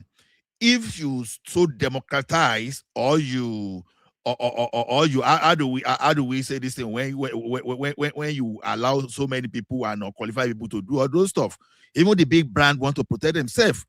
But if you eliminate all those, if you concentrate the people that are not qualified, okay, let's assume in Nigeria now that we have 1,000 qualified pharmacists and we have like over 300,000 unqualified outlets. Now, naturally, those people they are competitors to all these qualified people. If you take them out of the way by through regulation, you understand those people that you see don't have proximity, they will have proximity. They will have. So those are the things. But when you just allow every Dick and Harry to be playing with people's life, you understand? So even the qualified one, they don't really want to open branch unnecessarily. So that's what I'm saying. Because see, let me tell you one thing. If you it's just like although this one is not that it's not like a direct example, it's just like when you allow everybody to be bringing cement to Nigeria, that they bring everything, they sell anyhow. The like of Lafarge and Co, they have to started importing too. The like of Dangote, they have to started importing. But when you clamp down on those importing, and you allow things to be done properly, today probably Dangote is the largest cement manufacturer in sub-Saharan Africa today. So likewise, if we take unqualified people out of the street and you let the qualified people man, even the NDLA, we have less job to do. The NDLA, we have less job to do. Okay, So quickly, you're making a lot of Sorry, assumptions. Prince Adi, let me say this. I think the only way we can eliminate such things in Nigeria is by making sure that everybody have access to healthcare. Maybe health insurance for everybody. You know why? Because let me tell you, as I said earlier, Nigeria like to take shortcut for anything, even with their life. They can risk their life for anything. You will see people living beside the hospital. You understand? This is the hospital. It's beside their house. They are sick. They will not go to the hospital. They would rather go to one chemist and procure medication just because of what? Because of poverty. Because they know that when they go to the hospital, they might not be able to. You understand? So if we have like what the reason why people are able to eliminate most of these things is because everybody have access, because maybe probably you can afford or you have health insurance. 80% of Nigerians cannot afford hospital bill because hospital is very expensive, and you people not don't know. because it's not because of health Okay, insurance. I will tell hold you on. something now. They can't afford Now, okay, they can't afford us food bills, but that's the problem. See, but you want to get rid of the little pharmacists at the corner of the street. People that can afford to go to a freaking hospital, they don't really want to risk their life, but they just reduce that option. That's why they patronize those places. So now, exactly. Do you know to reduce the Peace Daddy, to reduce the patronage? You know, if they can go to the hospital, they know that they can afford it. Do you think they will go? They will not. They will not patronize those people. Baba Simba. Yes. Let me tell you one thing. That is why we have, when we clamor for all this restructuring we are saying, things like this, we can move some of the enforcement to the local government in collaboration with NDLA. Now, you see, if you want local government to enforce in a situation that you are not going to have any quack pharmaceutical shop, you understand? I tell you, if you standardize everything today, we will have a way to clean these people up within the next 5 years. 5 seconds. Say you are assuming that kind of, maybe I could be wrong. You make an assumption. You are assuming that even a trained pharmacist will be able to identify a fake drug. That's a big lie. No. Okay, can I come in here, please? Hold on, don't come in yet. Let's finish this now. It's also on the line of what you are talking about. Why do you will come in? Let me know. I just want to respond to Prince Daddy. Don't bind me. Now, see, let me tell you one thing. When we are talking of this reform, we are talking. You understand? Now, when you set up a standard pharmaceutical shop, you understand? You know, many prescription drug, you understand? They prepare those things afresh. They will have the almost raw materials to make it. You understand? You are not. You are even talking about you are talking about the last stage of healthcare, which is to get your prescription.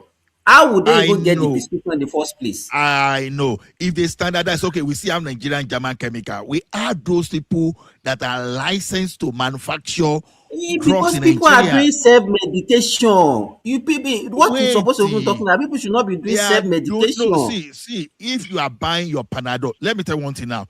If a Nigerian were to be Canada, you understand, you will not see okay, there was a time chloroquine was popular because if that's the one I can remember.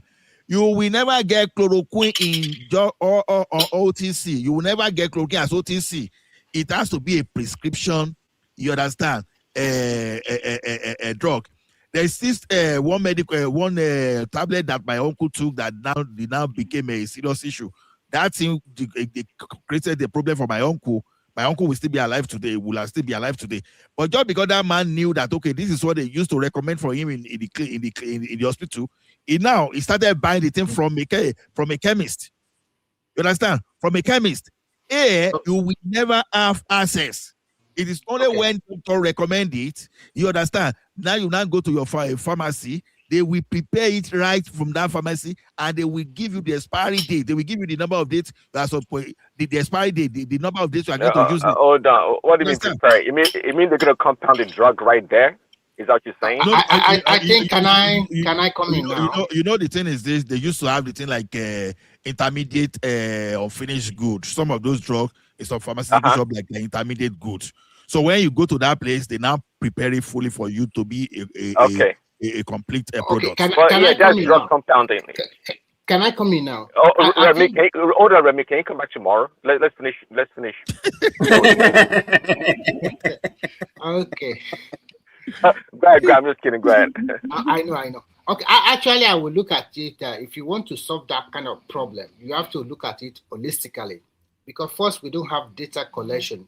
And we don't have now that we're having NI number to a particular individual, that would be a starting point. And I think that the number of chemists or chemist shop in Nigeria is just too numerous. I think if I use the example of the Scandinavia, what they do is very simple. In a big city of less than 500,000 people, or let's say about 200,000 people, you only have two pharmacy shops.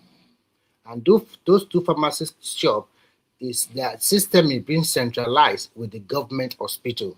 Because when they prescribe medicine for you, immediately you step out from the hospital and go to the pharmacy shop, the record are already there. And once you put your social security, once they ask for your social security number, they already know that this is a prescribed medicine. And everybody in that city go to the two pharmacy shop. So that means that whatever you are getting. You don't tell us what is happening in Finland. Tell us No, what you I'm can just work saying in that Nigeria. that kind of We don't want example, to know what is that happening in kind of Finland. that kind of example can work in Nigeria. Let's look at Ibadan for example. And those two pharmacy shops are the same name and are being regulated by the government. Let's say Ibadan, for example, 5 Wait, million. but let Let me me ask you finish this. first. Let What me is finish wrong? first. Why are we talking about pharmacy when we can even have the pharmacy in the hospital? And once you are getting your The medication in the reason, hospital, the you reason, know, the reason. wait. If you are getting your medication in the hospital, you can be rest assured that whatever you are getting in the hospital is authentic. So why are we talking about the pharmacy outside? The disadvantage of that I will tell you, and why some people crave for, because sometimes the pharmaceutical company collide with the hospital to deliberately inflated the price of medicine. And somehow the doctors are also implicated, This is the deliberately best telling topic them, for a long time. yeah, I like this deliberately topic. telling them, telling the patient to buy this particular medicine or paracetamol or whatever. But when you have a kind of regulated pharmacies that everybody in that city, let's say by Remy, okay, let's say where 10 will million. you, if they collide with the doctors, who is going to give you prescription? No, you are right. They are going to give them the prescription, but what So they are does it change? So now, if you are getting so it outside, does it change anything? it changes a little bit. At Simba, least. we are going to impeach you. Let Remy speak. Let me tell you how it changed a little bit. For example, let's say I am a doctor in the hospital, and then my patient come to me, and I'm being influenced by pharmaceutical A, and both pharmaceutical A, B, C, D, they supply paracetamol or a kind of medicine to my hospital. And if I'm being induced financially by pharmaceutical A, more than the rest, but on B, C, D, there is obligation on me to prescribe that particular manufacturer from pharmaceutical A. I'm giving you a good life experience that I've learned. Continue what you are saying. So that is a drawback. But when you now have like 10 million people, like for example in Ibadan, and then you have like 10 pharmaceutical company shop that is No, being so if I regulated. write, Remy, if I write for you as a doctor, because I'm already influenced, and I said, okay, this is your prescription, this is the medication I wanted you to buy. Will you now go and buy another thing different from what I wrote for you? No, I'm not buying, because when you write your prescription to me, you do not tell me whether I should go and buy May and Baker Panadol. I will take that, I will go directly to the pharmacy, one of the pharmacy store. Before I even got there, the pharmacy store already have my information and everything. Once I give them my number, NIN number, they will not give me, they are going to be the one to give me one Panadol or the another Panadol, because they know the composition of what you wrote. So it's already there with them. So what I'm trying to say is that this kind of system regulate very well, and it stop the issue of people open up chemists and issue of adulterated medicine or the fake medicine. It will nip it in the bud. Remy, do you think Simba has some kind of pharmaceutical outlet somewhere that is trying to protect? Because he has been fighting against. No. I understand. I understand the way. No, we need to investigate Simba. No. I think he might be partly right, but unfortunately, I'm just trying to tell him that these are the drawback from. I'm not saying it's good for a hospital to have their own pharmacy inside that hospital. At least also a kind of increase their source of financial for that hospital. Let me ask you, Remy. In Finland, you don't have pharmacies within the hospital in Finland? No, never, no. No. But that you cannot now use that one as standard. But the normal No, thing I'm to just, the is reason they use that wait way. now. If you don't have pharmacy in Finland, that does not make it, because the normal thing to have. Maybe No, Remy did not share you do very not well. get me. Oh. You do not get me, Simba. Wait, sorry, Ola, let me explain to you. Hold on, no, just hold on. It's almost impossible for you not to have pharmacy in your district, because how do you respond to emergency? No, let me drug tell you how it emergency, works. how do you respond? Let me tell you how it works. For example, I'm not going to believe in you in that anyway. You say you don't know. No, when you have an emergency, because the question is how are they going to respond to emergency if they don't have? So that's what I want to tell you. If you are in case of emergency require you to go directly to the hospital. Hospital open 24 hours. You go to the emergency section of the hospital, and there are nurses and doctors and whatever that will treat you as soon as possible. Emergency does not mean that you go there to give you. Of course, if they see that, they will. So if you are attending to emergency, you don't need medication for emergency. I'm not saying they do not need medication. I think that will be the first. Or a patient that is on admission, no, they will not be going to the pharmacy outside to go and get the medication for a patient that is on admission. Simba, you are a qualified and experienced doctor. You know when what Ola is trying to let you know. That's what I'm trying to tell you now. Wait. Don't stifle my voice. Let me explain. Okay? We are not stifling, but if you are saying something that what he's saying is not possible for you to say hospitals don't have pharmacy. Okay. Yeah, it's impossible. Don't say you don't know. Maybe what they have for emergency cases, they might have some kind of medication to treat their patient. Fine. But what I'm trying to tell you is that in terms of prescription medicine, when they prescribe medicine for you, the medicine they prescribe for you, you have to go to 1 or 2 or 3 of the pharmacy store in the city, and they get your number. Immediately they will give you. This one reduce the influence let me tell you about hospital arrangement in this place. Hold on. Do you know why I don't believe that when you don't know this and say you don't know, it's okay? Now, when they recommend for you to go and do scan or you go and do radiograph or whatever outside. No, they have all of those ones in the hospital. No. Hospital, they used to have theirs. But if your case is not emergency, they will give you paper to go and do that thing outside. And they can No. That's right. You understand? But anything that have to do with emergency, all those things they recommend to go and do somewhere outside. No. Listen carefully to me. Ola, listen. Okay. What you guys are talking about is pharmacy and it's related to medicine, both prescriptive medicine and also OTC. When it comes to scanning, when it comes to diagnosis or whatever, they have everything in their hospital. They have all the machines. They have pharmacy within the hospital. No, I've never seen any hospital without pharmacy. Can you calm down first, please? I'm not calming down. Just say I don't know. Okay. What I'm trying to tell you, what I'm talking exactly what you are talking about. Your base of argument is about prescription medicine and also fake medicine. I am telling you the example I've witnessed in 2 or 3 countries I've lived in. And I'm giving an example of this place. If you are going for emergency situation, Simba, as an experienced doctor, the first thing is that you give the person immediate treatment, because emergency is not something that you have been lying down in your home for a long time. It's something that happens to you that need immediate attention. The doctor will attend to you. They can use various machines or machinery to diagnose whatever is trying to happen to you. And if it requires some kind of giving you medicine, that they will give you for you to quickly relieve you. But in terms of prescription medicine, because prescription medicine, you still have to go to the pharmacy store in the city to buy it. They don't have that kind of pharmacy in the hospital. That's what I'm trying to say.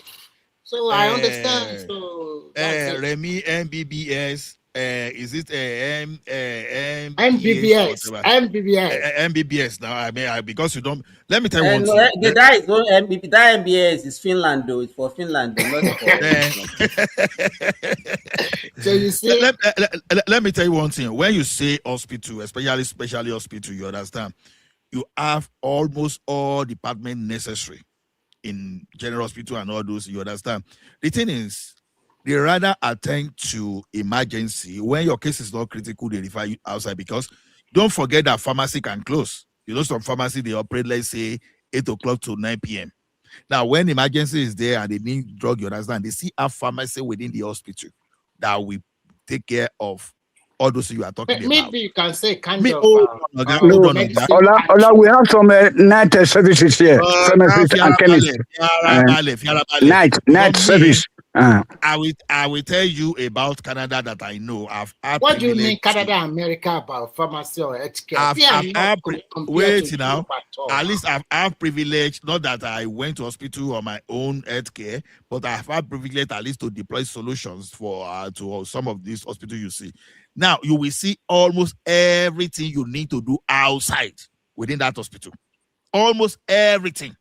Including diagnosis, you have to use the machine outside. Almost everything required. So they don't have in the hospital like that. So the one you see outside are just because number one, the facility are mostly for emergency.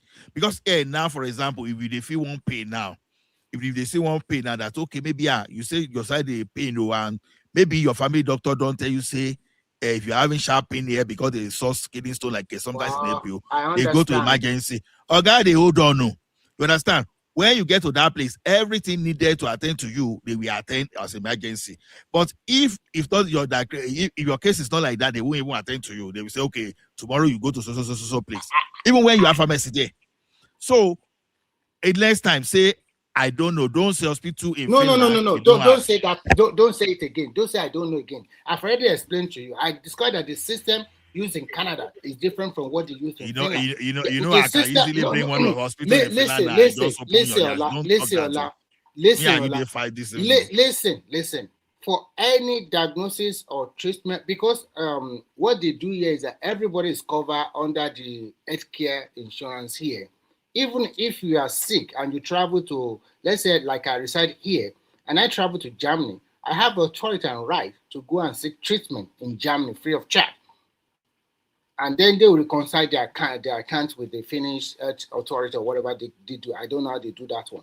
What I'm trying to tell you here is that they might have a medicine pantry in the hospital, but when they give you prescription medicine, you have to go outside to one or two of the regulated pharmacy store to buy it from there. That is the way. That means you are no longer under emergency now. That means that you are outpatient. I've already told you when it's not. Wait now, you guys. Let me tell you this. You don't need to be arguing between. Wait now, Remy. There is no way a hospital will not. So what he's asking you is to maybe you don't know. You've never been admitted. I said they have. I told you guys. I said maybe. But it's not even only for emergency. Wait. It's not only even for emergency. There are patients that will even be admitted in the hospital that will need medication. Do you understand what I'm saying? So even the pharmacy in the hospital is not only for emergency. And the only reason, let me tell you, the only reason a hospital will even refer you to go to an outside pharmacy to go and get your medication is only when that medication, even if you are on that is not the way it's in practice. Wait now, if you are, that is your own. You cannot now make it standard. That's what I'm telling you. I'm just offering suggestion and advice. Go ahead. You can that's your own. That one cannot even work in Nigeria. Forget about it. Why? You cannot even work in Nigeria because what you are even describing will encourage more people going outside to get people go and be getting medication. No, I think you guys are just twisting it. You and Ola, you are twisting it. it. I don't understand what you guys are twisting about. It's very simple. Okay, Remy, you want. Listen, you go to the hospital. Let me say you don't win. Now why you argue again? I said I'm not arguing now. You go to the hospital. So it's Finnish standard that you are giving us now. I am trying to say that kind of system fits Nigeria very well. When you have like 5 or 6 or 8 pharmacies in the city, or maybe 20 pharmacy shops regulated by the government very well, and everybody have a record. What I would advocate, Remy, being a practitioner in that sector, I think the best thing that we can do is that everybody should get their medication in the hospital. That's the only way we can regulate. When people are talking about regulation, it's very difficult to even regulate. So how do you not come the SSCs Sorry, Let Sima. Question him for you. land, you know. He's responding to you. Take Let this him. question along. How do you not Why call the you talk? SSS? He let him say. Then you ask him question. Okay, Ask your question, Remy. Remy, ask your question. How do you not call the SSS of the collaboration of pharmaceutical company with the institution and also with the doctor? I don't even know what I mean. I don't even know what you. So what I'm trying to say is very simple. If you have pharmacists in the hospital, I don't even know what you mean by that. This is the truth. You know it. You don't pretend. If you have pharmacy in the hospital, there is always almost 80% guarantee that the institution or some of the governors will work hand in hand with some pharmaceutical company in order to sell their particular product to a particular medicine to that hospital, not jeopardizing other pharmaceutical companies who are trying to do business with your hospital. Now you understand. Okay. You see, Simba, I think I have bureaucracy of solution to this problem. Honestly, if I were called to be among those people that would be, because this is what I've thought over time, because in a country like Nigeria, we need to get serious. And in this pharmaceutical thing we are talking about, it's a huge opportunity that does not really have to put burden on the people. Even they can make things cheaper for the people, but it's going to reduce fatality. Now, the thing is this. In a well-regulated environment, when you have the major manufacturer of drugs in that country, all the drug you produce can be numbered and be registered and be stored in a database. Now, this thing will work in urban area and cities when you can deploy some kind of system that as you are disposing, the number will be tagged. So patient, so patient body, so that patient body, so that in case anything happens and you need to investigate, you will know the crooks. I'm just summarizing, you understand? So this thing is not that difficult. It's not that difficult. Because when you can do it in the urban areas, because the urban areas is the major economic profit hub for all these fake drug manufacturers. So if you target Lagos now, and there's no pharmacies that will not have all the drugs you are buying in your database. You understand? You do it in such a way that when you want to give license, you give it license to those people that have something to lose. Don't just go and train someone because someone has been working with a chemist for the past 10 years. And the next thing, because they just want to make quick buck with that, without caring about the implication of all those stuff, and you go and give them and they start buying a made drug and all those stuff. This thing needs to stop, whether we like it or not. We need to standardize. What are our pharmacists doing? Those people that went to school. I think pharmacy in the university 6 years, Arabi. Those people that went to school and spent 6 years to study pharmacy, what are they doing? What the association doing? Because this is their field. They are the ones that are supposed to be outside there, put the standard down to protect us. If you should operate chemist, I think the chemist should work with the pharmacist. Not that every day canary will just go and open one small shop somewhere and start selling. No. And for everybody that wants it, you understand, even if you have a major importer of drug, they should be the one be distributing. Every store that we open should have one. So Ola, you are talking about opening a pharmacy shop should be by a licensed pharmacist. I'm telling you. Yes, that is the way it's going to do. Exactly. Exactly. That is how it's supposed to be. You went to university, you learned this thing, then you got some certification, you have some experience. You are supposed to be the one to do that. And if you do any mago, they will draw your license and close down your pharmacy. Exactly. Both of the counter prescription, let it be by them. I don't know whether someone learn chemistry or whatever. Ola, this is the thing I raised. Thanks for coming in. when Simba was talking, it's like we should go and investigate Osun State. I believe Simba would have like 3 pharmacy shops he has opened when he's in Saudi Arabia. That people are running for him. I know that for sure. Because it's not a rocket science. It's not a rocket science at all. Look at Nigeria. If you want to tackle drugs problem anywhere in the world, a pharmacist, a drug is its natural security. You don't just live in the hands of quack. Now, everybody have what they call chemists, but they have upgraded. In like Japan, they call it a drugstore. Chemists, people that is qualified chemists, they're like semi-doctors because chemists actually attend to like first aid, light wound, and the rest. They send you to a bigger hospital.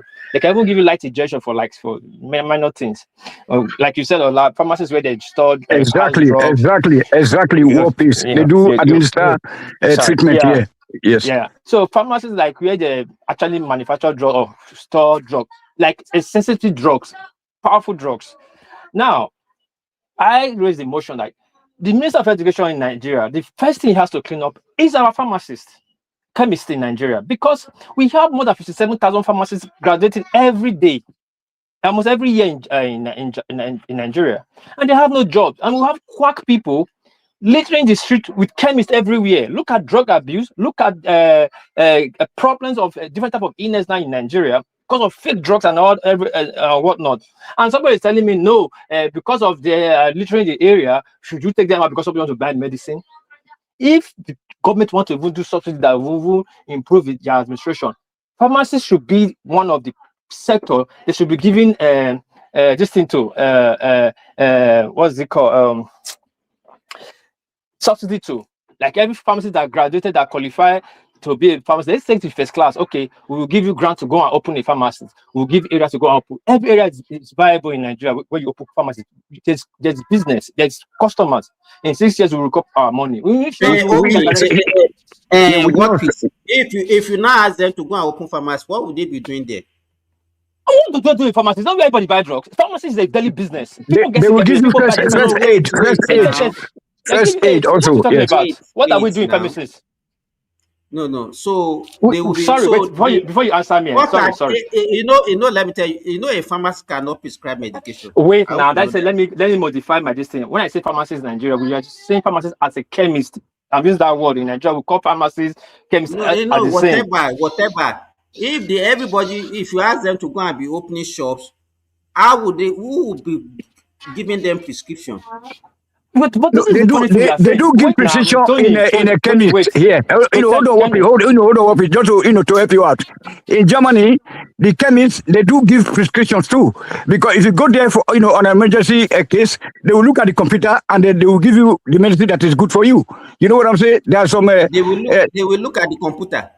Yeah, just for their, see they are qualified. And but meanwhile, all this one they talk. No, it's not about Nigeria because we used to have this pharmaceutical company in Benin City. Now it's being used to store rice for the politicians. You know what I'm saying? Look at the plane. Tony, wait. Hold on. You hold on. You're diverting. Hold on. Let me finish. See, Simba, let me answer you. Now you said if everybody have pharmacists, chemists in Nigeria, who will not be prescribing, who will be buying? Now the all one they have in Nigeria is little everywhere. Who is buying there? Who is prescribing there? And again, let me back to you. Let me tell you why I asked you that question. You want to solve a problem. You understand? Is that not why we are discussing this? It's true. That doesn't solve the problem of what we are trying to solve. You understand? The first thing is for you. Wait now. Is for you to let work peace land. This is not politics. Let work peace land. This is not politics. I beg. I will kick you out if you don't want to cooperate here. Tony, stop all this your nonsense.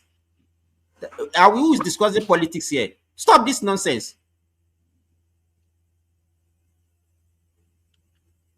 Simba, continue. So continue. Let me know where you are landing, so I can. What we are trying to do is to reduce the way people have access to medication. Do you understand what I'm saying? Yes. Because in Nigeria, people they have unrestricted access to medications. So what we need to do first is to even reduce the way people have access to medication. Because you can go to any pharmacy and just demand for anything and they will give it to you. You understand? So if you're not saying that the trained pharmacy, because even in the, let me tell you, even the trained pharmacists in Nigeria, when you put them there, what they want to do is all of them, they are just after their sales.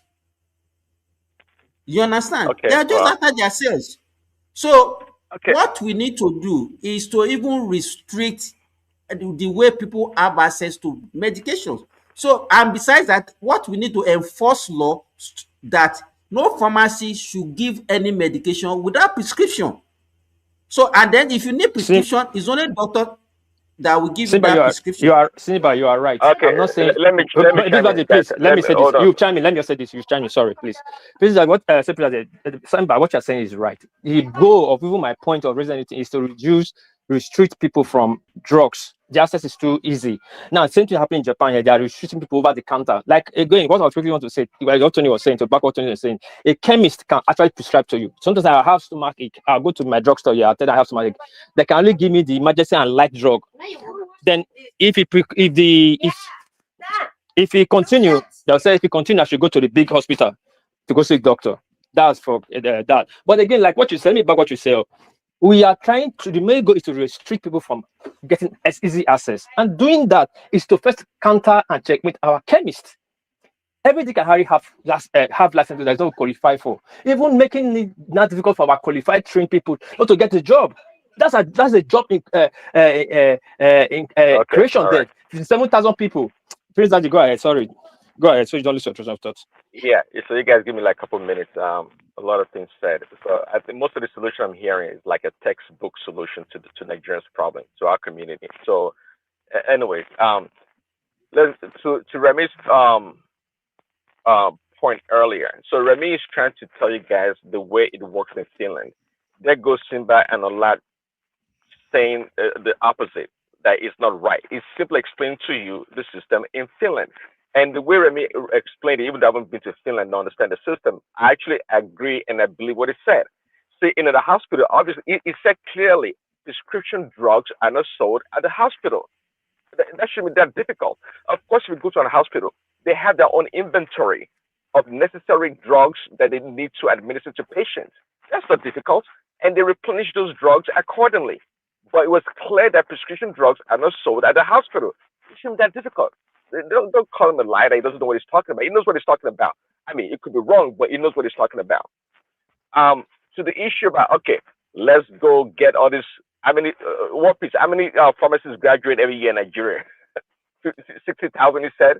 Okay, whatever the number is, we should take those No, pharmacists. that figure is not true. Don't worry, it's not true. Well, yeah, take those pharmacists and stick them to a corner store in Oshodi and Apapa to start selling drugs. They don't have a job. Well, obviously, if it's that simple and kind of direct kind of a transaction, and they know better, they should themselves be an entrepreneur and go do it themselves. See, again, I'm coming back to see when you're trying to provide solutions, right? You should always look at the community or the place in which you're trying to provide solution for. Okay, you guys talk about every pharmacist should have, or they should only sell drugs based on prescription. Dr. Simba, well, in America here, for example, if you go to the doctor and they give a prescription, it's already in the database. So when you go to the pharmacist, they just pull up based on your record or whatever, and say, oh yeah, it's a legitimate prescription by your doctor. Do we have such a damn system in Nigeria? Do we have that already? So, Mr. Chukudi or whatever that wants to go to the pharmacist and get prescription or get drugs for his child, how's he going to go through that? Number one, they don't have money to go to the damn hospital. So who's going to make the prescription for them? Listen, guys, you guys have good ideas. But again, to me, I would rather tackle the sellers of drugs.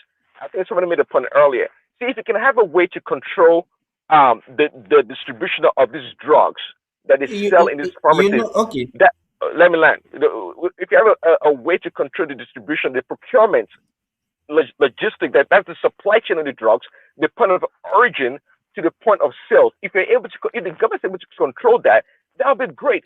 So they can have a handle on the pricing, so they don't gouge the people, and most importantly, they are able to make sure they are selling authentic drugs. Okay, and people can go to the pharmacies, the local pharmacies or whatever, and get down drugs. Because right now we don't have a robust system for what you guys are talking about. It's garbage. We don't have a system. See, and again, Dr. Simba mentioned earlier. Okay, well, no pharmacy should sell antibiotics without a prescription. Well, well, I hear what you're saying, but I think they should be able to do it in Nigeria. I mean, because that's what we have to offer. Until we get to a point whereby we can do a much better job, like the Western solution you guys are providing, we have to do with what we have. Go ahead. Okay, but before you go ahead, let me, please, I'm sorry. I'm sorry. Did you guys saw what happened in Benin yesterday? That a plane dropped and then there was no ambulance, no emergency Don't services. shake the topic. Let's stay on topic. Don't shake the topic, please. We are on It's part of the medics now. Medics. You are talking about medics. No system, according to Prince Daddy.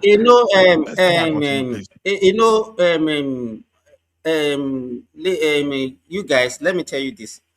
There is no system that doesn't have its own limitations. Let me tell you, even the best thing, if you ask me, that the best thing is that nobody, let me tell you, nobody should take any medication without even seeing a doctor. That should be the standard. So all these things that they're even doing for you people there, that okay, can go to the pharmacy and get a prescription, is because you don't have enough personnel that can handle. Let me tell you, so what you face call the reality. wait now, let me finish, Prince Daddy. Wait, Prince Daddy. That ordinary headache that you think you have, that you think that you can, if you take ordinary paracetamol, it will go, might be something that can kill you in the next 24 hours. You understand what I'm saying? That small abdominal pain that you think that you can just take antacid or whatever, can be something that can kill you in the next 2 hours. You understand? But because are you suggesting that wait. The reason why they said okay, you have to take, you can go and get over the counter medication, and then if the thing is not going, this is because they want to reduce the workload of the medical personnel that they have. That's why they give all those things. I've seen several cases of things that people think that they are simple things that have resulted in death of. Yeah. You do have a point, but at the end, Simba, but Dr. Simba, are you trying to say that if someone have a minor headache or stomach ache, he needs to go to the hospital?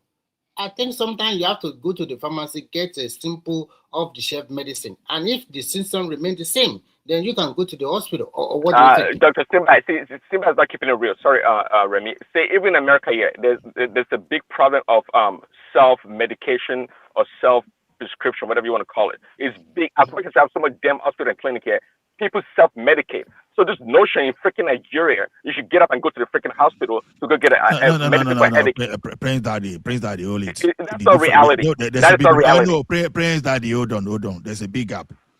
Now, self-medication you are talking about, maybe you are talking of Tylenol. Even when you take Tylenol too much, it can be dangerous. Hold on, did you hear what Simba said? That's exactly what I'm responding to. He said even headache, you should go see a doctor, and that's the reality. Okay. No. See, even if you see a doctor for headache, they once they see the symptom, they say go and drink water and sleep and rest. You understand? That's why so many people will go. See, no doctor can just admit you and treat you just because you say you have headache. They will ask you one or that's why you have family working clinic. That's why you have working clinic. You understand? So maybe you overwork and you are tired and you go, well, you just go and say they can tell you to go and drink water.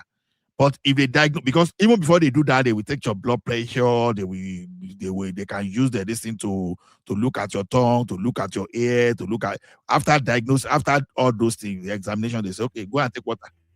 You understand? If you say, okay, can I go and take Tylenol? They say, okay, go and buy Tylenol. They won't give you prescription for that for sure. So, but that's not the argument. The point I'm trying to make is that we don't. Dr. Simba makes it sound like we have easy access to doctors or clinic or hospital, and that's not true. It's like it's not saying we have easy access. So he said because we don't have enough personnel. That's why we do that. It's because of your limitation. That's why they put out all those things. The best thing, I'm just telling you, the standard should be Everybody should It's see a not even doctor before you. even in Canada, Canada in this countries where I'm not. You don't remedy is that. understand my point. Now, For the fact that you also have limitations there, that is why they put it. They are saying that you should be doing it that way because you have limitations also. Simba, you see all the counter drug you see, they are not as potent as this prescription because they have the way of Ola, it's not. It is. I'm not. Wait, Ola, you don't understand my argument. My argument is not even about the medication. Do you we understand? don't have enough It's personnel. about using a wrong medication for a wrong diagnosis. You understand what I'm saying? If you think, let me tell you, if you have hypertension, severe hypertension that can result in stroke, you can start having headache. If you take paracetamol, would that solve that problem? It can even worsen it. You understand? That's what I'm saying. But because they think that. Okay. No, I agree with you. I'm just even saying nobody is disputing that fact. Again, the point that if you have headache, of course you're a doctor. What you're saying is absolutely correct. There's no argument about that. But me, I'm talking in terms of reality of things, which I think you're missing. No, but I raised this one that if we are not talking about Nigeria, we should also understand the kind of limitations that we have, so that we put it in our discussion. You understand? Our problem in Nigeria is that we don't even have that basic. We are not even setting the basic standard properly. So that's why I mentioned. That's why I mentioned regulated pharmacy, whereby you only have 10 or 15 in a big city, and every 10 million or 5 million. You guys, let me tell you. Do you know that in Nigeria, we have the problem with Nigeria is because we don't have rules. Well, all these things that you people are talking about, we have the rules for all this. Okay, I don't know. You understand? There's no wait, Remy. You cannot. There is no way you can operate a pharmacy in Nigeria without having a qualified pharmacist. I hope you know that. We know. I agree. I want to give you a very good example. But the issue is how many. Let me tell you what they are doing. Say that again, Simba. Say that again. Really? All those pharmacies around the corner, there's no way you can operate a sometimes they use license of a pharmacist to open the chemist. Hey, that's what I'm saying. There's no way you will open a pharmacy without having a qualified pharmacist. It's a qualified pharmacist that will register your pharmacy. The people that have the money, you understand, they will go and get a pharmacy and say, okay, let me use your certificate. Yes. You understand? So the problem that we have is not the rule, it's the enforcement of the rule. But at the same time, the chemist. Wait, let me. Hold on. The chemist also. Let me finish. The rule is so that I can put it together. The chemists that are supposed to also be selling only over-the-counter drugs, they are also selling antibiotics or even drugs that are not over-the-counter. Anti-malaria. And because of enforcement also. That's why anti-malaria, typhoid drugs are supposed to be prescription. No. Sorry, Ola. Those OTC they are selling, most of them are fake. Mostly are fake now. So that is why. Well, I don't know whether you guys know Ibadan very well. Directly opposite the UCH of Ibadan, you see one pharmaceutical company, pharmacist, very big. I forgot, something pharmacy. I'm telling you, more than 70% of Ibadan UGG, they all go to that place to go and buy their medicine. Because they don't trust the... Yes, I'm telling you the truth. Everybody goes there. You see a big lineup almost every day, including Sunday. They go there to buy their medicine. Yeah. Okay. Let's talk about Simba. But 1 second. Okay. Prince Daddy is overriding me. He's bullying me this evening. Okay. Okay, go ahead. No, Prince Daddy has been. There's a new Prince Daddy that has been bullying me all the time. You know me, I only have 2 seconds. 2 seconds. Go ahead, Prince Daddy. Go ahead. Simba, if I heard it correctly, so the rule in Nigeria is that is one pharmacist per one pharmacy. Is that what you're saying? Yes. Okay. Okay. Simba, I can tell you that some of all those on that corner, all those Oregon Road pharmacy and all those stuff, I can tell you most of them they don't have, because even sometimes whenever you have seen people trying to raise some of them, they will close their shop. or keep their this thing, and you will be seeing the Bonfita and all those pillows they are selling. That's what you'll find in the shops. Now, the problem here is this.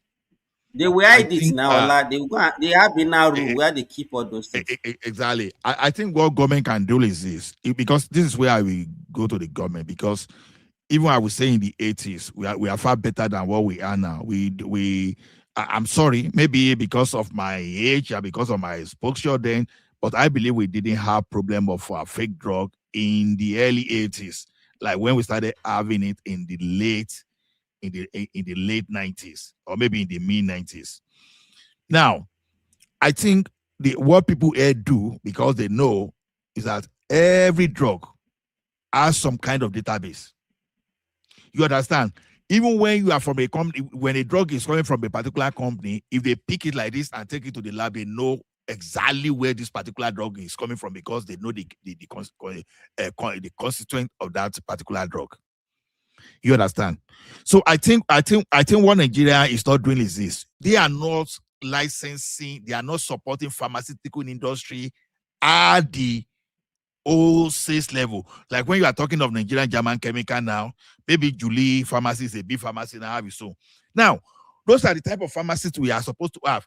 And they need, and every pharmaceutical shop that we have to open, not only they need to have a certification from the right of NAFDAC, they should have some kind of certification too from the vendors, because the vendors should be able to certify them to dispense their drug. So when you start doing all those stuff, you understand, one thing that will happen is this: you understand, okay, you can say, okay, Julie Pharmacy, you want to open, you can even start giving them something like that. Okay, you must be able to commit to so number of outlets before we can even give you that license.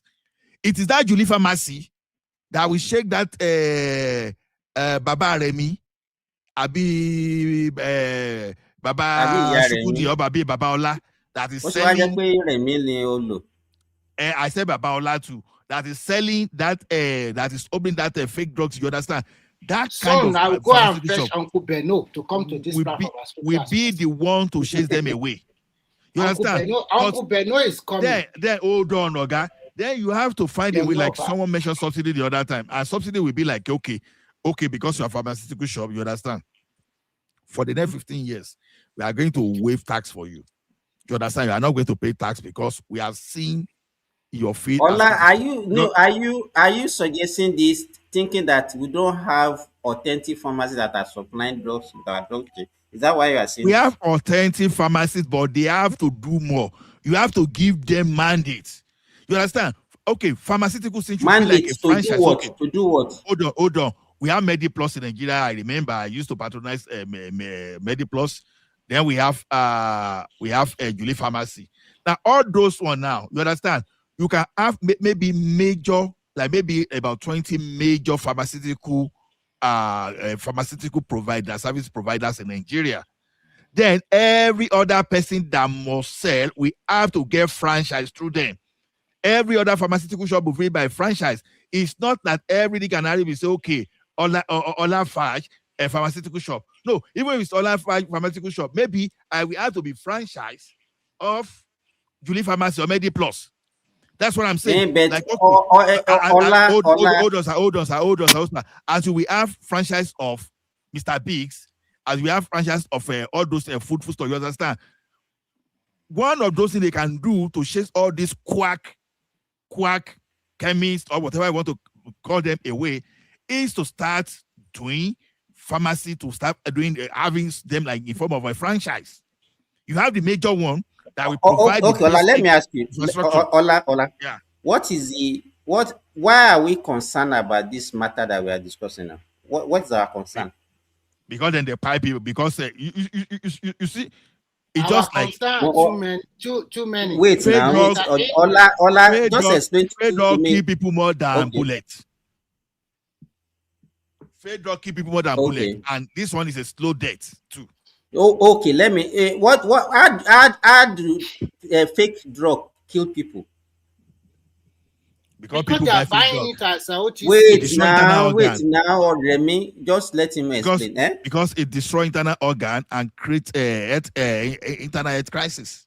That's my You amateurish know, way of explaining it. when we are brandishing, when we are brandishing The grammar, Abi. the grammar, you understand? Mm-hmm. Most of this terminology we don't even understand them. You understand? Because I'm not a When medical practitioner now. So how when am you I say supposed to? a fake drug is a drug that does not perform the purpose that is meant for. You understand? Let's Yes. say a paracetamol that doesn't have the active ingredient of paracetamol that's supposed to relieve pain. That is a fake drug. It doesn't mean it might be dangerous to your kidney or all those things. Because I think that is what people think, that once you take a fake drug, it's dangerous to your organs. No. You understand? The major problem of not getting adequate prescription or medication and normal medication for whatever ailment you want to use it for, the major problem with it is that, let's say you have antihypertensive and somebody sells a fake antihypertensive to you. That antihypertensive is not as if it will be dangerous to your kidney or it will damage your kidney. The problem with it is that it's not going to perform the function of bringing down that your hypertension, and you might eventually die from the hypertension. That is the danger. Then when it comes to antibiotics, the problem with that one is that when you have an infection and using it's not going to actually address that infection, and it's going to encourage even resistance against that antibiotics, even when you use the one that is even the authentic one. So those are the major danger. Having kidney problem and damaging the organ, it now depends on, even you can even, if you are taking, let's say paracetamol, if you take even normal paracetamol that is even working, that one is even more dangerous to your liver more than the fake one, in the sense that is the active ingredient inside the paracetamol that is actually dangerous to your liver. The reason why that one will be dangerous to You are you doing is self that, prescription. and you are doing, and so you don't even know how much you're supposed to take and over how long you're supposed to take it. You understand? So those things will start accumulating in your body, and that is why. So when we are looking at this thing, is people should not even do self medication, because if you, let me give you for example, there is one drug called gentamicin.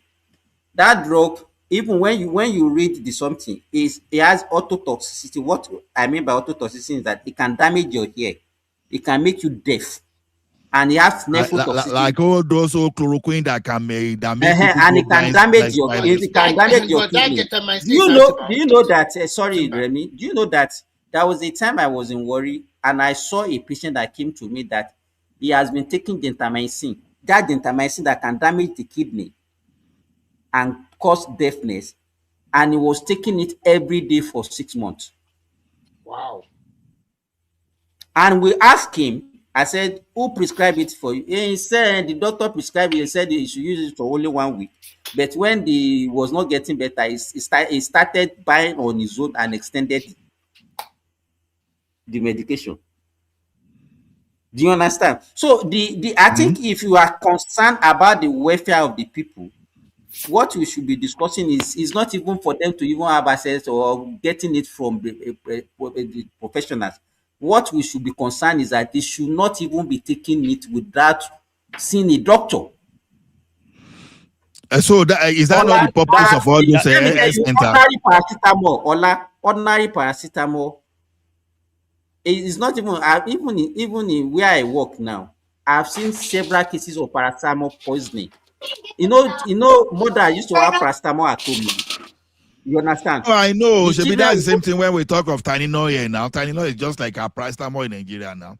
you know, When people take the Tylenol, Tylenol children, can the finish person children, they quickly. will just go there, because the thing is sweet. They will think that they will just they can take a whole bottle at once, and that one is dangerous. We've seen Very several dangerous. cases like that. We agree I say with you, this Simba. guy We agree, Simba. Sorry, we agree with you that what you're saying is true. All these things are concerns. Even we put good measures on ground. All these things will still occur, but it will be minimal because we have to minimal, yeah. we have to alerting the citizens. Even Japan, it happened. Now, if you can look up Japanese news, They are worried about how young teenagers now between 14 to 17 are abusing codeine over the counter drugs that they are buying. You understand? So these are one of those things. But the way Nigerian is over 150%. We are in danger. Our chemists You are must be sent. undermining that of Nigeria. It's going to be more than that, honestly. It's So endemic. yes, it's pandemic. It's more than an epidemic. It's pandemic right now. We have to regulate our pharmacists, our chemists. I hear Princess laughed and say, "Oh, so if we have 57,000 graduates every day, doesn't mean we have to employ. I mean, 57,000 of them have to open shops." And I laughed. Funny enough, you know how many doctors we produce every year in Nigeria? Does that mean all of them have their own? No.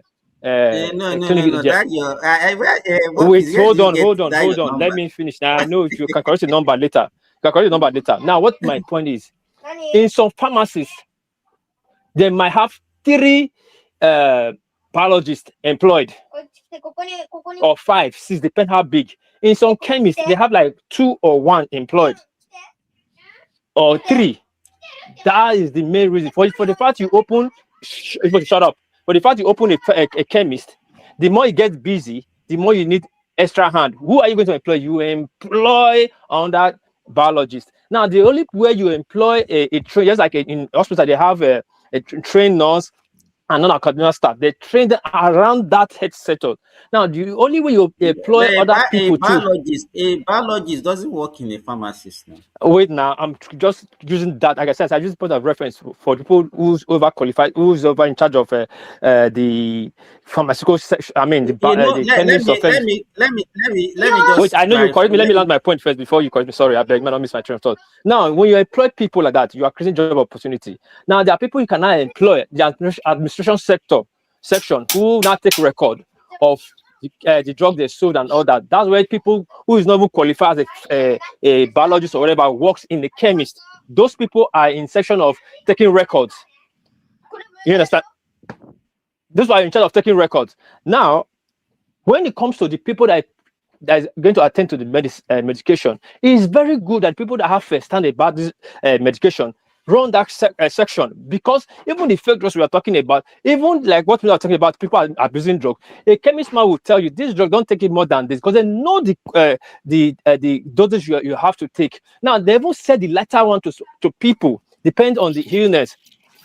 When it becomes serious, you take a prescription from a doctor and go see a pharmacist where they'll set some certain restricted drugs to you, because that case is serious. Some of the drugs, they can't even administrate it to you. You can't even take it by yourself. You have to go back to just what the doctor will administrate it to you. I know some drugs where they will give to you, simple of BME weakness.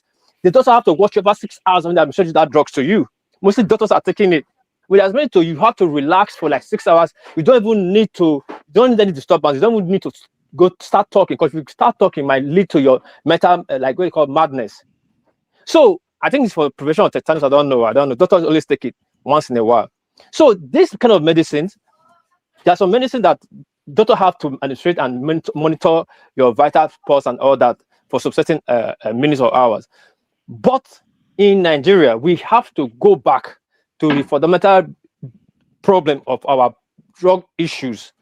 Scrap all this pharmaceutical shop that is not licensed. For the fact you are scrapping it doesn't mean we don't have pharmacists again in that same area. What we're going to do is that we allow the qualified people to open their own pharmacies there, their own chemists there. If you go to Ojota now, you see like 500 chemists, like where you see churches owned by different people, and none of them is qualified. Probably one person have qualification. He will have 30 branches. Just put people from their village there selling drug. Take metafine for this, take this for code. And the drugs they are even buying from the supplier, they don't even know if it's fake or real. How they know how to take it? When they don't have the qualification to detect fake drugs. At least people went to school to detect fake drugs. NDLA are employing people. They don't just employ Daphne. They employ people that understand how drug works, so they can detect the fake ones inside there. So we must regulate our pharmaceutical sector. If we are not, people that are producing, that are importing, that is selling, those 3 things, we cut those 3 things, our drug problem will reduce a lot in Nigeria. Our illness problem will reduce. What is, yeah, go ahead. as I said, I don't know whether you listen to me, that the problem is not the law, it's the enforcement. if you could remember when Dora was the Director General of NAFDAC that time, she did a very good job. But since she left, do you hear any other thing again? It's No, because but she he did came that that because her sister died of fake drugs. So you remember the reason that prompted her. He said that twin sister, her younger sister, sister died when we were in early age stage because of fake drugs, and she went to tackle that matter. But go ahead, no versa interject you. but what I'm saying is the laws are there. She came and enforced those laws. But when people, the other people that are shadowed with that responsibility are not doing what they're supposed to do, the problem with us in Nigeria, let me tell you what is. We have everything in that country, but everybody sees their position, their job as a means of making money. You know what all these chemists that you see that they are proliferating around, you know what they used to do? Every month they have certain contribution that they used to make. And then they will go and give it to the people that are supposed to be regulating them, just to keep them silent. Which is very bad. Which is very, very bad. So that's what is happening. That's what it was happening. Then the number, let me tell you, in Nigeria, we don't produce more than 1,000 to 2,000 pharmacies per year. How many? 1,500 to 2,000. We don't produce more than that per year. How many departments? Wait to how many departments? And it's Let's start enough. with Uniben. Uniben alone. Eh? From Uniben And that's alone. even enough, more than enough. What do you say? I said Uniben alone. They are medical. No, you are in medical sector now. From 100 levels to 300 levels doesn't mean you are a qualified doctor. Then until you cross that level, right? To pass that junior whatever before you start going to the medical field. Yeah. Now those people that is from 100 levels to 300 levels, they end up in some either to be a pharmacist, chemist, and all that. I don't know. They cannot even remove you from medicine and put you. Pharmacy and medicine, they are in two different faculty. Yeah, I know from 100 level to 300 level, if you don't pass that. In fact, pharmacy is not even, in fact, majority of our universities don't even offer pharmacies in Nigeria. Only a few are doing pharmacy. You understand? Then the pharmacist itself, their role is not even for them to be dispensing medication and be giving. A pharmacist should work in a pharmaceutical company to be producing medications. That's what they're supposed to. Or most people that which course is responsible for a chemist? Which department is we have pharmacy technician. We have pharmacy technician. Pharmacy technicians are the ones that normally dispense medications. Okay. And we don't have that in abundance. There's a difference between a pharmacist and a pharmacy technician. So the 57,000 that War Peace is talking about, where's they coming from? No. War Peace, he just is exaggerated. That is he just came. You didn't. Okay. I showed the number. I said I don't listen. Hold on. Praise Daddy, listen before you move on. I was throwing numbers. I quote. I put out. I don't know the number. Let's just say 57,000 is what they produce every day, every month, every year. So you mean those people will not get a job and people on the street will be running shops? More than that, because people want to push up. That's what I meant. And I throw that number again on that, like biologists. Let's assume biology is the one department that is in charge of creating pharmacists. So you mean people go to school and study biology and come back and have no job? I just threw the number there to make a point. I didn't say that's the actual number. Okay, I thought it was the official number. And okay, to allow you think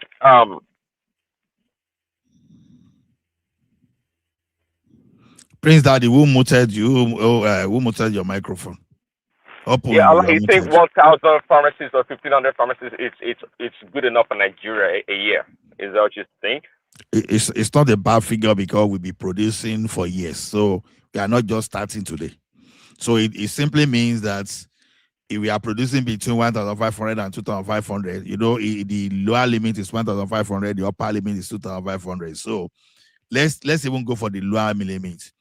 So if we are producing 1,500 pharmacists every year, it simply means we are going to get like 15,000 in 10 years. So let's assume out of that 15,000, that 5,000 japa. You understand? It's not bad if you are really serious. Because like I said the other time, we can look at something like franchise model. So you have the major pharmaceutical company, but others will now be like a franchise. Treat pharmaceutical matter like you are treating telecommunication. You give license to those people that are capable. So every other outlet, let us be the franchise of those. So not bad. Then don't forget that we have a pharmacy technician too. So it's not bad, to be honest. Yeah, Simbari told us our problem is the enforcement of the law. I just asked him a simple question. So he said, it is not the enforcement. President, hold on. The model is bad. The model is bad because one thing you are saying enforcement. Now look at it this way: if you allow Prince Daddy to go to Nigeria today and just go and register one pharmacy job because you can have someone to help you, you look at someone that graduated and want to use it. But that is the trend all over the world. Let me land. That's what we are saying. So you now use someone licensed now to register. It's bad. But if it is franchise, the franchise will supervise it. You understand? You cannot just go and open fake outlet of Globalcom in Nigeria today. Or you go and open that fake outlet of MTN. Okay, I hear you. But the point is that Simba said it should be one pharmacist to one pharmacy. That's the law. That's the way it's supposed to be. The fact that it's circumventing the law that's the issue here. So to your point also, if the franchise said, then it means that every franchise store has to have one pharmacist. Every outlet of that franchise must have one pharmacy. Every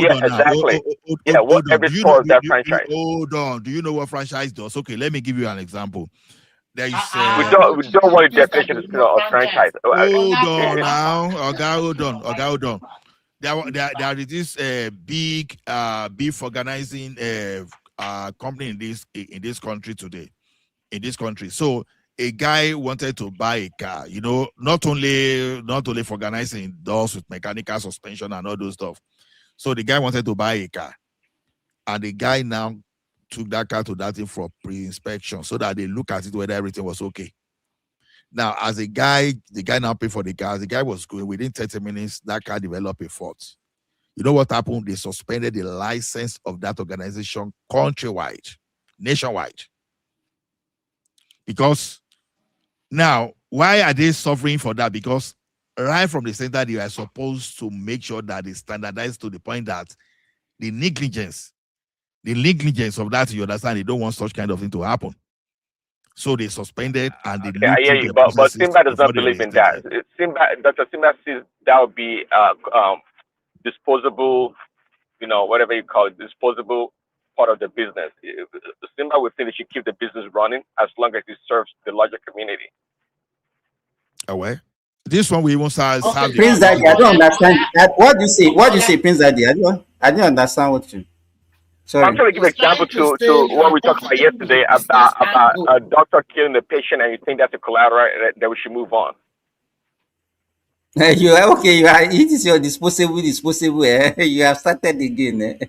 Simba, answer this question. Is it true that more than 22,000 doctors left Nigeria for the diaspora in the last 3 years? How many thousands? 22,000. 22,000 doctors left Nigeria. In Nigeria, people just brandish figures. You understand? So I cannot authenticate that. Because me too, I was shocked when I read it. How many doctors in entire Nigeria where 20,000 go around that Nigeria? There's doctors in Nigeria. What are you talking about? Hey, stop it, Remy. Where is the doctor in Nigeria? So how many are they turning out year in, year out in Nigeria? Can you give us a figure? Or roughly a figure? We cannot, even, I don't think we can produce, because let me tell you, a medical school cannot produce more than 100 doctors in a year. So how many medical schools do we have? So you are trying to tell us that we do not produce more than 500 doctors in a year? If we are producing 500, do you know how long it will take you to Because you produce gave a that figure about 10 3,000? to 20 doctors from a medical school in a university. Uncle Remy. Now, Because the man should hold on. overlook Let me it. give you information. I beg you. Okay, When you go even ahead, go to the Federal Ministry of Health, you understand they are saying, as although this one is a little bit old data, that's about 2000, that's 2024.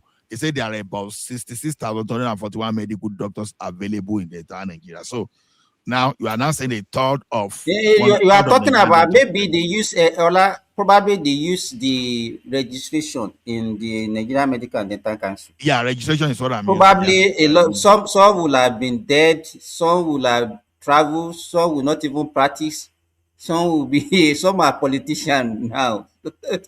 so, Exactly. it can't even rely on that Exactly. figure. Like people like Bukola I mean, Saraki. like Saraki. So no, I no when Remy said 22,000, Akilode. Don't forget that many doctors that landed in Canada, they are doing Uber. All those things. The Canada will come put their own. See, those things, the other side, the pasture is always greener on the other side until you enter. You can maybe you go to United Kingdom, you can practice. You call yourself a consultant, you land in Canada here. You go drive Uber and you will see one stop. I don't know. I don't know what our government can do, and it's not only peculiar to Nigeria. The Western world, they are just using their financial power to actually drain the resources, the human resources of developing nations. I think the problem is no, Nigeria is going to get there actually because because many things that government controls, it should be by regulation, because if government just limit itself to regulatory job, I think we are going to move forward. That's the major problem we have. Like let me tell you something now. In the during Obasanjo period, especially during the second term, a banker in Nigeria was better than a banker in Canada. You understand? The only thing is the environment should be say, okay, you woke up, you see road, all those things, but by your income, by the time you put at at what you can achieve with your income, you are better than Canada, because you don't need to pay for mortgage before you build your house. You can build your house with your cash. You are not going to build a house with cash in this Canada. Even if you are going to be those people that can do that, maybe they are less than 1%. Even maybe less than 0.0055% self. So working in IT world, then working in you understand, even though when you look at the figure A, if you look bigger than that of Nigeria, but the way you live, what you can purchase, the type of lifestyle you live far better life.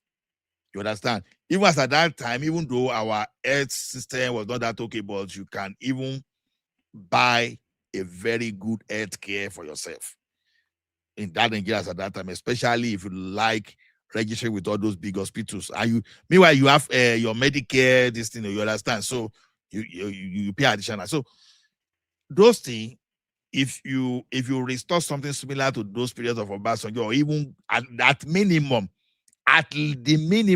and you now improve on all those stuff, people will have no reason to run away. You understand? I've lived there, I know the difference. So, and many people give them $1 billion to even come to Canada, they will not even step themselves. They won't even go to the airport to come to Canada. That's one you can trust. So, I think what they can do in that country is take most of those processes away from the government. Like healthcare now, you can allow the private people to run it, and make sure you work with the with employers and all those stuff, so to have that proper medical insurance. And when you have all those things and you put the right process in place, people will not run. But if you want to be forcing people to stay, that is not going to work. Because what I'm saying is this: what's the essence of you being a doctor? But but people you can say maybe people run more now, but since I've been growing up, people have been leaving the country. Now people that left country those days, like my aunt husband now, you understand? He only left after he has done enough to earn retirement in Nigeria. That was the only time he left for Saudi No, in Arabia. fact, in the early 80s, I even know a lot of people that even left Nigeria even after secondary school. No, Yes, Simba is right. I remember in that secondary school when they brought a form of medical school from Russia to me that time. I was dreaming of traveling to Russia. Under that condition, of course, I will leave, but not. And you know the funny thing, even because when you are even talking about that time of Obasanjo and all those things, I remember in fact some of my colleagues when we were in medical school, they've already started preparing before we even finish to leave the country. You know what I can speak to that time is this. Okay, I work in IT, so we saw people started coming back from overseas, and all of a sudden, you see someone of your age. You understand? They can just bring that person, an Eastern General Manager, Senior Manager, all those stuff. I start looking at although even me, if I was privileged to be honest, because I jumped some of my major because of the particular skill I had.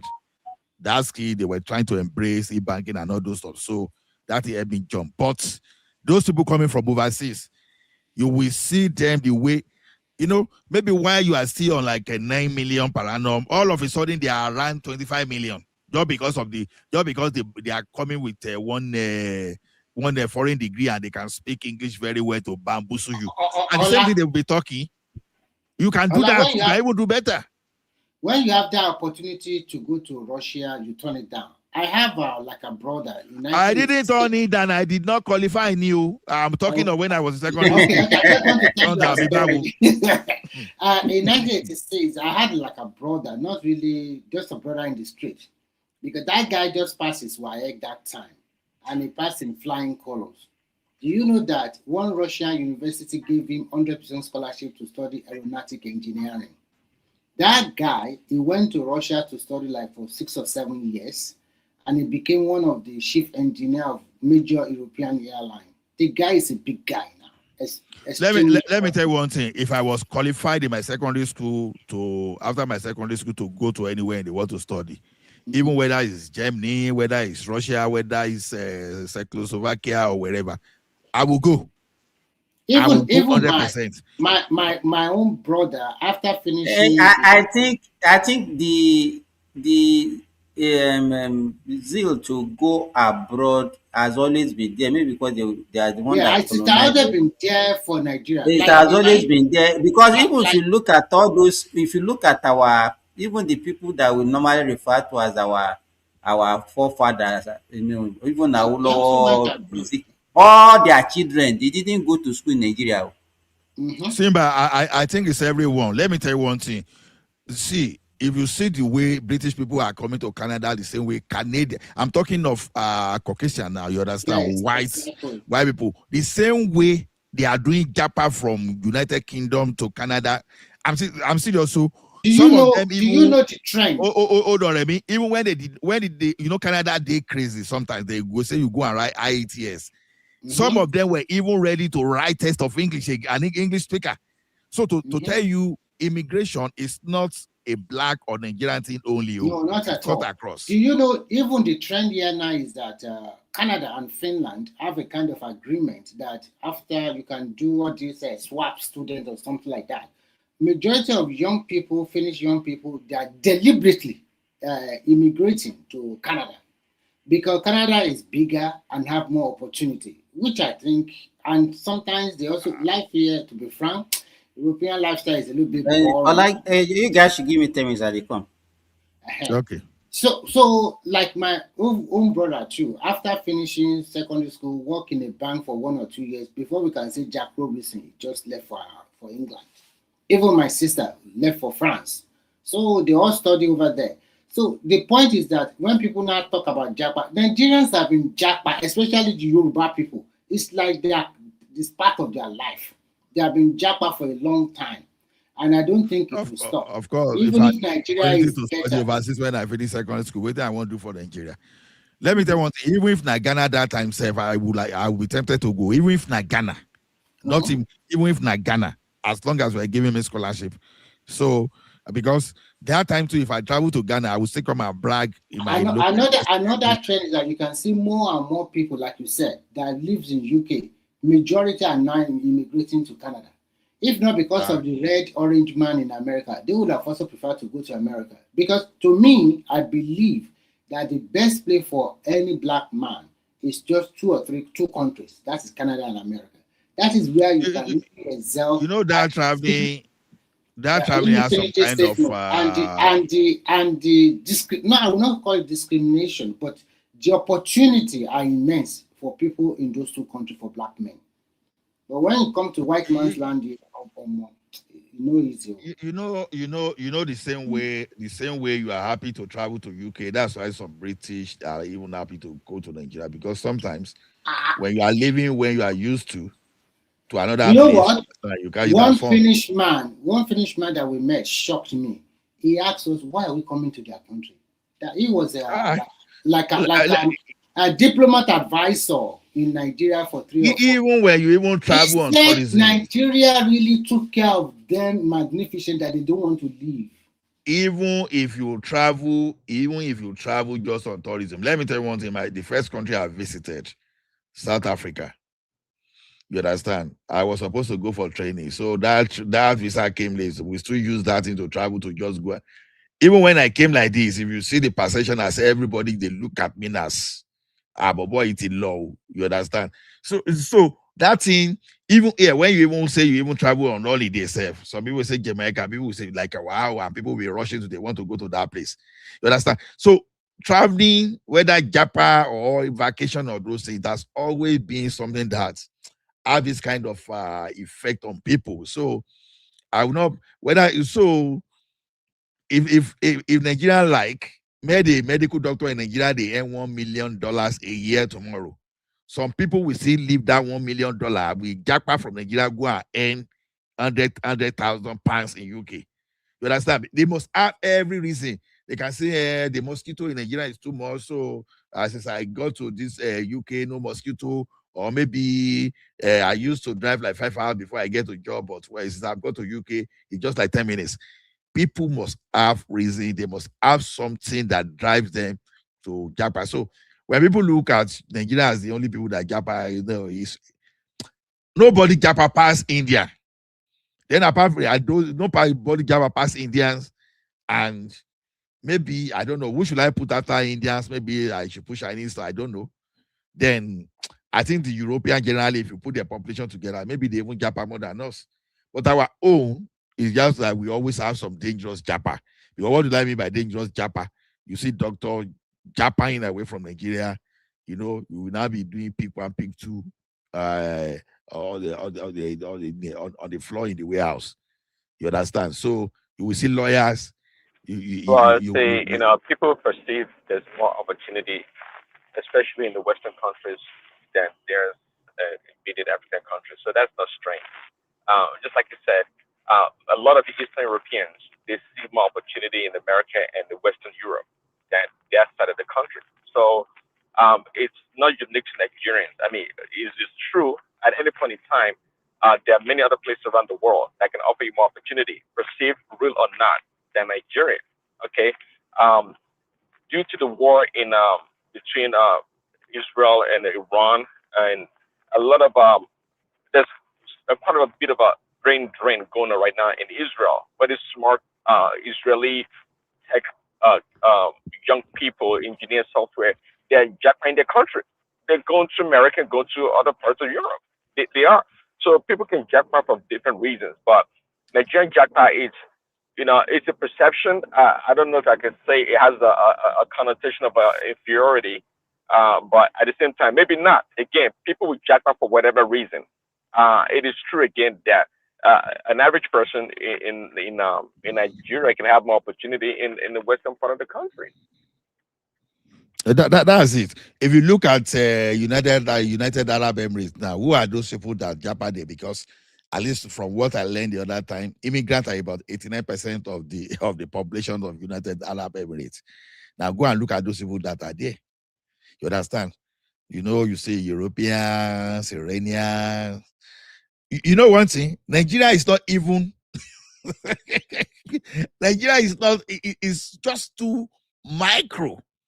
When you see people, when you now see people going to Qatar, people going to Saudi Arabia, people going to, you know, no, I find out that Iran that you see now, there are some Westerners there that no matter what you are going to tell them from that tomorrow, they are not ready to leave Iran.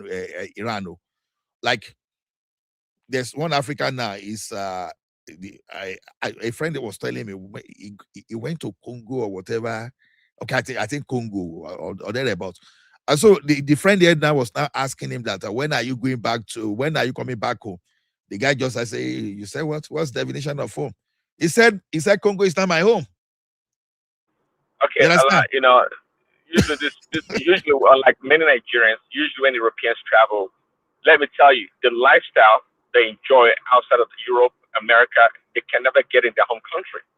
Okay, Facts. I mean, the expatriates, you know, they get so much more. They live like kings, even on average salary that they would get in America, maybe slightly less. They live very well, and some of them are used to that lifestyle. In America, yeah, you can make it under $200,000. Are you gonna hire a freaking maid to servant to be there all the time? Of course, you can hire someone to clean your house, but after you pay the taxes, pay your dues, and this and that, you can't live luxury. I mean, you can take vacation, but you can't live that luxury life you live in China. I mean, do you know how many expatriates are in Shanghai in China? I mean, they live life. You imagine in Africa and all these places, they live like kings. Okay. Exactly. They are the one that live in all those our GRAs, you know.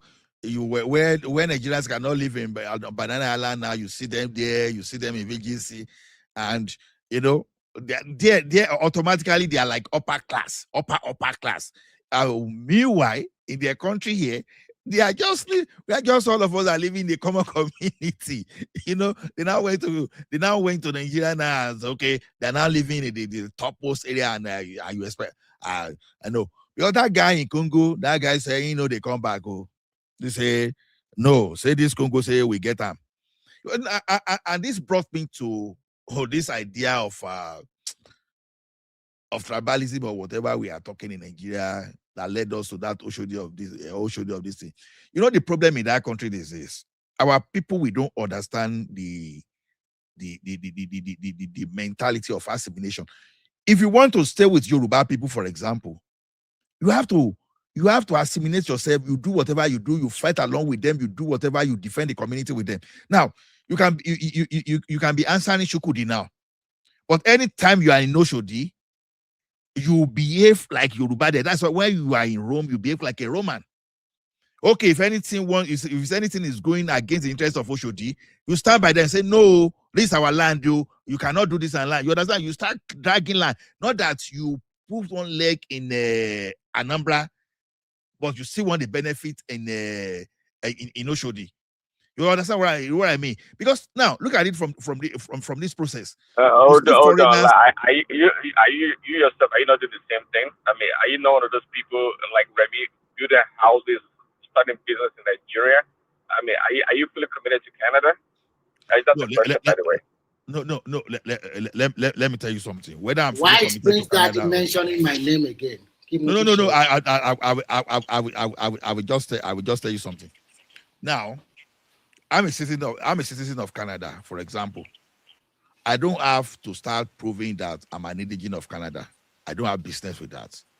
And I don't come and bullshit Canada. I won't do that. Now, that is why you see, today, if Canada now is speaking of fight with some bad guys from Nigeria, you understand? I'm going to stand by the side of Canada and say, okay, these bad guys from Nigeria, you are not going to stay here. We are going to flush you out because we are Canadian. You understand? Because we are dealing with bad guys. But when we are talking of the situation back home, someone is on your land and is inviting bad guys to come and deal with you on your land. I'll be claiming that we get all this land together. It's totally different. That is why you see people coming now today, you understand? They are joining the U.S. Army, they are joining They are joining the Canadian Armed Forces. What are they telling you? Because you know, once you join armed forces, you know what can Ola, happen to you. you have armed forces in Canada? Is there any country without armed forces? I thought it's US that is providing security for you people. Simba. So let me answer that question. Simba, they have. I noticed that we jump at it. Simba. Now. They have security. No. Allah, I want to hear. They have security guards. Daddy now. don't mind Prince Daddy. You know, Prince Daddy, all those imperialists, don't mind them. Now, what I'm saying is this. The person that represents Oshodi should be able to fight for the interests of Oshodi.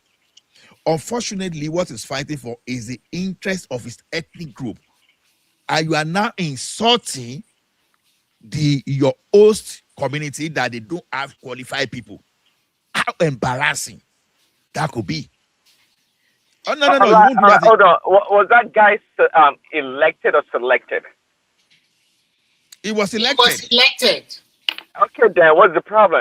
Obviously people voted for him. People voted for him, right? No, and it sounds like the population of his constituent in Isolo, I believe, is plenty enough to get him elected.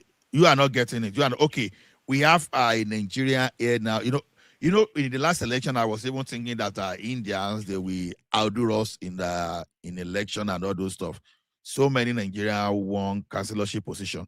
And there was a time that even a Nigerian was the justice minister for Alberta. Now, the point is this. Now, just imagine the justice minister for Alberta now that's okay. You now employ all Nigerians. They say, okay, why did you employ all Igbo Nigerians? You now say because you do not see qualified people among other Canadians. How does that sound to you? You understand? Okay, so the problem is that he misspoke. Is that your argument that he didn't misspeak? He didn't misspeak. He actually implemented something that has some kind of ethnic bias. You understand? You were representing a constituency, and people that now benefited from what we're doing were from your ethnic group. So the point now is that is normal now. He's taking care of his own people. No. Don't. Hold on. It's not strange to me because of what the Indians are doing. You understand? And as the Indians are doing, you know that. Hold on.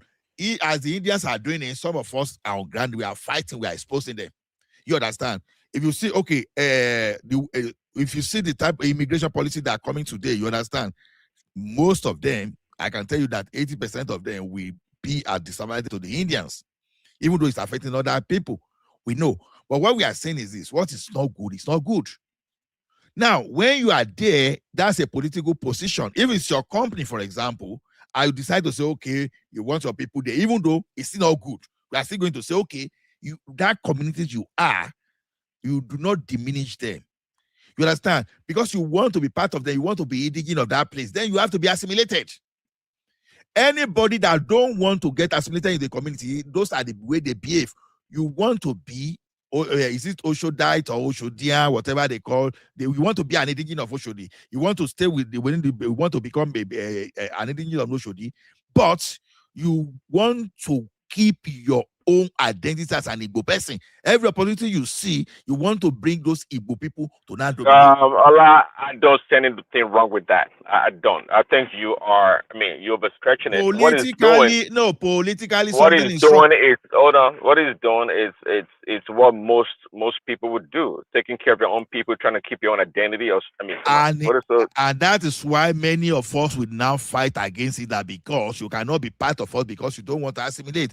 You want to be in Rome, you don't want to live like Roman. So you don't see it wrong, but that is why people like us were now pushing back. You can't go to people's land. Let me tell you one thing. Even as a Yoruba person, do you know that I will feel ashamed if I represent Oshodi and every person you see around Oshodi is from Ekiti? Do you think I'll be comfortable? I won't. It take a foolish and stupid person. Allah, that's your problem. That'll be your problem. Prince Daddy, See, when you try to let me ask you. Sorry, let me continue. Ola is saying that those people should assimilate. And Prince Daddy, I don't say anything wrong in that. Look at you now. You don't speak like a Nigerian again. So I used to look at you. You are fully even lost in America now. Even your name, there's nothing. The nickname you chose is Prince Daddy. No, nothing like Yoruba there. You understand? So you are fully assimilated. That's what we are Yeah, saying. yeah, Patricia, I hear you now. But this is the thing, though. See, um, see, because I have a different way of looking at life, right? I believe in assimilation, which I do argue about that a lot in around me. But at the same time, this country, America, gives you the opportunity to be yourself, keep your own identity. So, not people don't have to be like me. Because I spend time here, naturally, if I want to engage with the community and the people, things have to change naturally. I'm part of society. I'm not isolated. I'm not forcing myself to be American. I just happen to interact with these people, and it happens organically. So that's the way it works. But when people choose to be different, we must acknowledge that also. Let me ask you this question, Prince Adi. That guy, I think is an honorable. I think he represents is in the House of Representatives, right? I know Ola, do nothing you about know? that guy. Yes, that's all right. I think he's in the We House are of listening to you. Representatives. Okay, let me Yeah. ask you, Prince Adi. Do you think if there is something that they are voting in the House, let's say in favor of Southwest or Lagos and another state in the Southeast, do you think that guy will vote in favor of Lagos? Exactly. That's what we're saying. We vote against Lagos. That's what you capture is perfectly simple. That's the point. Now, Prince Daddy, if America is fighting today and you have opportunity to bear arm, you are more likely to represent America to defend America. I'm in Canada today, I'm more likely to carry weapon to defend Canada. But if anything is happening, the next thing you see, like Okoli, everybody they are rushing to the east. It's when the thing come down, they will not say, Lagos belongs to everybody. But when you need to defend Lagos, you run. But after they fought to defend Lagos, now you're coming back. And you are not saying now we get all the land together. If you go be Oshaka, if you want to be Oshoko, be Oshoko. Like say, You can't be what either. you're saying. You see, if I live in China too, I would do the same thing. I believe that wherever I live, the community that I live, I need to represent that community. It doesn't matter. And that's what Especially if I he's have a saying family now. here. So what do you have against? What do you not have against what he's But you talking know, about? listen to me. But I just told you. But it's not everybody thinks like me. We are not the same. The fact that they want That to keep is that what we are identity and saying. Those people that don't think like you, we don't want them. We want those people that think like you. We want anybody that want to become an indigene of Oshodi to be able of You Oshodi. supposed to be representing Prince Daddy, you're supposed to be representing Oshodi, but you are representing the southeast. Anambra. You But are representing Anambra, but you are supposed to be representing Oshodi. using Oshodi. So that's the point. You know, So if they you wait for analyze him. They are waiting for If him you to get there. analyze Tell me now. Prince Daddy's DNA, you will see some Igbo DNA in him. He's No, always I think it's arguing for. Fulani. I think it's Fulani. When you see spoken English, you see the like of Amadou Bello. You know, they speak very good accent, perfect. So it's more of like Fulani or Kanuri. That's what I think of Prince Daddy. you guys are funny. That's a good joke. No. See, I understand what you guys are saying. I totally understand, but you have to look at the way I think about things. See, because I do something or I like something doesn't mean that people should behave or like the same thing that I do. And we know naturally the people from the southeast they are a proud people, okay, and they like to keep their own identity. You know, just and it's not unique to them, by the way.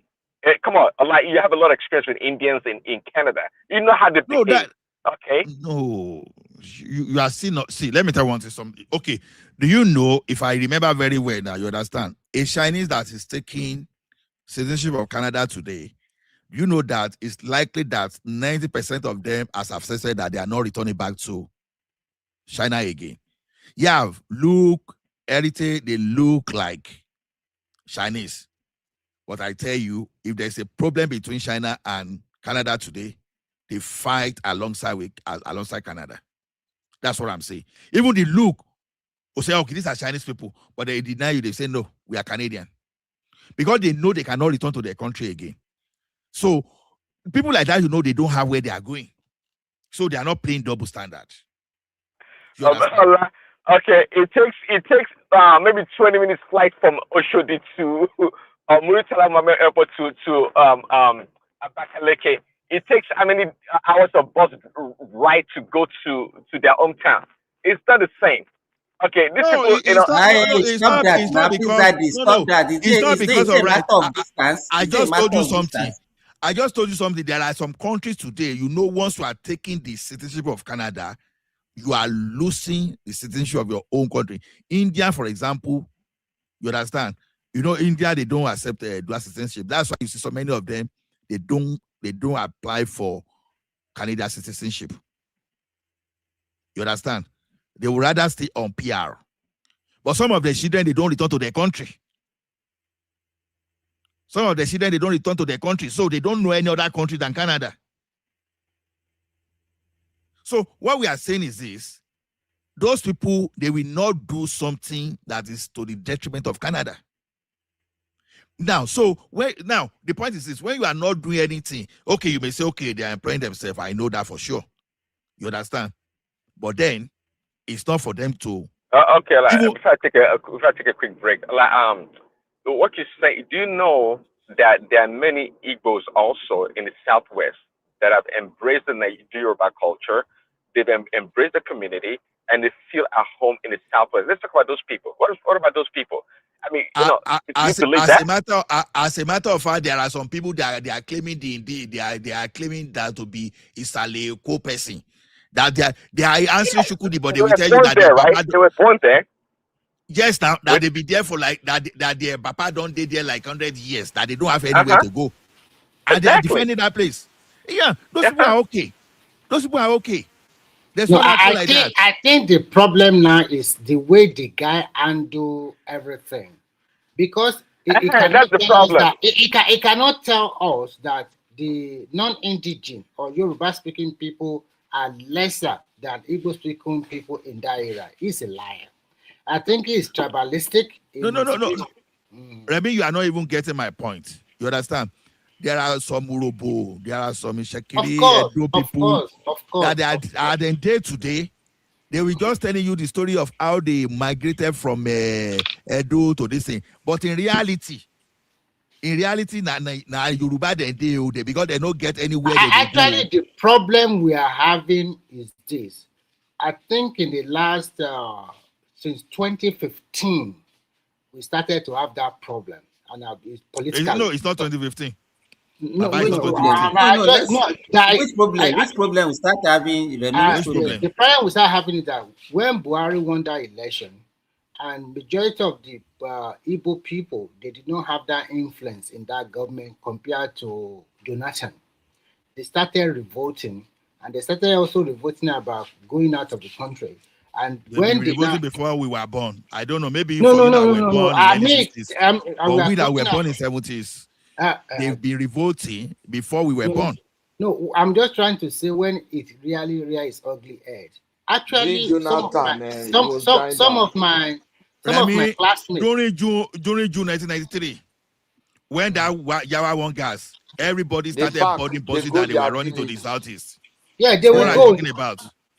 What I'm trying to say is that for me, most of my classmates when I was in the primary school are mostly from Edo. They were born in Yoruba land and they speak fluent Yoruba language.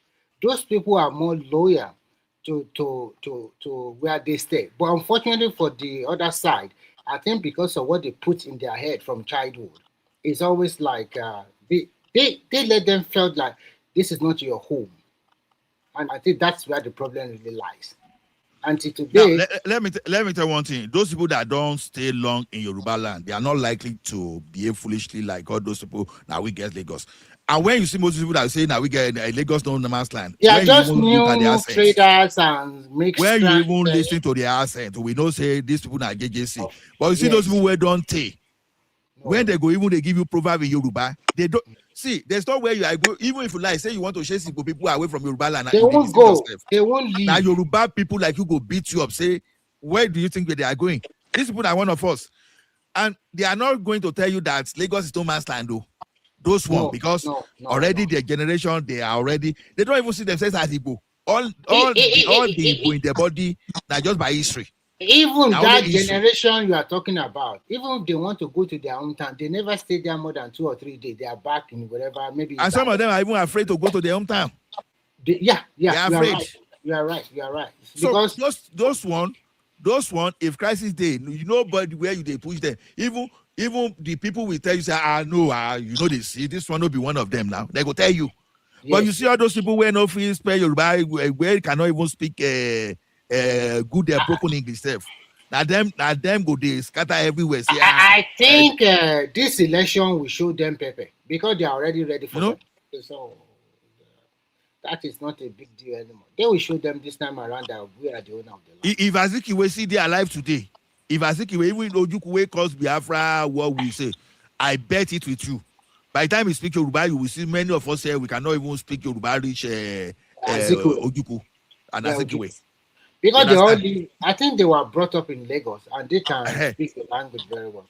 So I think there are so many people in the north too. Because not until recently, there are many Yorubas that have been assimilated into this Hausa culture that you see them. That till tomorrow they will say, okay, now from where it is this, you understand? Go point to their home, their family house in Ekiti. They don't know. If you go to the north, the Ogbomoso people that have become Hausa, there are plenty. I'm even talking of Ekiti. They are in Adamawa. They're plenty for Adamawa.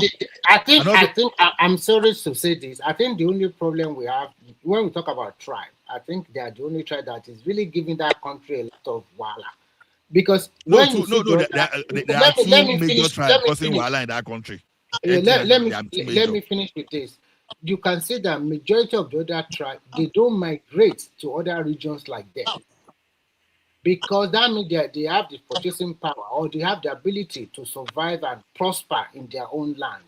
But they, probably because of so many reasons, sometimes they tend to travel outside or immigrate to other regions to make ends for themselves. So and some of them traveling like that, maybe some 30 or 40 years ago, they already settled down in whatever region they find themselves. They don't make any trouble. But the new generation or the new people thinking that they can just come and usurp the local people, it's not going to happen. Someone that just come like 10 years ago, we're going to raise shooter. Because that's why I keep wondering, why do you want indigenous bill? Why do you don't need that? We don't need that. Because I know one artist like that.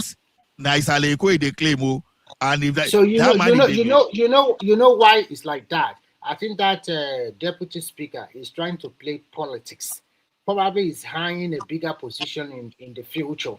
And probably is trying to also hire maybe governor. He's just playing politics with it. That something is gonna go. It's not gonna happen in Nigeria.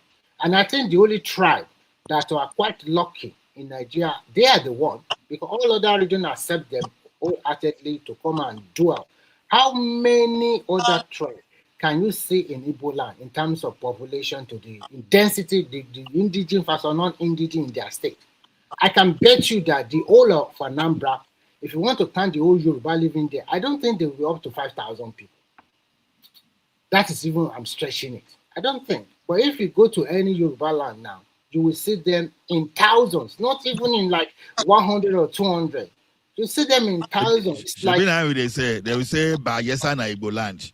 If you ask them, say, this in Igbo land, you can't ask them, say, but no, they will tell you that.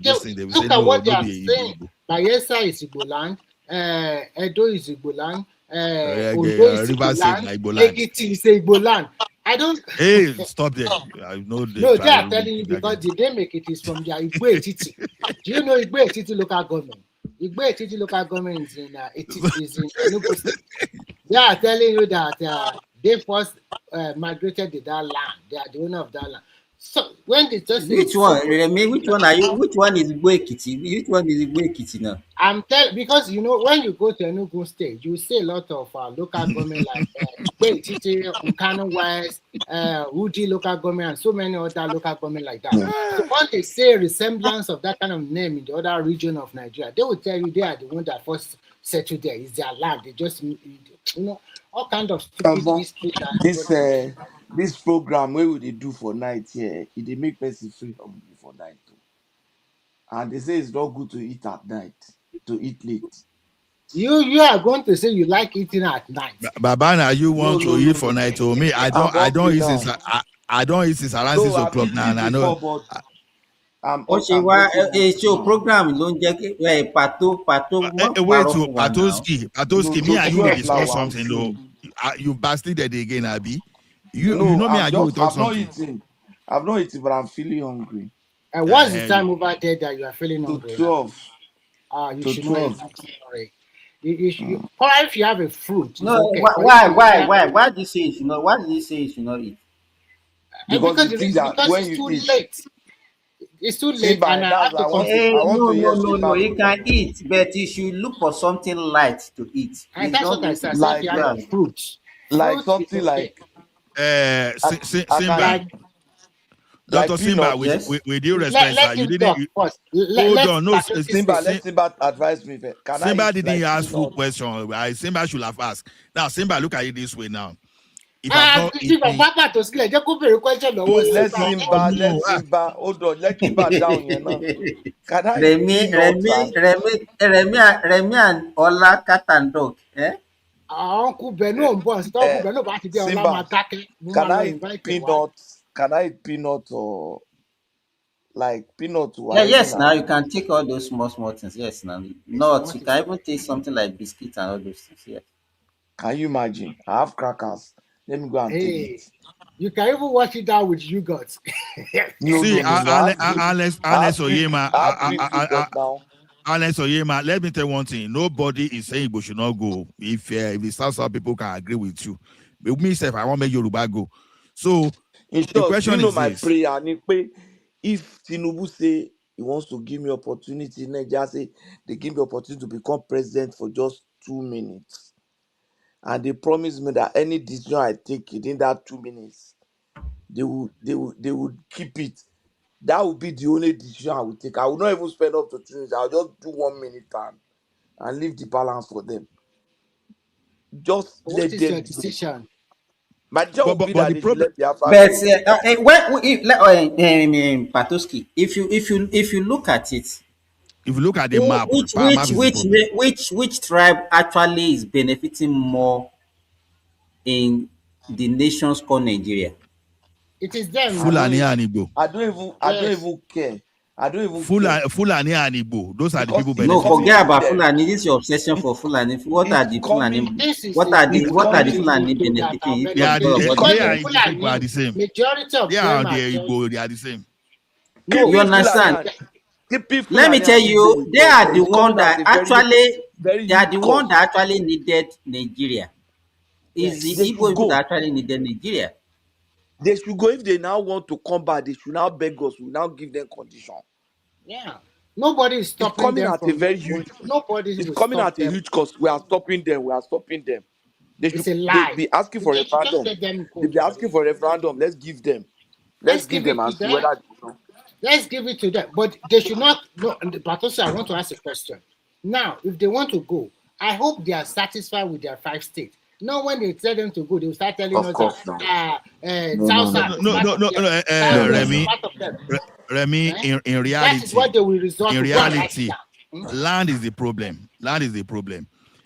If assuming their land can be is the way they can move their land. Of course, they have resources to survive. At Do least they you have the think if they largest have gas Delta, deposits. Delta is part of Southeast now, Delta State that is at that ocean, don't you think they will have gone away? They will have Baba, gone since.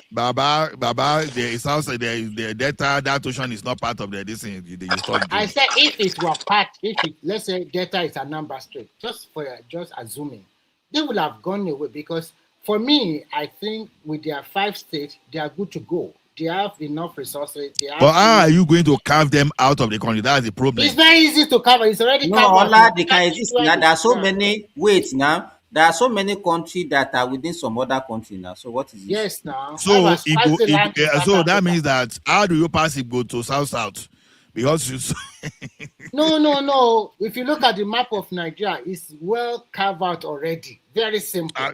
How do you want to Very carve simple. Igbo? Right? The Igbo, Okay. they just have. They will just Ola. they will just be like Lesotho inside South Africa. Abi Gambia inside Senegal. Now the problem now is this: they want to be Igbo, but at the same time they want to hold Nigerian citizenship. That's what you are not looking at. No, now, because you have to take one. So that means that all Igbo in Nigeria, they have to become Nigeria. So all Igbo within that place. Let me tell you one thing: if they want to go, if They Igbo in don't have Lagos, to become if they Nigerian. want They to be can be Nigeria. residents. They can be residents. They can be residents so that that means they will not we will vote be giving them, during they will our be renewing elections. their residency every year. And they don't have equal right as They citizens. need voting right. You understand? And they will not have the full right of a citizen. But the one that want to become citizen, among them should have to renounce. We will not give them. We will not give them. We will not give. Why not? Why should? No. Why? Why should they? Why a country that you don't want to now come and again and become citizen? Now we have to look at the best practice. No. We don't want that best practice. Once they decide they want to go away, everybody go away with them. If you are not staying put, then you are not a resident of Nigeria. You are not. Why a country that you said you don't want, now you want to come back and become the citizen of the country? For what? Just go away. Okay, hold on. We should be very careful. There are some of them, they don't have problem with Nigeria. But there are some few. We are dealing with the majority. Forget about those things. For example, let's say Yoruba people want to go away from Nigeria. Okay, me are even still fighting for some reason one among them now. I don't agree. Because you go beat me at this rate, so I just keep quiet. Yoruba people want to go, there will still be some Yoruba that will say, "Oh no, we should just stay. We want to stay in Nigeria. We don't want to follow Yoruba nation." Then, if you are Yoruba and you don't want to be a Yoruba nation, we will expel you out of the country. We'll deport you to anywhere we like. It's as simple as this. No, you can go to Yoruba nation. It is guaranteed that going to deport Remi. Remi is not Yoruba, but we know that you are civilian.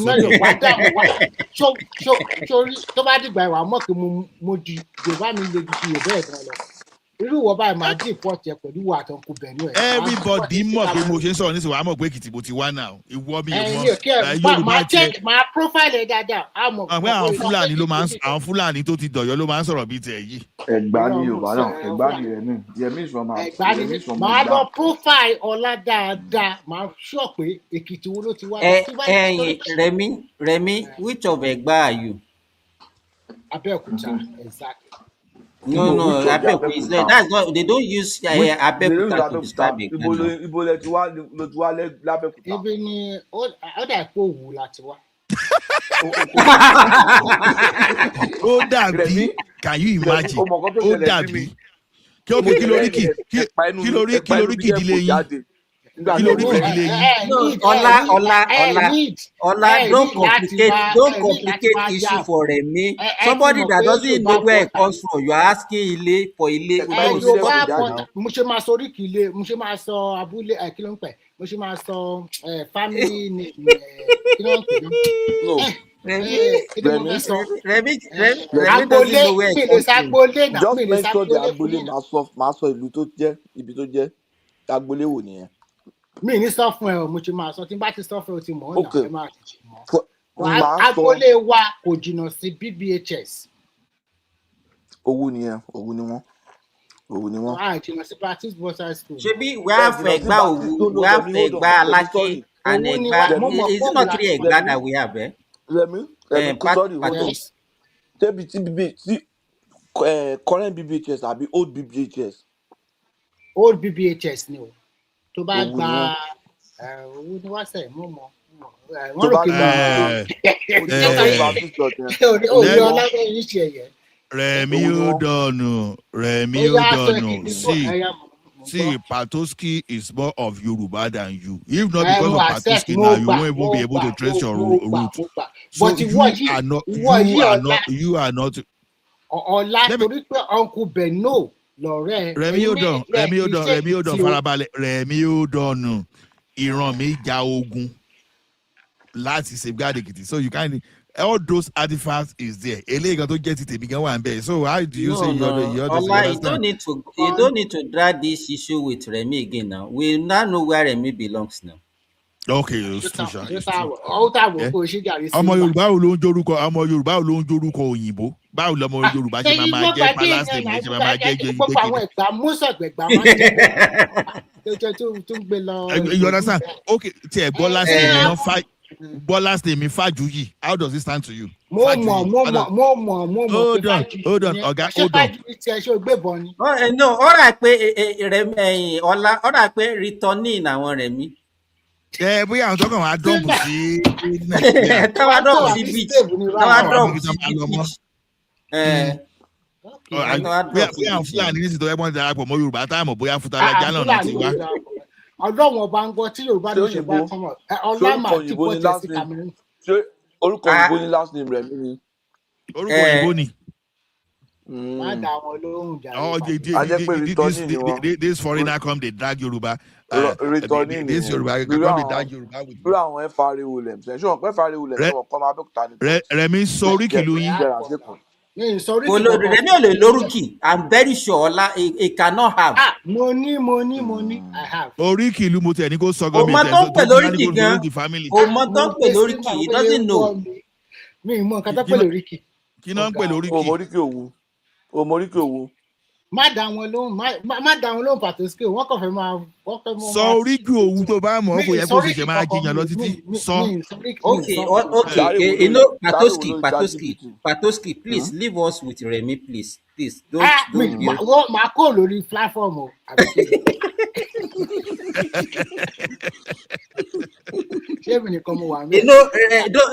That question that you are asking is too complex for him. Let me just ask him simple question. Rẹ̀mí, you say you are an Egba man. Are you Egba? How many Egba do we have? No. How many Egbas do we have? I don't know. Pàtósí kò ráyé lóde báyẹn. Mo fi kí tẹsẹ̀ ẹni àṣé màá máa sọ gbogbo ẹ̀ fún ẹni. O mọ̀. Wọ́n tó mọ̀ bí tó ti wá ló fẹ́ mọ iye ìgbà tó wà. Ṣé wọ́n mọ̀? Èmi ní kí tí mo bá yá sáà bí tó ti wá àbí. Rẹ̀mí tó kì í lọ sábẹ́òkúta ni. Má dàwọn lò, èmi náà fẹ́ fi ṣe topic. Ẹ gbé lọ sí topic ìbò mìíràn. Ìbàrà wà, Gbàgùrà wà, Aké wà, Òkè Ọ̀nà wà. Gbàgùrà, Aké, Òkè Ọ̀nà, Ìbàrà, márùn-ún ni. Márùn-ún. Ìbàrà, Gbàgùrà, Aké, Òwu. You know, this thing that you just said now, even Pàtósí, we give Rẹ̀mí 1 week. We give Rẹ̀mí 1 week. Kò lè rántí mọ́. Kò lè rántí mọ́. I will still ask you in the next 1 week. I know that you will not remember again.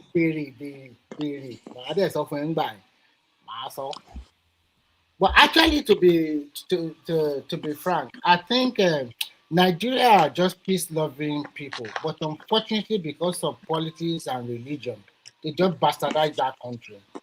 Because when we are growing up, I don't even know what is the difference between Christianity and Islam in Yoruba land. We just celebrate, we just marry together.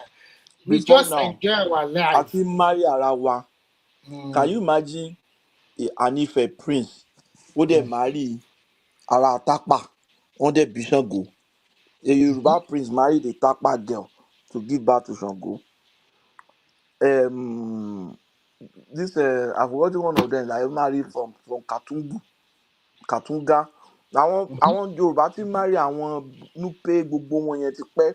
But àwọn yes, ó ti pẹ́ gan seriously. Tó lè fẹ́ ọmọ ní gbogbo bẹ̀yẹn, that means pé ti do you know that Pàtósí, do you know that as part of our own ancestral oriki, we are also linked to Tapa in my own family also.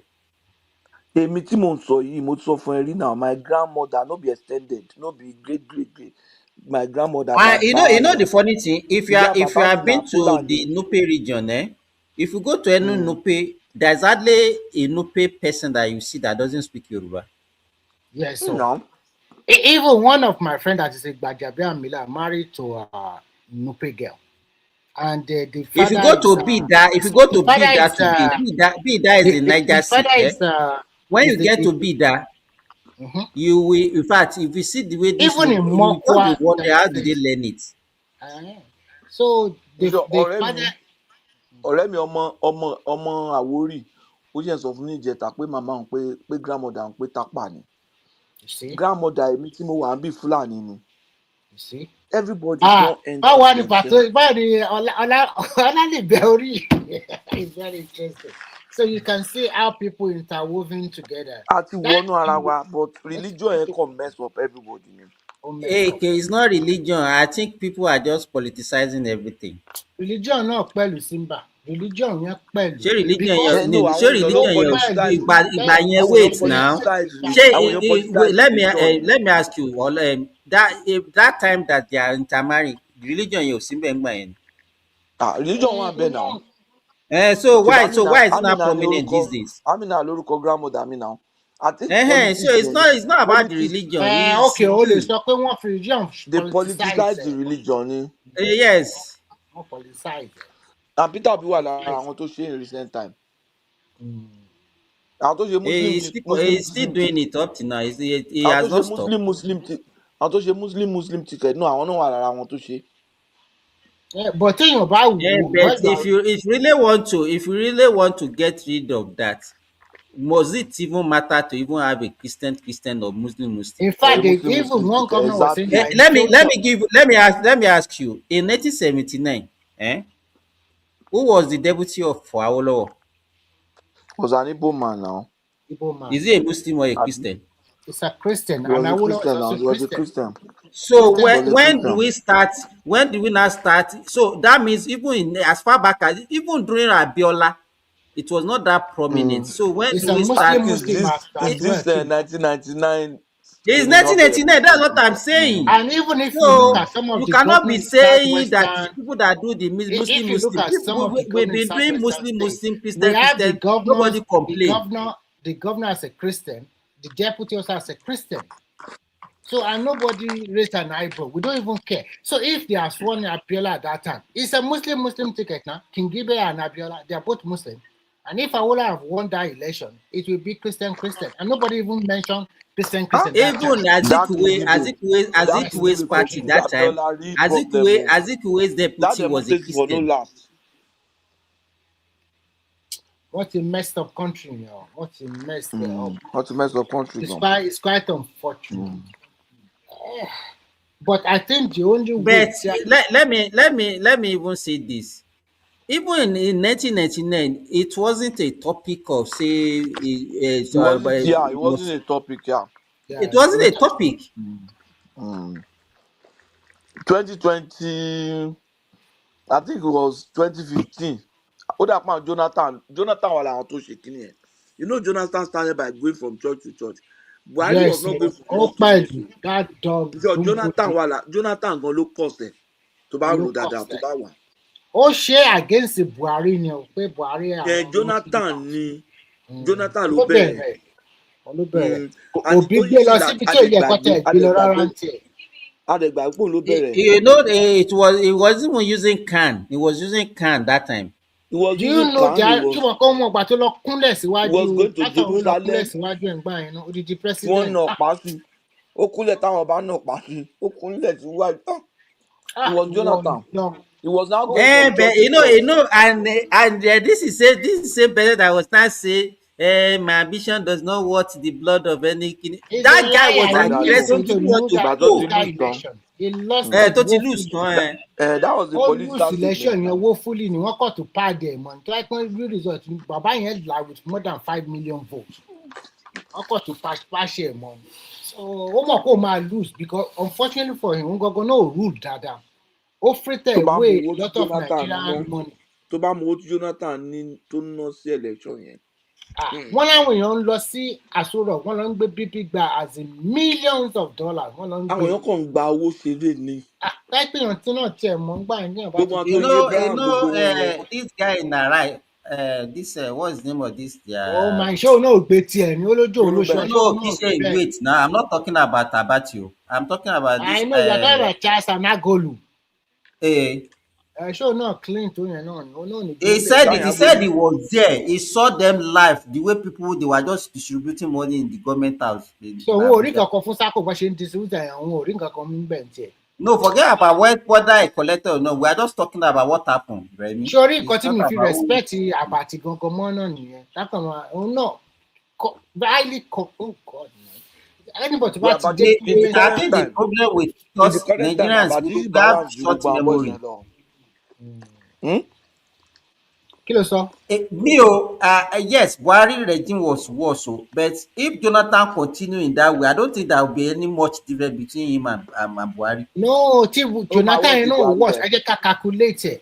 Before Yar'Adua ended after Yar'Adua death, before Obasanjo went away, we are having almost 60 billion US external reserve, additional 20 billion in SS account. That's roughly 80 billion. Luckily for us, we are even selling hold at $100. Wọ́n kọ́kọ́ Jonathan kọ́kọ́ ń yọ àwọn owó kan bẹ̀ from that SS 20 billion. When it comes to the state, the governor now revolted against it that the rest should be shared. They have already removed about 5-6 billion. That's for SS crew. That's for SS crew now. That's for but SS what crew. of external reserve? Almo, go and ask all of them. All these Odua, Madoke, all of them. From 60 billion to less than 28 billion. But they vanish, man. Then, Patosi, now ask yourself another question. The excess money, owó tó wá ń tà lórí epo, kò sí accountability fún yẹn náà. So, owó yẹn wá wà. There are two things that happened that time. Apart from, that time, all the Niger Delta Palava, they stopped, and our production was over 2 million barrels that time. We are producing over 2 million barrels, and then the price was around 120, 130, 140. Yes. That's exactly what I'm trying to say. A lot of people just smile to their fortune, just unnecessary fortune. That time, what he did was that there was a lot of money in circulation. In fact, when you go to beer parlor, you see some people that are benefiting that can just buy beer for everybody. So everybody we are just living reckless life, and that was why people will say, "Hey, there is poverty as well too now." You are doing no. It was done in terms of you cannot even be living that kind of life. Oh God, no petrol in the petrol station, all fighting. Things were there's so many later bomb blasts in Abuja everywhere. Everything just turns south, and you expect to win that election. He didn't perform very well. That's number one. He was not a good leader. He does not know how to answer interview questions. He fumbled a lot, and then you expect to come back. Nigerians were already at the end. Just leave. If they do that election 10 times, is it not that same Jonathan that is now our reference? Everybody just during Jonathan, it's not my own reference. You are not alive during that regime. No. I think some people are playing some cheap politics because they know that this new generation, they don't know Nigerian history very well. And they themselves, they don't even care to listen. Want to just give them phone and let them just trend. That is enough for them. But my own generation, we want to know exactly what is going on. We will read newspaper, we will buy, we will ask questions, we will listen to the radio, we watch TV. No can which way to use to stop monetization. So won't stop monetization. Because don't destroy Nigeria. I'm telling you, this monetization, they want monetize, you can make money from YouTube, you can make, it's a big problem for us. And we are practicing constitutional democracy, which you cannot force people to do this or do that. Look, can you believe that they are advertising all the road construction going on in Nigeria? They are looking for workers. They want to pay even just a worker 120,000, from 80,000 to 120,000 per month, and they will give you lunch. They cannot find. They don't want to do it, and they are not doing nothing. And by the time there's no job. And there is one particular guy in Enugu. He said he did not get job. I think he's from Enugu, but he live in Benue. I think the job is in Benue. He's from he said he could not find job, but later he found a job in the road construction, and he has been working with high tech for nearly more than 1 year. His life has changed. But now you see somebody around 17 or 18-year-old. I think it's Patoski Michael. Okay. Now you see somebody like 17 or 18-year-old boy without we don't know the source of income. We just come on with a GLE or whatever car. So everybody just want to blow. And the way they want to blow, they can use any means to get money. That is hallmark of a failed nation. And if But China, I think what we need to do now. Let me tell you. I visited one of my cousins yesterday, and when I got there, one of our daughter who has graduated for I think maybe like 3 or 4 years ago just came in, and if you see it, message, mommy, mommy, mommy, mommy. I was just looking at her. I said, okay. And mommy now said, what is the problem? I need some change. What do you want to use the money for? I want to buy recharge card. I was not looking at her. I said, come. When she left, after mommy said, okay, check my purse. And she just carry all the money she saw inside the mommy's purse. I said, when she now left, I asked the mommy, I said, come, this your daughter. He said, she has finished now. She's looking for a job. She's looking for, so she cannot even think of something to be doing. He's still asking you for recharge card money. thank you. The What parents can of she? nowadays sometimes also It's the parent, yeah, exactly. The parents also is just they spoil because look, I happened to watch a video recently in which a particular lady was telling her friends that look, oh, Dangote, Bua, all these multinational corporations, they are recruiting and there is job. Go and look for job. People they are recruiting. And she even said our friends got some position already.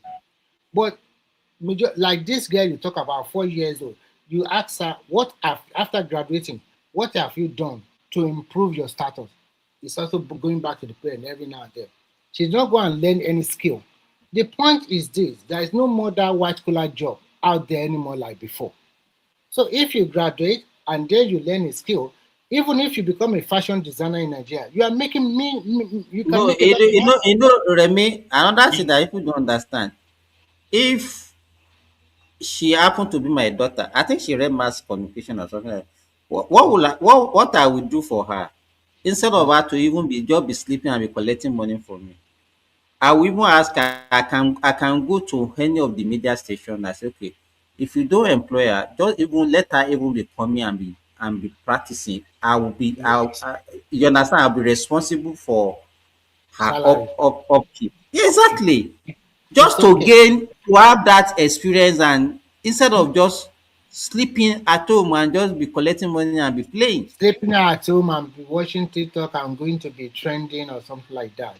The world has changed. The world is now skills Now, based. let me tell you, in Nigeria now, if you go to an average town in Nigeria now, they have so many radio stations that, Yes, yes, yes, you can see them also broadcasting live on TikTok or wherever. So I think now is the time for people before or after graduation learn a skill, learn something. Even that thing can be of immense value to you in life. Because nowadays in Nigeria, if you're a fashion designer, to even sew Iro and Buba is no more like 500 naira like before. like this one that I'm talking about Maybe now. na She 5,000 does naira not now. even let Remy. She does not even need to go and learn fashion design. She can excel in her choice of whatever Yes, she read she can even mass start communication. broadcasting by A herself lot, live on of TikTok. people, People even like it. people that are not even Remy, even people that are not even journalists, they have a lot of podcasts that people are opening, and they have a lot Yes, of followers who are making money from it. yes, exactly. I think it all boils down to that as a parent, when you get to certain stage, irú òun yẹn gan ló yẹ kó máa ṣe content. Bẹ́ẹ̀ni, even go tó bá tẹ̀ send ọmọ ẹ lọ lóyìnbó náà ẹni kó bá ti débẹ̀ náà kó náà lọ máa ṣiṣẹ́ fúnra rẹ̀ because parents have to stop.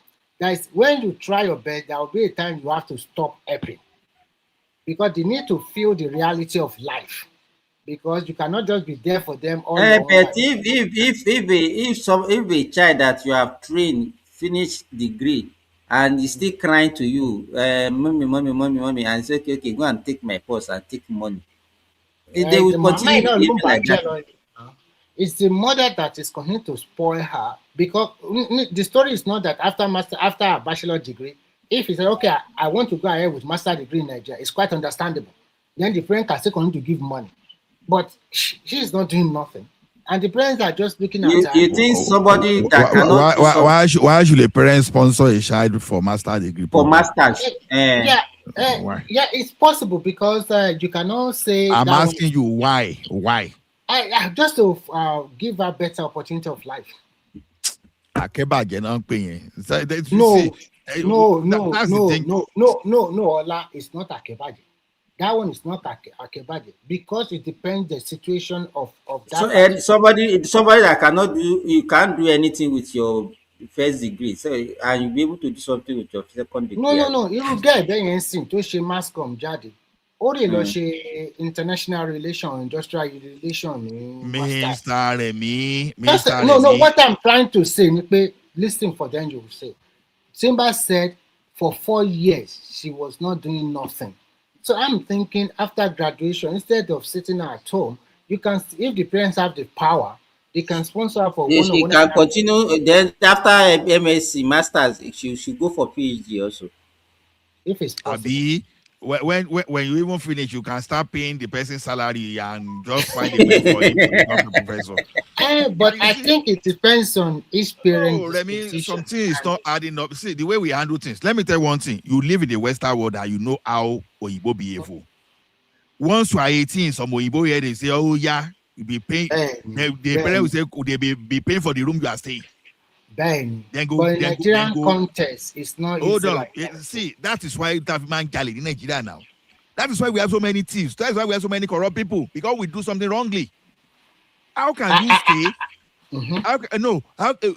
Sorry, ọmọ 18 years tó wà lábẹ́ òrùlé tó ń dóko àbẹ̀lẹ̀ tó jẹ́ pé ó ń kóbìnrin wálé, all of a sudden cannot take care of himself, but ó mọ bí tó ń máa fi nǹkan há lára obìnrin. Tó bá ti dé level bẹ́ẹ̀ yẹ kí ọtí yẹn mọ̀ bọ́ta náà ni, because you understand? So the thing is this. The thing is this. The problem we have in that country is this. Number one, maybe some people that are the one that are pushing their kids to school when they're supposed not to, because you cannot push a kid to school before age of 6 years.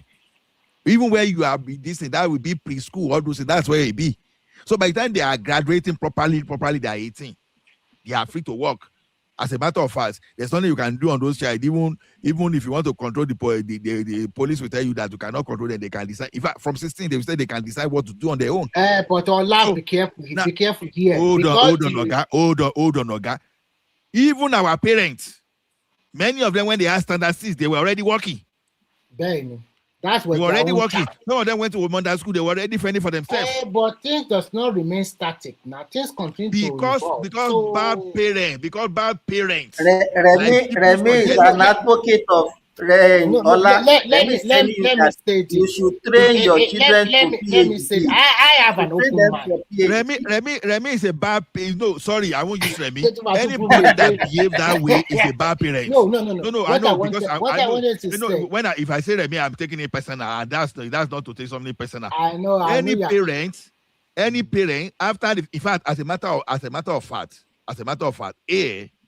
you understand? I'm not ashamed of that, to tell you that any child from India, they go to school, the best I can do for you is to co-sign your school student loan. That's the best I can do for you. That's good. I think you're also helping. Otherwise, if you can do your student loan, go and do it. Let's assume that you are in Nigeria and your kid want to go to university. You believe very well tuition fee. That is Nigeria. The environment is different. Hold on. If my family qualify for student loan, I swear, he's going to. If there's no student loan, Before, there's no student loan now. And Remy, what you are saying, just get it. I understand you that yẹ kí wọ́n fún tó bá ti jẹ́ pé wọ́n máa ń ẹ̀yin náà lè máa ń pè pé tọ́mọ bá fẹ́ kọ ebè àbí something like this, okay? Don't let me. Ìwọ tó ṣe Yorùbá fẹ́ máa kọ̀wé báwo ló ṣe fẹ́ rí pa. So more understanding very well, but I tún gbọ́dọ̀ wò ní. You do not understand the fufu. Okay, let me ask you, but Ọlá jẹ́ kí n tún gbé nǹkan kan fún ẹ. If you have a daughter, sometimes you are also very careful because the situation in Nigeria is very dicey. Even if you give her all the necessary training and the rest, one of the people who has our yahoo now. Don't máa fi nǹkan kékeré túṣu jù ẹ. Ara ẹ̀ náà yẹn, so o lè blame parent tó bá guide. Remy, hold on. Àwọn kan ló jẹ́ pé kí wọ́n tó ṣetán university parents wọn kú and they survive. Bẹ́ẹ̀ni. Tọ́ ọmọ rẹ kó lè fún ẹ ní sinmi. Let me tell you one thing. If at 19, 20, 21, if a child cannot be dependent with this thing, then that is a bad parent. That's bad parenting. I totally. You know, Ola. You know what our parents used to do for us that the parents or now they don't do for our children. If you remember the way they used to train us that day, we might not know what they are doing for us. That time when you are in primary school, secondary school, whatever trade, whatever business your parents are doing, you partake fully in it. They make you to partake fully. 100%. 100%. So you, by the time you grown up to be a full matured human being, not a graduate that is still behaving like a nursery student. So some parents will still be watching. So the only thing the parents knows these days to do for their children is just to send them to school, be giving them everything that they need. Then they will just finish and they will not even know anything about life. Ṣebí àmì ń gbà àwọn èèyàn sìn. Ìlú ìmọ̀ wà tí mo ti rí Nàìjíríà tó ti ń bọ́ ọmọ ìwọ́kọ̀ ẹjọ́ ẹ bá mi bọ́ ọmọ mi wọ́kọ̀. No, wọ́n ṣe yẹn. Even láyé ìgbà tiwa náà wọ́n bá yàn wọ́kọ̀. No, that's different thing now. Wọ́n bá yàn wọ́kọ̀ láyé ìgbà yẹn torí pé wọ́n fẹ́ kọ́ ọmọ kó lọ sí ìdílé burúkú. But see, because ọmọ fúnra rẹ̀ ò tiẹ̀ múra kó tiẹ̀ lè rí íńtánẹ́ẹ̀tì ní problem. There are two different things. Ayé ìgbà yẹn torí pé ilé I have a cousin now that is 38 kò tiẹ̀ ní boyfriend again. Can you imagine? And báwo yẹn ṣe fẹ́ keep ṣe? You must be able to interact. Eléyìí tó bá wà nulẹ̀ tó bá ti wọlé níjọ́ Friday tó fi máa di Monday tí ó lọ bí iṣẹ́ kò tiẹ̀ ní jáde lọ síbi kankan. Imagine that. Ṣé bí tẹ́nu lé yẹn ló ti máa rọ́kọ? Ṣé máa ń jẹ́ kó meet àwọn èèyàn? Ẹni tó ń ṣiṣẹ́ ní pẹ̀lú MTN. No, it depends. What I mean is the kind of job to ṣe is the customer service ló wà now. Kò ní láwọn èèyàn orí fóònù ló máa wà. Kò ní láwọn èèyàn máa difficult. Ibrahim Badamọ́sí Babangida, ṣé ẹnìyẹn ò kì í lọ mọ́ṣáláṣí àbí kò ń lọ ṣọ́ọ̀ṣì? Àbí wọn ní gúrùpù nítòsí wọn àbí kò lọ school? So ní gbogbo àwọn ará school ẹ̀ kò ní friend, ní society ẹ̀ kò ní friend, ní ṣọ́ọ̀ṣì ẹ̀ kò ní friend, tó jẹ́ pé ní gbogbo ẹ̀ kò séèyàn tó lè kẹnu sí. So for someone to have graduated, they must have passed through a lot of people. Àti lọ school àti lọ gbogbo ẹ̀. So if they parent very well, should be able to mix up to the point that one èèyàn tó máa pick interest. The fact pé ẹnìyẹn wá ń jókòó sí tán bá wọ́kọ̀ wọ́n á gbérú èèyàn bẹ́ẹ̀ fún mi. Àfi tí n bá fẹ́ lò sọ́gọ̀ nìkan o, mi ò ní gbà. Irú yẹn gan ò lè ṣe kò ṣe Ọlá, irú yẹn gan kò ní dùn láti lò sọ́gọ̀ gan kò ní mọ̀ ṣe gan. Ti gbọ́dọ̀ tọ́ lámilámi tọ́lẹ̀ pẹ̀ lámilámi wà máa kì í. No, kò funny now. You understand? So the thing is this. Let me tell you one thing. With the system coming in Nigeria, if you're a parent and your student can take you are qualified for student loan. Sorry, are you guys being hypocrites? So Dr. Sinbad, Remy, you send your kids to schools and overseas for graduate school and this and that, then you trying to condemn Èmi ò wá somebody else. I hypocrite o, don't get it. Simbat ló ń wá hypocrite bẹ́ẹ̀ má dá lóhùn. No, Prince Daddy, two different things. Two different things. No, I don't even know. I don't even know what what are you talking about, Prince Daddy? I don't even Are understand. you not paying for your We are not saying they should not pay children now. Do you understand what we are talking about? We are not saying you should not pay. Well, You finish I mean, undergraduate. well, yeah, it's No. not paying. It's paying for graduate school. I mean, what is the difference? I mean, No, a lot. and by the way, it's not bad parenting. Oh, It's okay. maybe bad. Let me. It's bad. It could be bad parenting, not bad parents. I wouldn't go that far. A lot I'm talking to. Okay, it's bad parent, not bad parenting, right? Is that what you are saying? I said it could be bad parenting, not bad parents. Okay, bad parenting. That's what I'm saying now. Because we are building. That means you are building society where you now have kids that are that are not dependent. That are not independent. You know, I get you. So you have to be a little bit sensitive. I think Remy made a great point. You know, somebody trying to counter. He made a very terrible point. The worst point I've ever somebody trying to had counter that. Well, their parents, their children, that their parents died in whatever. You know, but you have to. Not every child is the same, and you got to look at your community, your society, and this and that. When you are having a general discussion, you should not be talking about outliers. Yeah, Prince Daddy. Exactly. You are talking generally. I'm not talking in today's world where you can be full, where somebody from Slovenia can influence a child in Lagos, Nigeria. Talking about outlier is prevalent. What are you talking about outlier for? No. See, I mean, Prince Daddy. You have to, you don't want to push your children, not to pamper them over pamper. Listen, I live in the West where my kids. I mean, my younger daughter right now just finished. So if you want college, to overprotect, if you are overprotecting them, don't you know that you are harming them? Also? I know. Listen, you two are outlier. Of course, there's overprotection. So we have to find a common ground here. And what you guys are saying, I don't dispute it. My kids, I mean, come on, the kids, the work here. You work since 16. She just graduated out of college. She's been working doing her own thing. She really asked me for money and things like that. She's independent. I love independence. I teach the kids to be independent. That's even part of the problem. That's the problem. The problem in Nigeria, before you know, they put 2-year-old in school, and you now be proud. You now be proud that my son has finished university at the age of 17. That is where the problem started. Why are you even rushing all these things? Because that's our society. We like to brag about things like that. It's a badge of honor. My kid is smart. He finished at 16, 17, all those things. That's what we do. You know, I don't know what to make of it. I mean, that's what we are not saying it's not good. We are not saying it's bad. We should not be encouraging that. That is why when they send some of those children outside, that you will now see Vanguard influence them easily. But if they are independent on their, if they are independent on their own, maybe at the age of 21, you understand. See, let me tell you one thing. Now, I'm not even saying someone that, okay, maybe you finish your bachelor degree in Nigeria. Okay, you now want to go to medical school overseas. You understand? We will see that one as maybe the line of it. But what I'm saying is this: your children finish first degree in Nigeria, maybe computer science.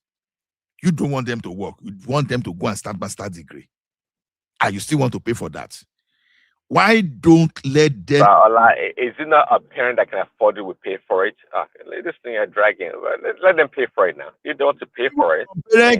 Some parents cannot even afford it. Some parents are even harming themselves. Say because they don't suffer, they don't want their children to suffer. Then how are you going to make them face the challenges of life?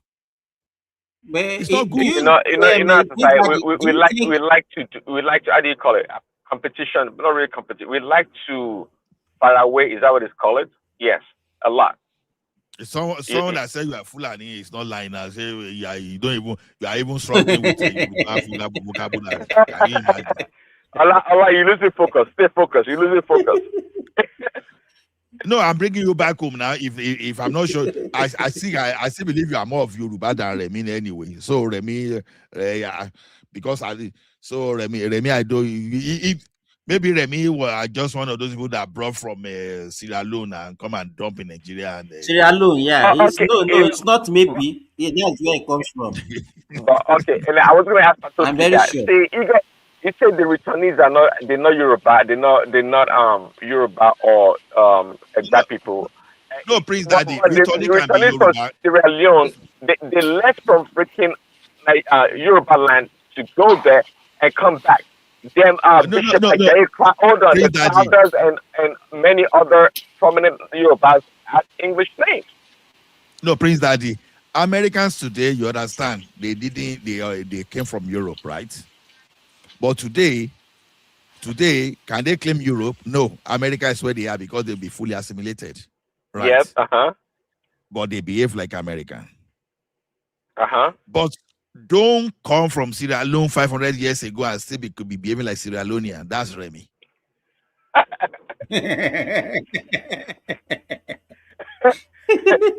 So that's true. That's they even know where Sierra Leone is. They don't even know where Sierra Leone is. So it's interesting anyway. So to me, what topic did we even discuss today again, Seth? I know that Tony wants to speak. They talk about the decentralization of, I mean this thing that this guy is decentralization. Military. Yeah. No, I think Nigeria will be fully Orisha Fulani. Orisha Fulani. Orisha Fulani. Who did I even give this name, Seth? He don't run away. He's Nigerian now. I don't think I will give him Nigerian. How you doing now? He don't run away. He don't run away, there. No. Remi be Orisha Fulani. They confuse me now. No be Remi now. Now Remi be Orisha Fulani. Now me give him that thing. Simba, now Remi when come back, he be like say he dropped that fake the fake. No, he don't vex. He don't vex now. He don't vex. Maybe what we supposed to do for him, maybe we return him back to Sierra Leone.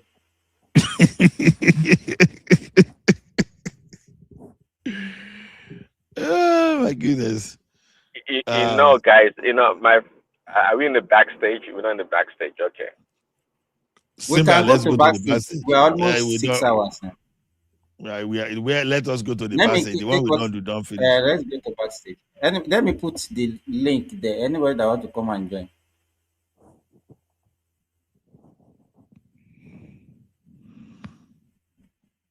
Mm-hmm. Okay.